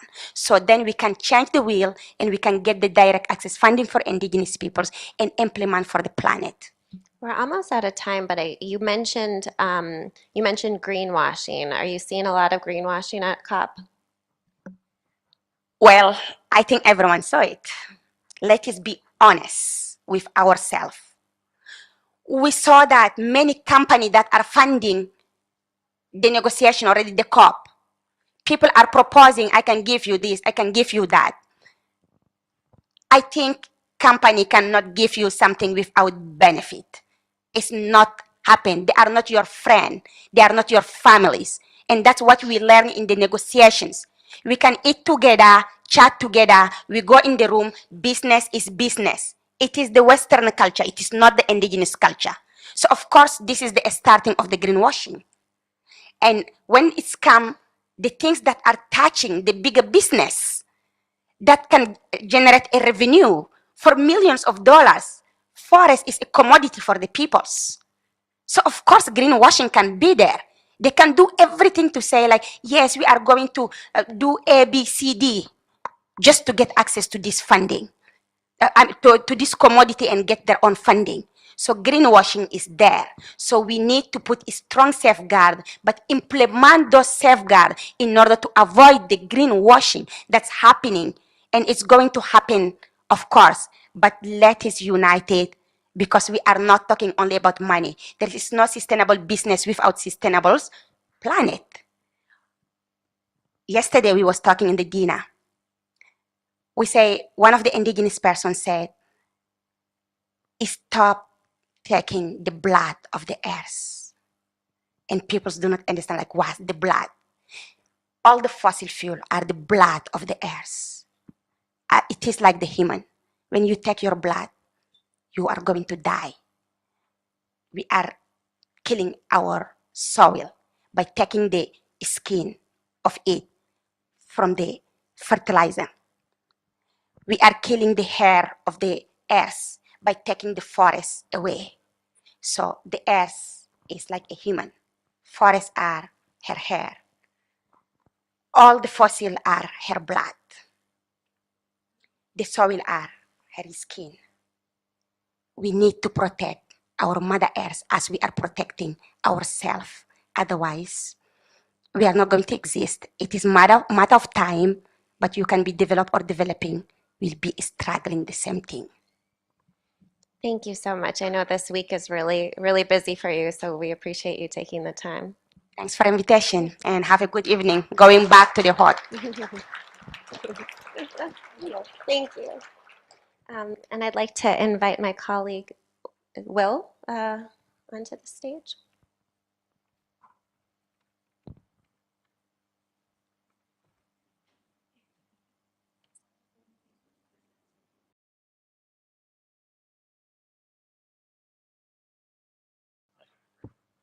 Super. Thank you, everybody, so much for sticking around. And our next speaker is a really fascinating gentleman. You've been working on climate change, an area related to climate change, a very fascinating and vital area. He's from the Sahel country of Mauritania. He's a former official working on rural development. He's held various senior leadership roles at the UN, including as interim executive secretary of the UNFCCC, who are organizing the COP here in Sharm. He is Ibrahim Thiaw, Executive Secretary of the United Nations Convention to Combat Desertification. And thank you so much for joining me, Ibrahim. My pleasure. to start off with, could you perhaps give us a few of your reflections on the COP so far? This is a crucial COP happening when the world is faced with a number of challenges, including food challenges, energy, and conflicts. Nonetheless, these challenges should not take us back to where we were. We need to move forward because climate change is still pressing us. So we know it is difficult for some countries. We know it is difficult for the world, but it will be even more difficult if we do not act now. The window is closing on us, and it is certainly an imperative for this COP to come up with concrete outcomes in terms of moving forward and in terms of implementation. Moving forward, I mean emission reduction, and implementation, I mean adaptation and loss and damage. Super.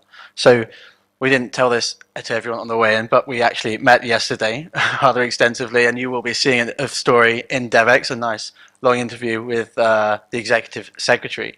But there was a key issue that came up a couple of times during that interview, which is sort of about silos and how they kind of relate to how they are a barrier to tackling climate change, whether it's within the UN system or kind of outside of it. Perhaps you'd like to tell everyone here why it's problematic. We have 17 goals that we agreed upon in 2015, and these are all interconnected. You cannot fight against poverty if you have climate still going on. You cannot have water security or gender empowerment unless you resolve other issues.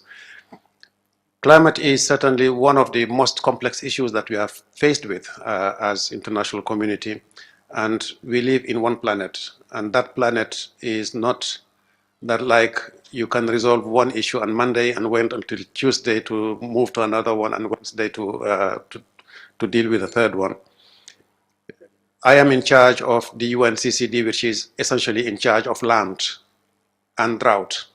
Land as a resource that is feeding us, is providing us with the water we drink and part of the air we breathe. How do you dissociate that with climate change? We are dealing also with droughts as part of our mandate. How do you dissociate that with climate change? Of course, droughts are not new. They have been here for thousands of years, since the pharaohs, but they are more frequent and more intense now. So there is a close relationship with climate change. So all to say that whilst we have different COPs for each of the Rio conventions, there are three together with the Biodiversity Convention, COPs should be talking to each other and through national delegates, because it's the same countries that are coming to this, that have come to this COP and will go to the next COP next month in Montreal for the Biodiversity Convention, and the UNCCD in a year and a half from now. But issues are absolutely interconnected. So we as UNCCD in charge of land, we feel like together with the biodiversity, we contribute to 30% of the climate solutions, the so-called nature-based solutions. Whether nature-based solution is receiving sufficient attention and sufficient funding? No. Why? Because the world is more concentrated on emission reduction, which is very important.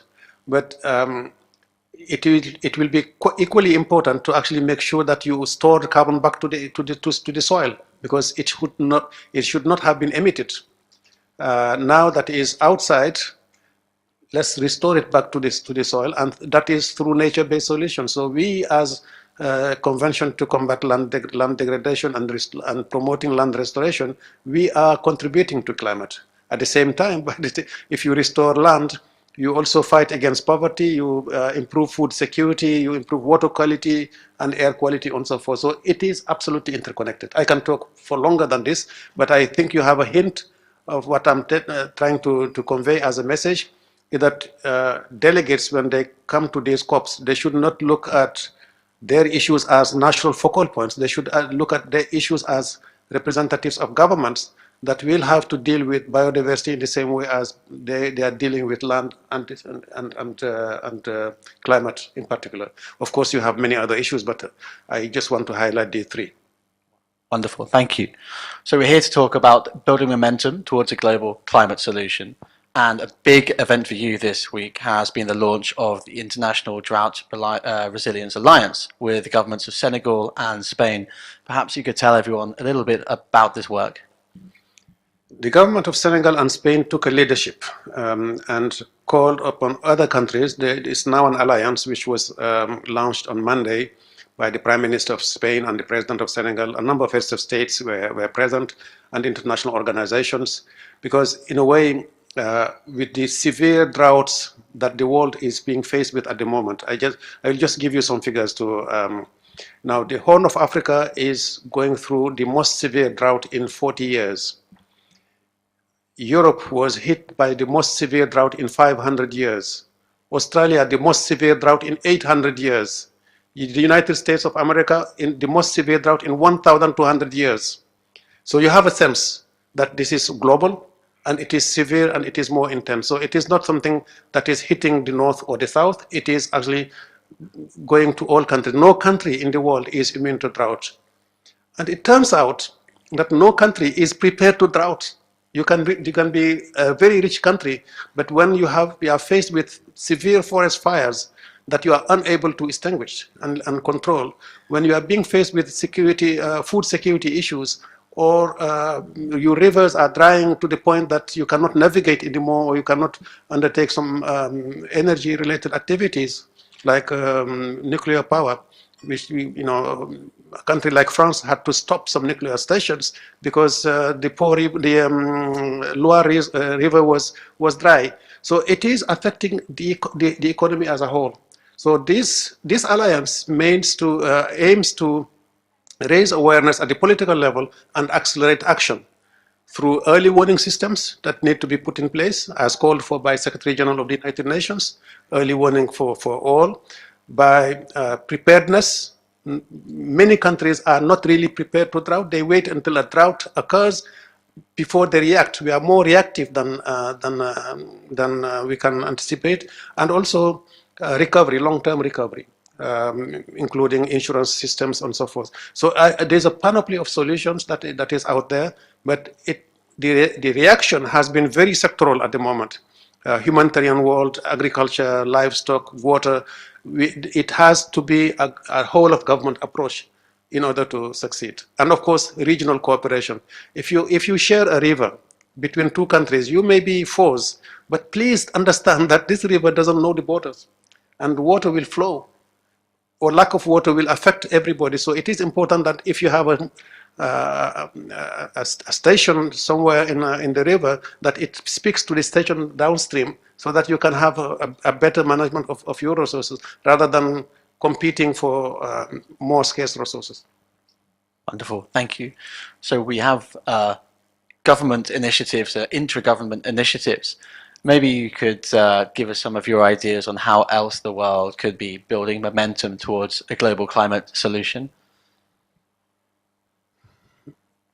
This is a debate which has been polarizing so far. Whenever you talk about finance, it's like there's no cooperation anymore. It should not be the case, because if we are true to the understanding that we share this planet, if you are true to understanding that you cannot stop people from migrating, when people have to flee, if you are true to understand that emissions from one region may hit another region far away from it, if you are true to understand the so-called butterfly effect, when a phenomenon occurs in a part of the world, it goes to another part of the world. If you are true to understand that we are losing our soil in like never before, then it is important that you have a financial system that works. Now, it starts with the multilateral banks. The financial system as established today, as it works today, was designed like before we signed the Paris Agreement. We need to adapt to the situation. The transitions that we are talking about, energy transition or ecological transition, has to be reflected in the way we finance the world. Secondly, the private sector got a very clear message that with Paris Agreement signed, you need to divest from fossil fuels and dirty fuels. But are we opening doors for them to invest in clean energy? What are the solutions that we are offering to the private sector? What are these incentives that are being put in place? We are still subsidizing fossil fuels. Can we change to actually subsidize clean energy rather than the reverse? So the financial system, the financing that we are talking about is not only north-south, and is not only governments to governments. It is absolutely the whole system that needs to be reviewed, and we have to actually understand that this, with climate change, with the Paris Agreement, yes, we have major challenges, but we also have major opportunities for business to run and to replace and substitute all the old technology that is there. You can call it stranded assets, but actually some people will see it as an opportunity to invest in new technologies. So I think the world has to look at it in a more comprehensive way and create this platform of COP is unique. It may be slow, but it is unique. There is no other mechanism that works for us. So maybe reducing the polarization and increasing the cooperation as called for by UN Secretary General. Again, this week he used very strong terms, as you know. But I think the message has to be clear to all of us that it is cooperation. It is not through fighting or lack of collaboration that we will be winning the battle. So you talk a lot about finance, and indeed that's been sort of one of the unofficial themes that have been a thread, well, not unofficial, there was a finance day, excuse me, but that has been a thread running throughout the entire conference rather than just a thematic issue for one day. You've also talked a bit about leveraging the private sector, which we're hearing a lot of. But the fact is, so far, it's actually been a pretty weak COP for finance. There haven't really been many new announcements. I mean, do you think governments are doing up and stepping up in a way that is required? I think we should dissociate financing from funding. You know, funding is more project-based and donor to recipient, as Hindu was saying just before we started this session. Financing is actually more encompassing. It's less polarizing. I think if you see it as the glass half full, then you will see it as opportunities. I think the world has to come to a better understanding and an agreement, and this is the North and the South, to say, okay, what can we do? We have a planet in peril. We have a situation where we see disasters coming day in and day out. And we have a situation where countries that thought that they were immune to disasters are being severely hit. You may be very rich, but your economy will be faced with a number of challenges. Insurance systems struggling to actually compensate all the disasters and damages that are happening in the world. So let's maybe rethink the word financing, maybe reduce the concept of funding and present it in a more coherent way, in a more collaborative way, so to speak. Let me give you one example of what I'm trying to say. I come from Africa, and rightly so, the African continent is crying for more financing because they have not contributed greatly to the emissions that we are faced with at the moment.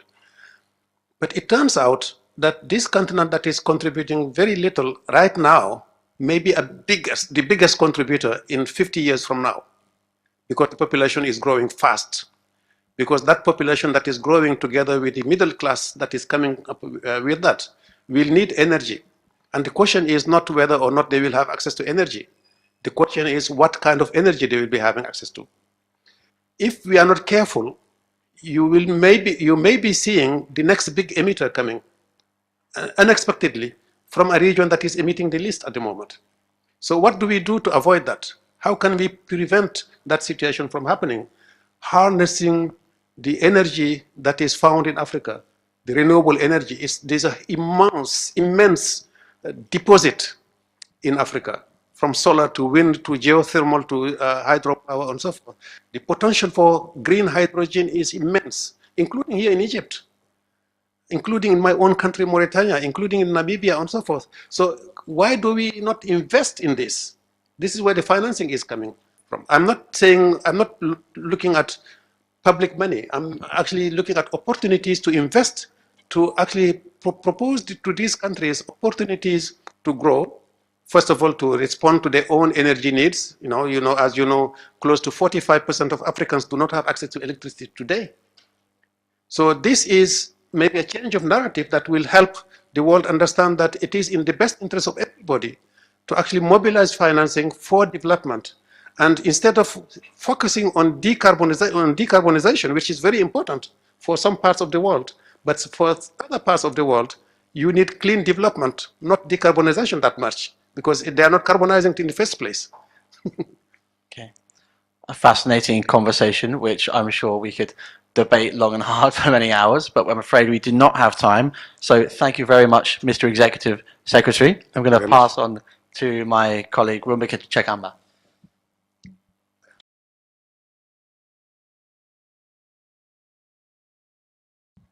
Thank you, Will, and thank you everyone for sticking with us so far. The afternoon programming has been great, although for me it sort of brings home just how slow the progress has been so far, which can be frustrating. I don't know about the rest of you, but sometimes I struggle with what our last speaker spoke about, looking at that glass half full scenario. But one thing that always energizes me and has been energizing me throughout this COP is conversations with young people. And today I have 3 of them who are doing amazing work and would love to share that with you. So I'm going to call on stage Marinelle Ubaldo, Nicole Becker, and Anita Soina.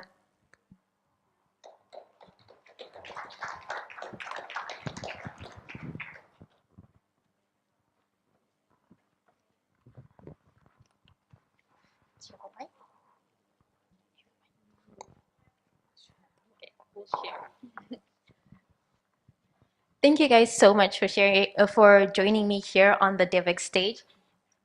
And like I say, your work and speaking to you guys always seems to energize me. But one thing I've found is that the climate message and climate activism really resonates so much with young people.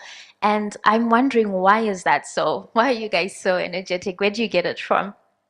I'll start with you, Marielle.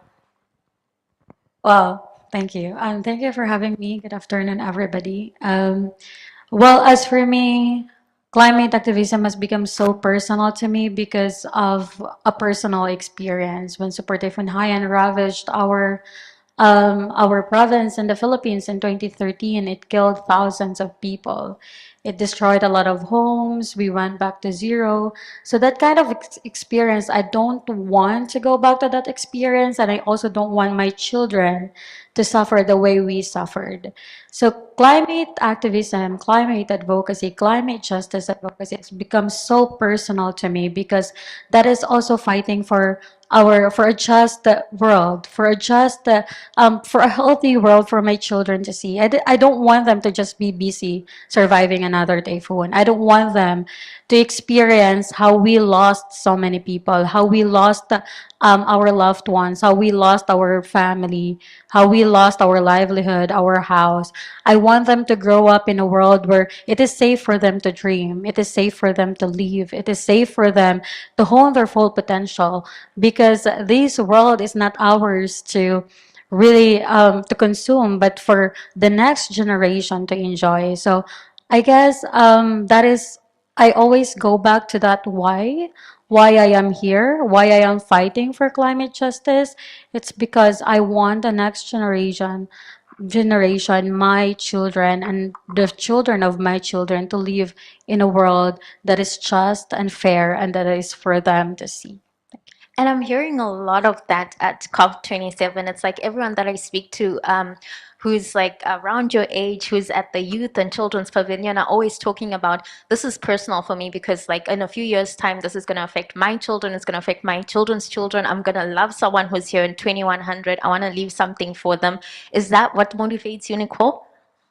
Well, actually, I think our energy, or at least my energy, I would say, comes also from being afraid, but not only about the future, because of course the consequences of the climate crisis will get better if the world leaders now don't take the necessary action, but also we are already experiencing the consequences of the climate crisis, so we are actually afraid of what is happening now. And I think the action that we have and all the time that we put in climate activism in part is because we are afraid of that future. And for me is how I don't just be in my bed crying, but I do things. I do things because I really think that we don't have a lot of time, but we have time. And since we have time, we have a lot of things to do and to push for the people who today are making this decision, take the necessary action to stop it and also to adapt to the climate crisis in our countries that they don't have the resources to address the climate crisis and to also adapt to the consequences of the climate crisis that we have today. Okay. And Anita, what's motivating you? Is it fear? Thank you very much. I think my colleagues have touched on almost everything. It's the fact that we are directly affected. You cannot afford to, it becomes hard for us to afford to keep quiet or maybe to take a step back when clearly we are the ones who are affected, and it's not only about our future. I come from the Maasai community in Kenya, which has been hit hard by droughts. So I am looking at the situation in my own community. I am also one believer of everybody is doing an amazing job where they are, and if they stop doing, nobody will do it. Why I say so is because I know there are so many people who could be doing what we think is the same, but your voice is equally important where you are as the other person. So if I stop doing it today, I believe nobody else will do what I am doing in my space.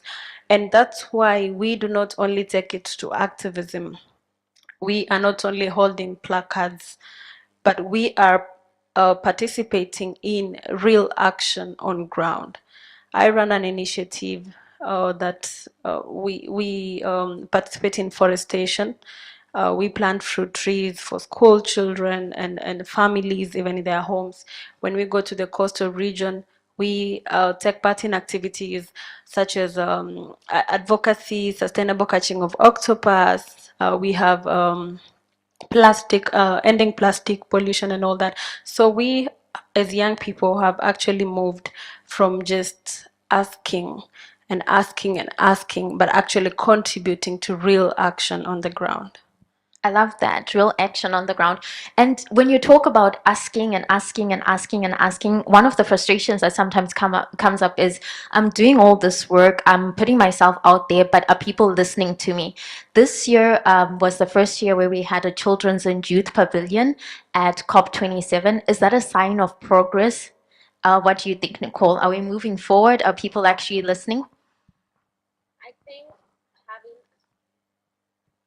I think having a youth pavilion is so important because, for example, the last COP or that I had the opportunity to go to Glasgow, we didn't have a space to have meetings, to be like a point where we can meet. So I think it's really, really important. I don't think that having a pavilion makes our voice heard at all. It's something basic that we need to have because we are a very important sector at COP.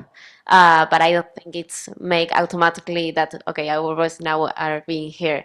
But at least, of course, it's a progress, and it means that that young people are being more taken in account at this type of event. Okay. And speaking of the pavilion itself, I think it was yesterday when the COP president visited your pavilion and he sent out a statement. He said to you guys, I need your voices. You guys need to speak up because this is about you. Do you think that when you speak up, he's actually listening, Marina?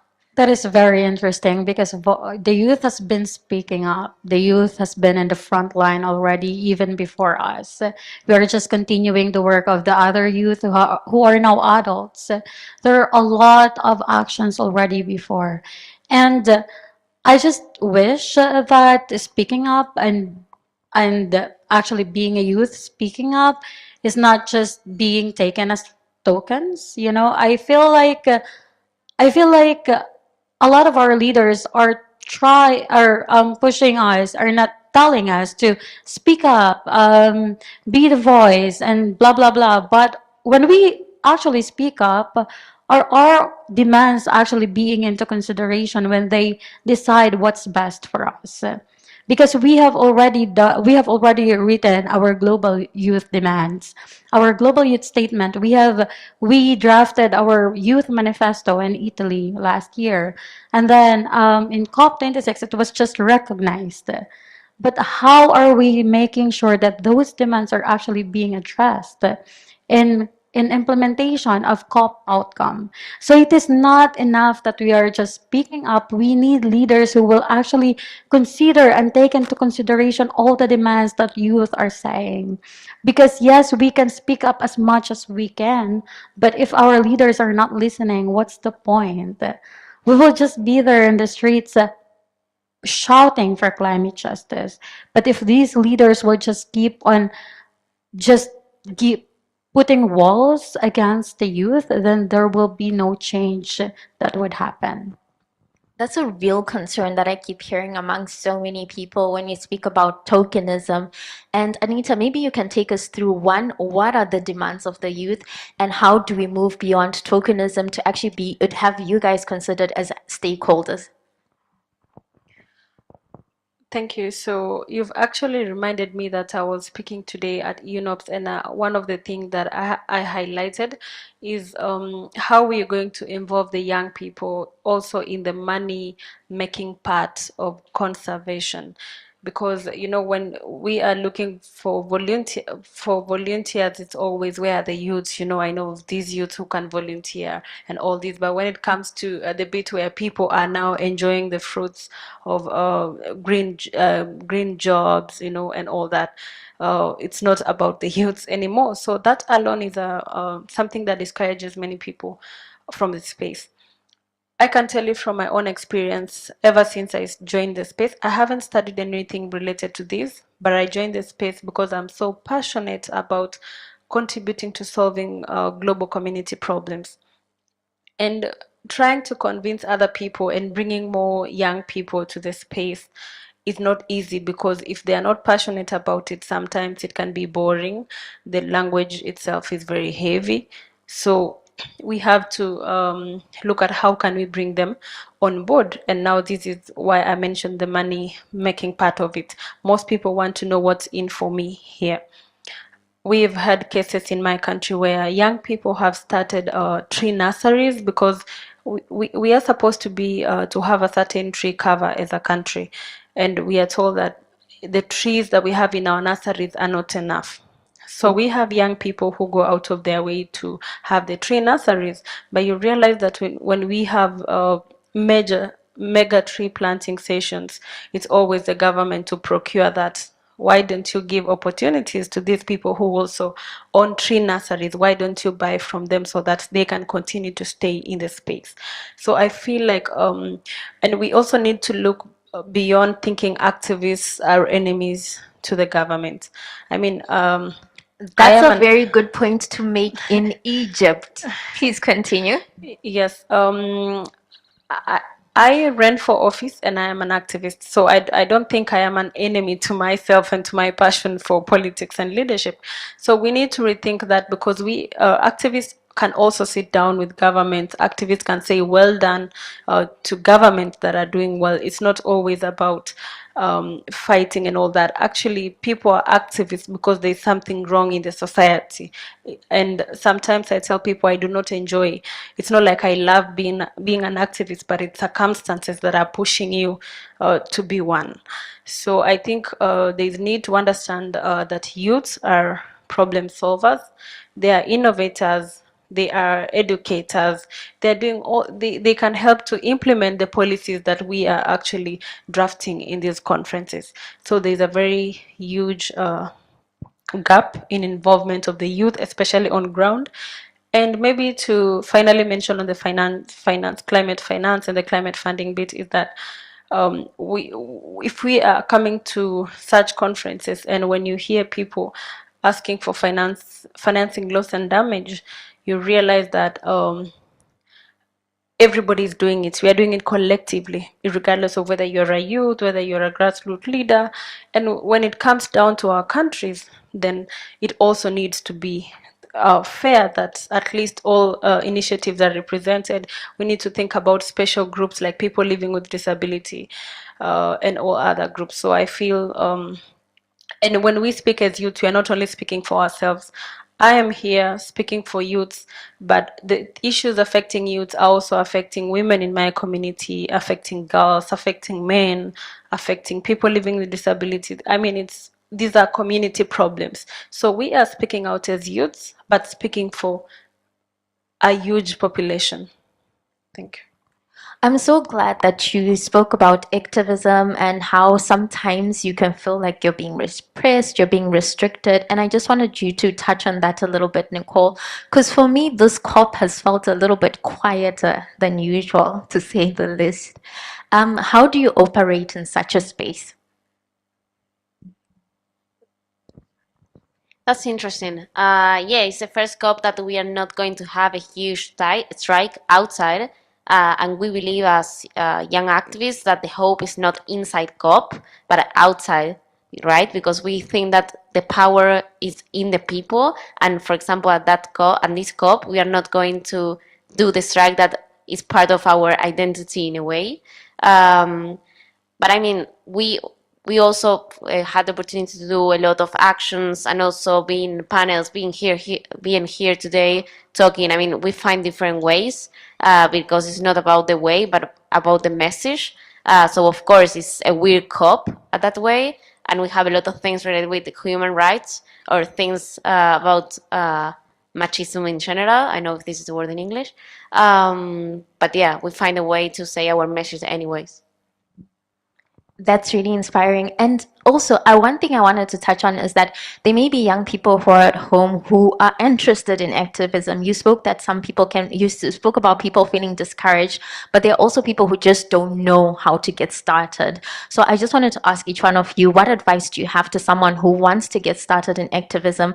And maybe you can share a little bit of how you actually got started. You don't need any label to be a climate activist. You can just start on your own. First, vote. Vote for the right leaders. Vote for those people who would actually advance your cause and who would represent you better.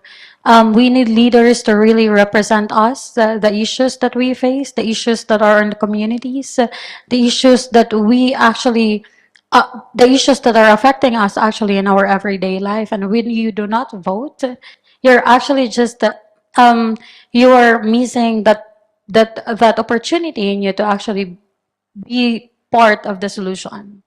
So that is one.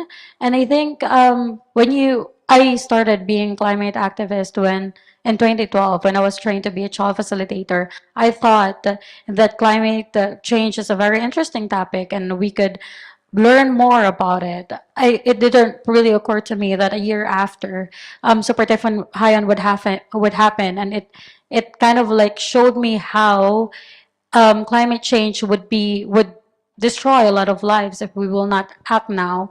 And we could have acted already before. Our leaders could have acted already proactively, but unfortunately, our actions are not enough even. So at the end of the century, our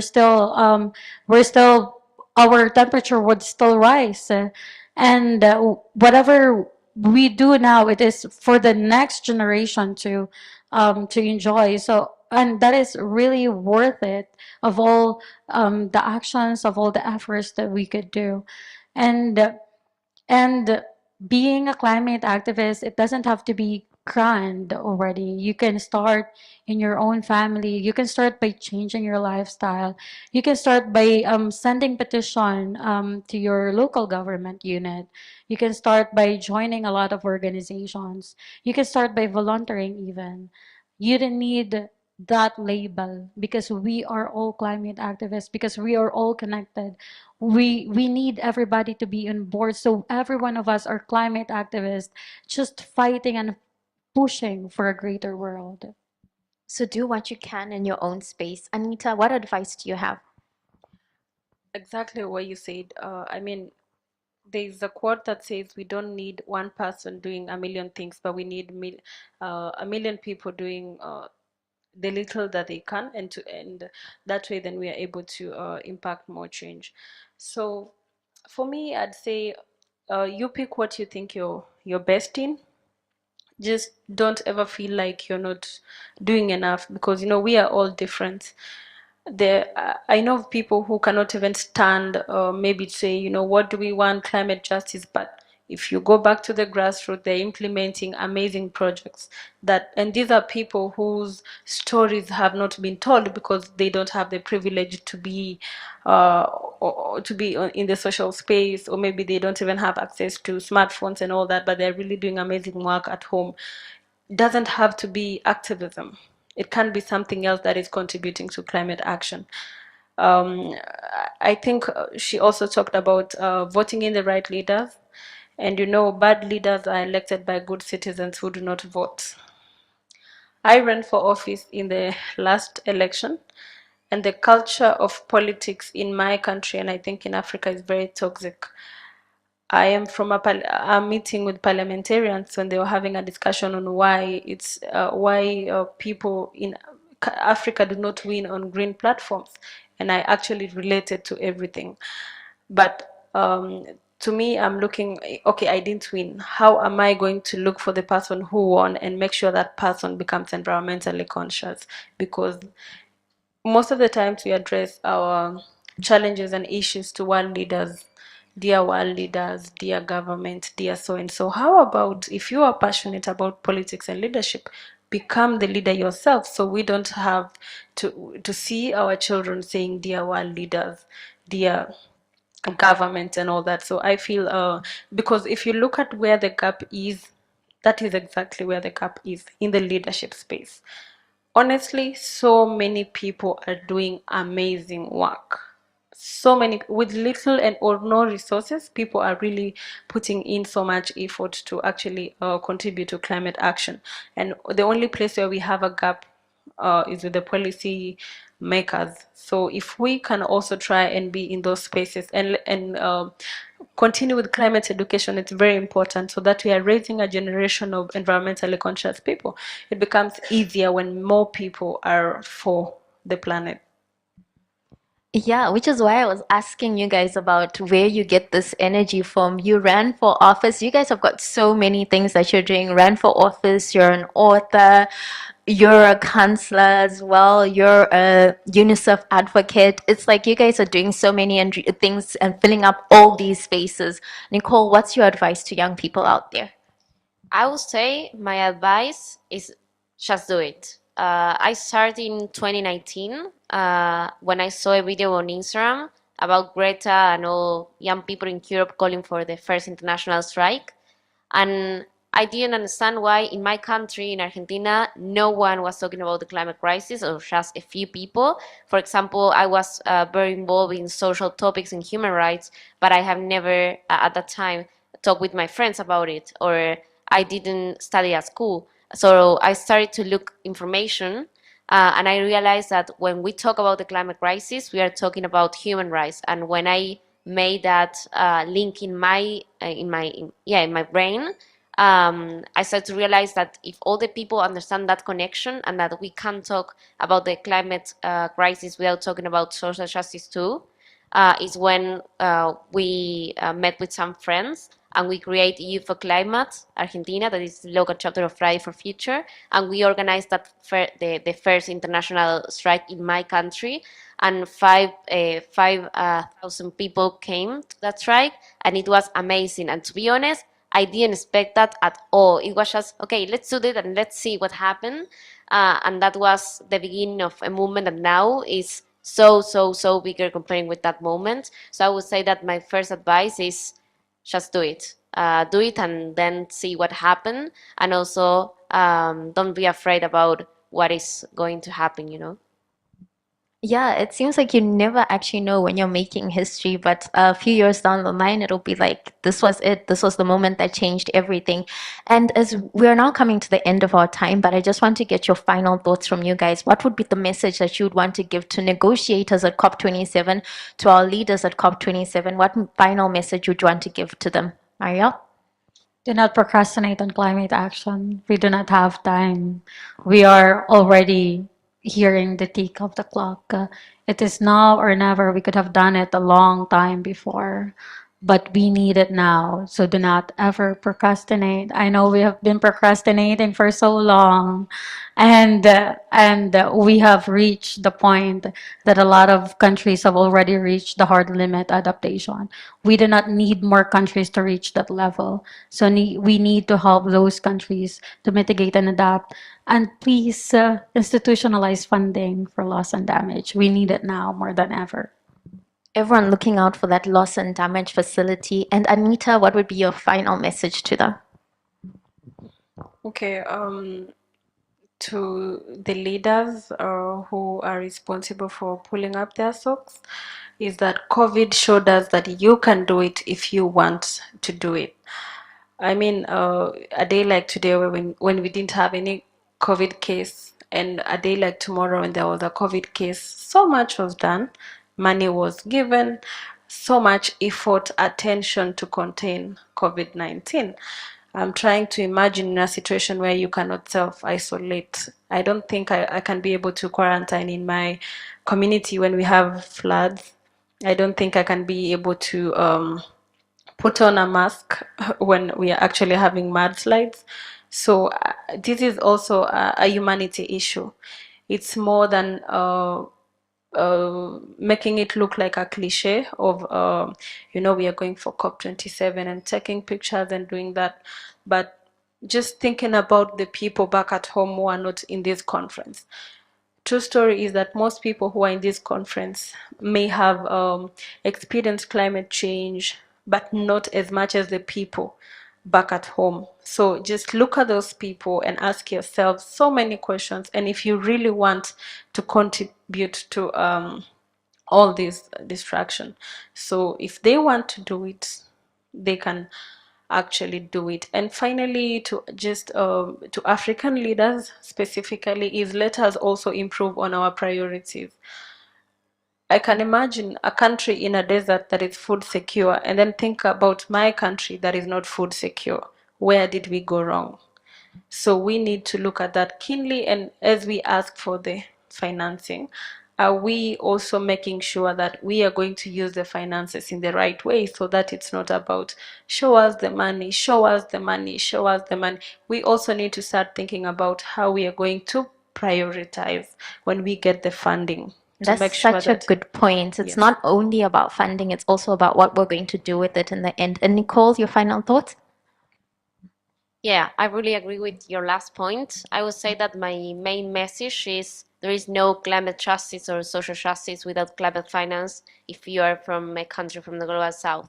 We don't have the resources. We are not the most responsible for being in this situation, but we have to deal with the consequences of the climate crisis, and we don't have the resources. And of course, it's very important what you said about also demanding to our governments to use the money to mitigation, to adaptation, but also being here at COP and having the opportunity to talk with world leaders in general. I would say that my main message is about climate finance, definitely, because I live in a country that we have to pay a normal external debt. So it's really difficult to make the actual government or in general the people to understand that the climate crisis is also a priority, because we have 40% of the young people in my country living in poverty, or that they at least they don't have access to basic services. So it's really important for them to have the resources to have to can deal with the impact of the climate crisis that we are living now as headway, for example, in the last summer. Thank you so much, and thank you to all of you guys for joining me on this panel. I really enjoyed speaking to you, and I'm sure your thoughts are being heard, and we will see action out of them. Thank you.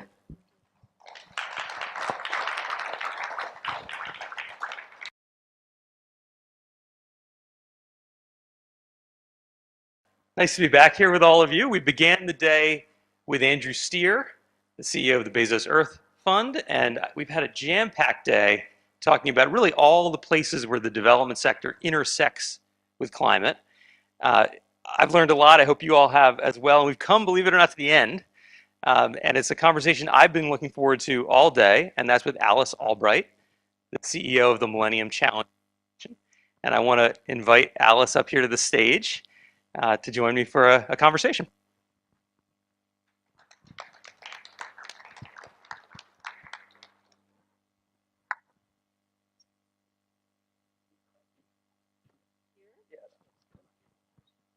Okay, so I think everybody here, and certainly the many people following us virtually, know Alice Albright, and they know you probably from some of your prior incarnations, including as the CEO of the Global Partnership for Education. What maybe not everybody knows is that you spent a lot of your career as a banker working in emerging markets. So I was always wondering, when you took this job, and I know you've only been in it 9 months or something like that, you joined in February 2022, the Senate confirmed you, when we were going to see the kind of financial engineering expertise that you have come to light at the Millennium Challenge Corporation, which is famous for its model and sticking to its model year after year after year. And it turns out that yesterday was the day. You came here to COP and you made a big announcement about a move that MCC is making around blended finance.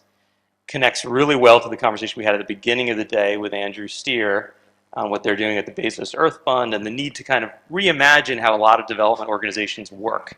So let's dive in there, and we'll talk more about everything else that's on your mind related to climate and MCC.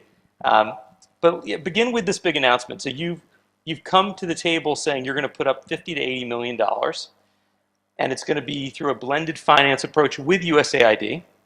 It's going to help a few countries to really float green bonds, to get private finance they wouldn't have gotten before. Tell us a little bit more about why you're doing it, what it is. Well, thank you, Raj, for inviting me, and it's wonderful to be with everybody. I hope everyone's had a good few days here at COP. It's my first time here, and it's sort of an incredible moment, I think. So it's great to be with you all. So let's talk about finance. So before I answer the specific question about what is our new thing, and we renamed it. We gave Since it yesterday? We've given it a better name, which is Climate Finance Plus. We like to break news here at Devex, so that's good. Right, we gave it a better name because I think it didn't quite roll off of everyone's tongue. So let's zoom out for a second. If you were to imagine a chart that lined up all the countries in the world according to how vulnerable they are to different dimensions of climate change, whether or not it's droughts or floods or food insecurity or an inability to get any kinds of services of any kind to their rural populations. You would line those countries up. And then that's one sort of chart. And then the chart next to it, you line up where does all the private investment, institutional investment capital in the world go. Those charts look very different. And the investment capital in the world does not go to all the countries that are facing the most high degree of vulnerability to climate change. That's what has to change. And if you were then to do another edition of all of the overseas development aid, official development aid in the world, and throw on top of it a lot of the climate-related money that the development banks are putting together, it is a fraction of the price tag of what it's going to cost to actually help the countries who are most vulnerable to climate change pay for everything that needs to be paid for. That's what needs to change. So we need to figure out how to use public money to crowd in more private money and figure out how we can structure transactions, think about where different models of what countries need for adaptation, what can be financed, where are the revenue models where the private sector can come in that creates the revenue flow to pay back debt. And there's a lot of complicated operational and structuring types of questions that come into play. But if we're going to make a difference in helping the countries that need it most pay for what they need to pay for, we have to think about how we finance it differently. And so our announcement yesterday it's a joint announcement with our friends at USAID, is an intention to look very specifically at this issue and try to figure out, and it's not just about one transaction or two. If somebody says, well, is $50 or $80 million going to really make a difference? That's not the right question. One of the problems we're trying to think about is that many countries that we work with at MCC don't really have all the right mechanisms in place to essentially create a market, to attract capital. So this is the regulatory systems, the reporting systems. How do you structure transactions? How do you build a pipeline of transactions? How do you think about, credit risk rating processes? There's all this, financial stuff that has to happen. And so we are looking to build that along with our friends at USAID and create a much more systemic approach to this question than simply looking at a transaction or two. Let's just level set for a second and then dig a little more into the details on this, right? Because I think people who know MCC know it for the work you do around infrastructure. It wasn't originally conceived to focus on infrastructure. It was conceived to focus on what countries wanted. But it turns out countries wanted infrastructure. So a lot of what MCC has done over the years is roads, it's water, it's electric, right? Those are the things you've focused on as a agency. And it turns out that a lot of those infrastructure projects could be financed with private money if there's some kind of a revenue stream, right? So in many countries you get water out of your tap, but you're paying a bill for that, or you get electricity when you turn on the light switch, but there's a bill that you expect to get for that. And that revenue stream means it could be financed with private dollars. Yes. But until now, that isn't the way MCC has operated, right? You've basically operated in terms of just grants directly to countries to fund these kinds of projects. All right, so let me back up for a second and tell people a little bit about MCC, and you've just outlined a good chunk of it. So very quickly, we were created in 2004. Since then, we've deployed $15 billion to 49 countries across a range of different sectors. You've named most of them, but they tend to be, if you were to generalize, the basics that countries need. We are a very country ownership-driven organization, and that's not just rhetoric. What it means is that we work very closely with countries once they become eligible for them to identify what their biggest constraints to growth are. Now, they typically tend to be the basics. It is roads, transportation, water and sanitation, electricity is very common, health, education. Those tend to be the basics. Now, what you see is that the need to adapt to climate change does impact all of those different things in one way or another. So, for example, we've just done a significant compact in Mongolia, who is suffering a real lack of availability of water because different impacts of climate is changing how water patterns are around Ulaanbaatar. So we've just deployed $350 million to help them fix that problem. We've just deployed $420 million in Timor-Leste, of which about 350 is for the same purpose.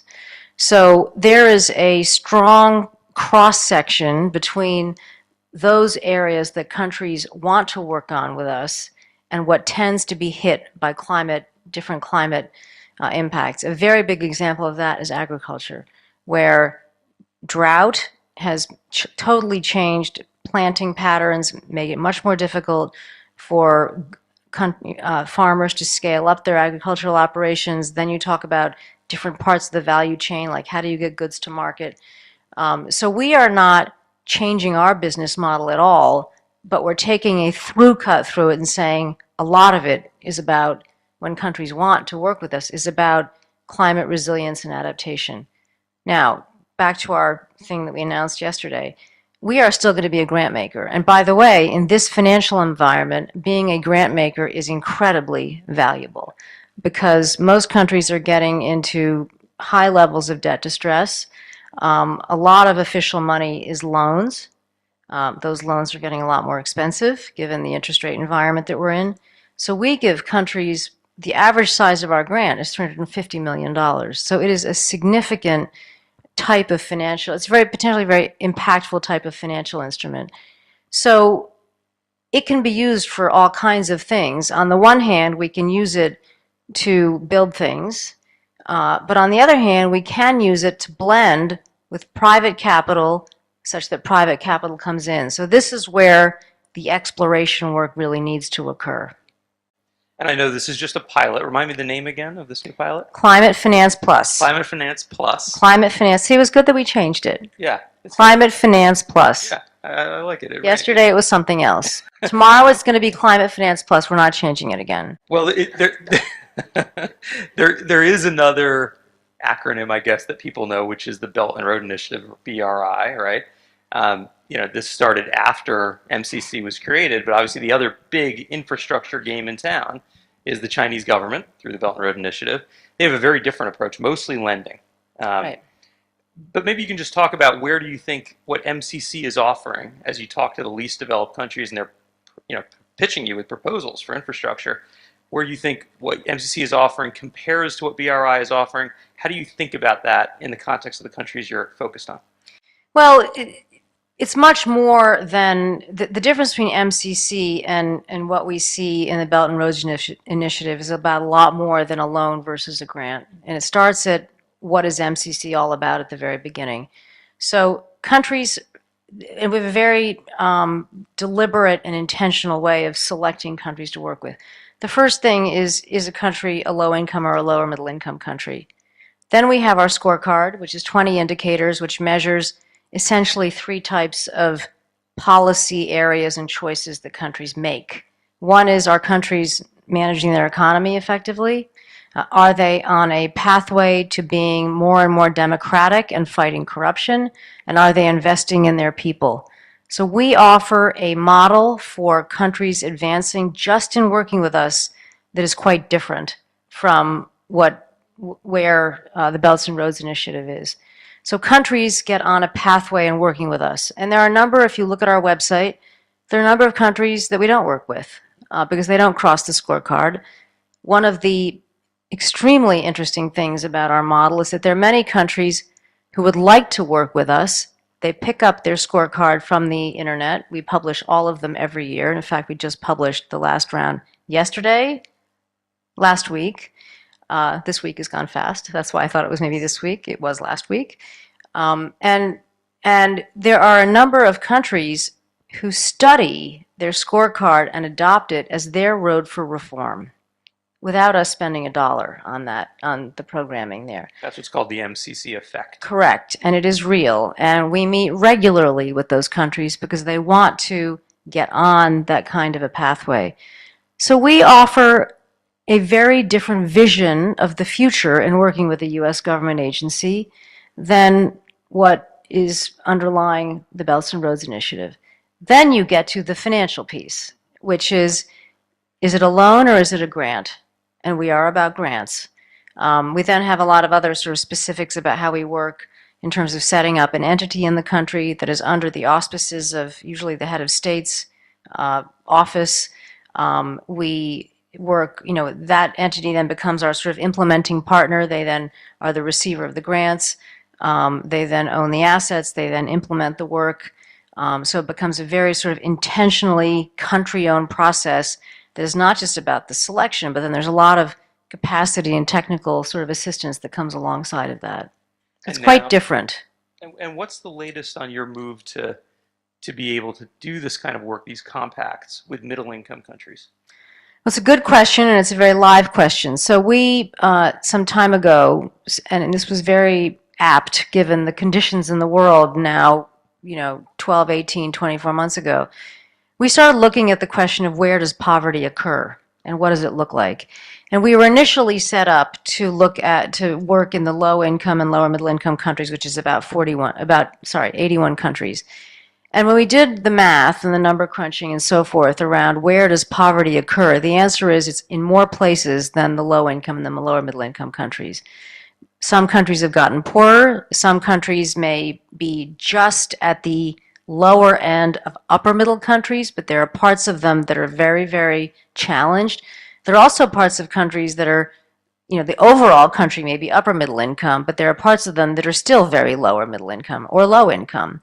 So we started thinking about the value proposition of the agency and where should it work? And the answer is we should be working in more countries. So we are in the process of working with the Hill, our Congress, in getting some legislation passed to see if we can't work in a broader range of countries. And that piece of legislation has now passed the House and it is sort of under consideration by the Senate. And our agency has got strong bipartisan support so both parties, both houses. And so we're hopeful that that piece of legislation will be passed. And then those countries will still have to go through the scorecard and our sort of regular process. But we think we can make a difference working in our sort of normal way of working in a broader range of countries because poverty is more prevalent than it was. And that's a function of COVID, of climate change, just those two factors alone. And there's a lot more other factors. We can talk about the impact of Russia's invasion in Ukraine and food security and fertilizer and food. I mean, there's a lot of things that have happened in the last, 2-3 years that have made a lot of countries poorer. And more indebted. And more indebted. Having a hard time to pay back these loans. And it may not be your intention, but when I think of the Belt and Road Initiative, right, and I think of the fact that you may now be able to give grants to middle-income countries and then leverage those grants with private sector money coming in through green bonds, it starts to look more like America's answer in a way to the Belt and Road Initiative.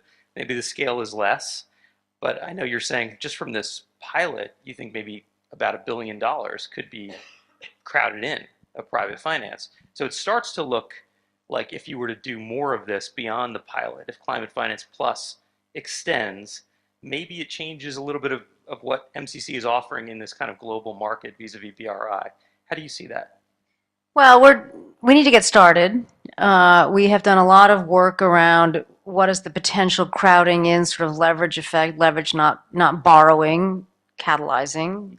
That's a tricky word in this context. Right, because the governments would be borrowing, but it's actually the infrastructure. We're not issuing bonds, right? It's at the project level. Right. So let's get started. It is our intention is to help these countries as much as we can. So we need to get started. I think if you look at the overall value proposition of what we're offering, it does become to be a compelling alternative choice to help countries finance key aspects of what they're trying to contend with right now. I mean, so much of climate, I've heard this from experts who work on these issues, comes down to water. We had Hindu Ibrahim on stage earlier, and her region of Lake Chad, it went from very dry, not enough water, to way too much water with floods, right? And that's the story in much of the world. It's too much water or too little water back and forth. And the funding that's going to be required to deal with water, just that alone, is going to be one of the biggest infrastructure investments required in our history. Yeah. And I imagine that many of the countries submitting proposals to MCC and the world leaders you're talking to at these countries, they're talking about water. Well, it's about water, drainage. How do you get water in the places where you need it, where you don't have it? How do you protect road infrastructure from floods? It's, yes, a lot of it is. And then, if you look at countries like Mozambique, where we're also in the process of designing a very significant compact, their coastline runs a distance that if you're measuring it sort of according to kind of similar distances, at least in the United States, their coastline is analogous to Miami to Boston. And most of the population in that country live on the coastline, and most of the people are very dependent on forms of fishing for their livelihood. So when the dynamics of that coastline change, when the availability of fish change, when those markets are overfished, all of a sudden it has huge impacts on the overall livelihood of that country. So that's an example where a country is naturally exposed to water, and the changes in that is going to change how that country is able to move forward. So this is why it's one of the countries that we're really throwing a lot of effort into right now because we want to help. We've just got about a minute left, but I want to get from you your overall take. This is your first COP, and you've been in this role less than a year. It is an intense week with so many tens of thousands of delegates and organizations, each with their own set of issues and priorities and messages. What do you take away from this? What do you think is kind of the big headline coming out of this year's COP for you? Well, it's been an incredible week and an incredible experience. One of the things that I'm most proud of is how much the U.S. government has shown up. We have a huge U.S. government presence, and everybody is sharing incredible ideas and commitment to doing their part within the mandates of their agency to really help. The president announced something called PREPARE, the President's Emergency Response for Adaptation and Resilience, if I'm getting my acronyms right. And that's a whole of government approach where a lot of agencies have been asked to get involved. We're actually chairing the infrastructure, co-chairing the infrastructure piece of it. Seeing the U.S. government show up in force to COP is great. And I'm so glad we're here, and we need to keep at it. So that's one takeaway. It is remarkable to hear the ingenuity and the commitment and how so many different country partners are trying different things. I was on 2 panels today with our dear friends from Niger, who we're doing a lot of work with in the whole area of agriculture. And they are all in. They've set up all kinds of interesting things going on there. So a lot of countries are all in. I think there is a notable sense of urgency about this topic, although I wasn't in Glasgow, so I can't quite benchmark it, before and after. I think the fact that there was a whole day on finance is getting exactly the problem in the room, and this is largely a finance problem. And we have to really lean into that one, and I hope that that one continues on through, the World Bank meetings in the fall and in the spring, and so forth and so on, because this really is a finance problem to a large, well, not to a large extent, but to a notable extent. So I'm very glad that there was a big day about that. I do want to thank the Egyptian government for hosting us. This is a wonderful place to be, and I think it's led to a lot of great discussions. So I hope I get invited to the one next year. It's a big deal, and we are, as an agency, very, very proud to be here. Well, I think you've shown up in a big way this year at COP. Thank you for making Devex at COP part of your agenda. We really appreciate the conversation. Please join me in thanking Alice Albright. Thank you very much, Raj. Great to be with you. Thank you.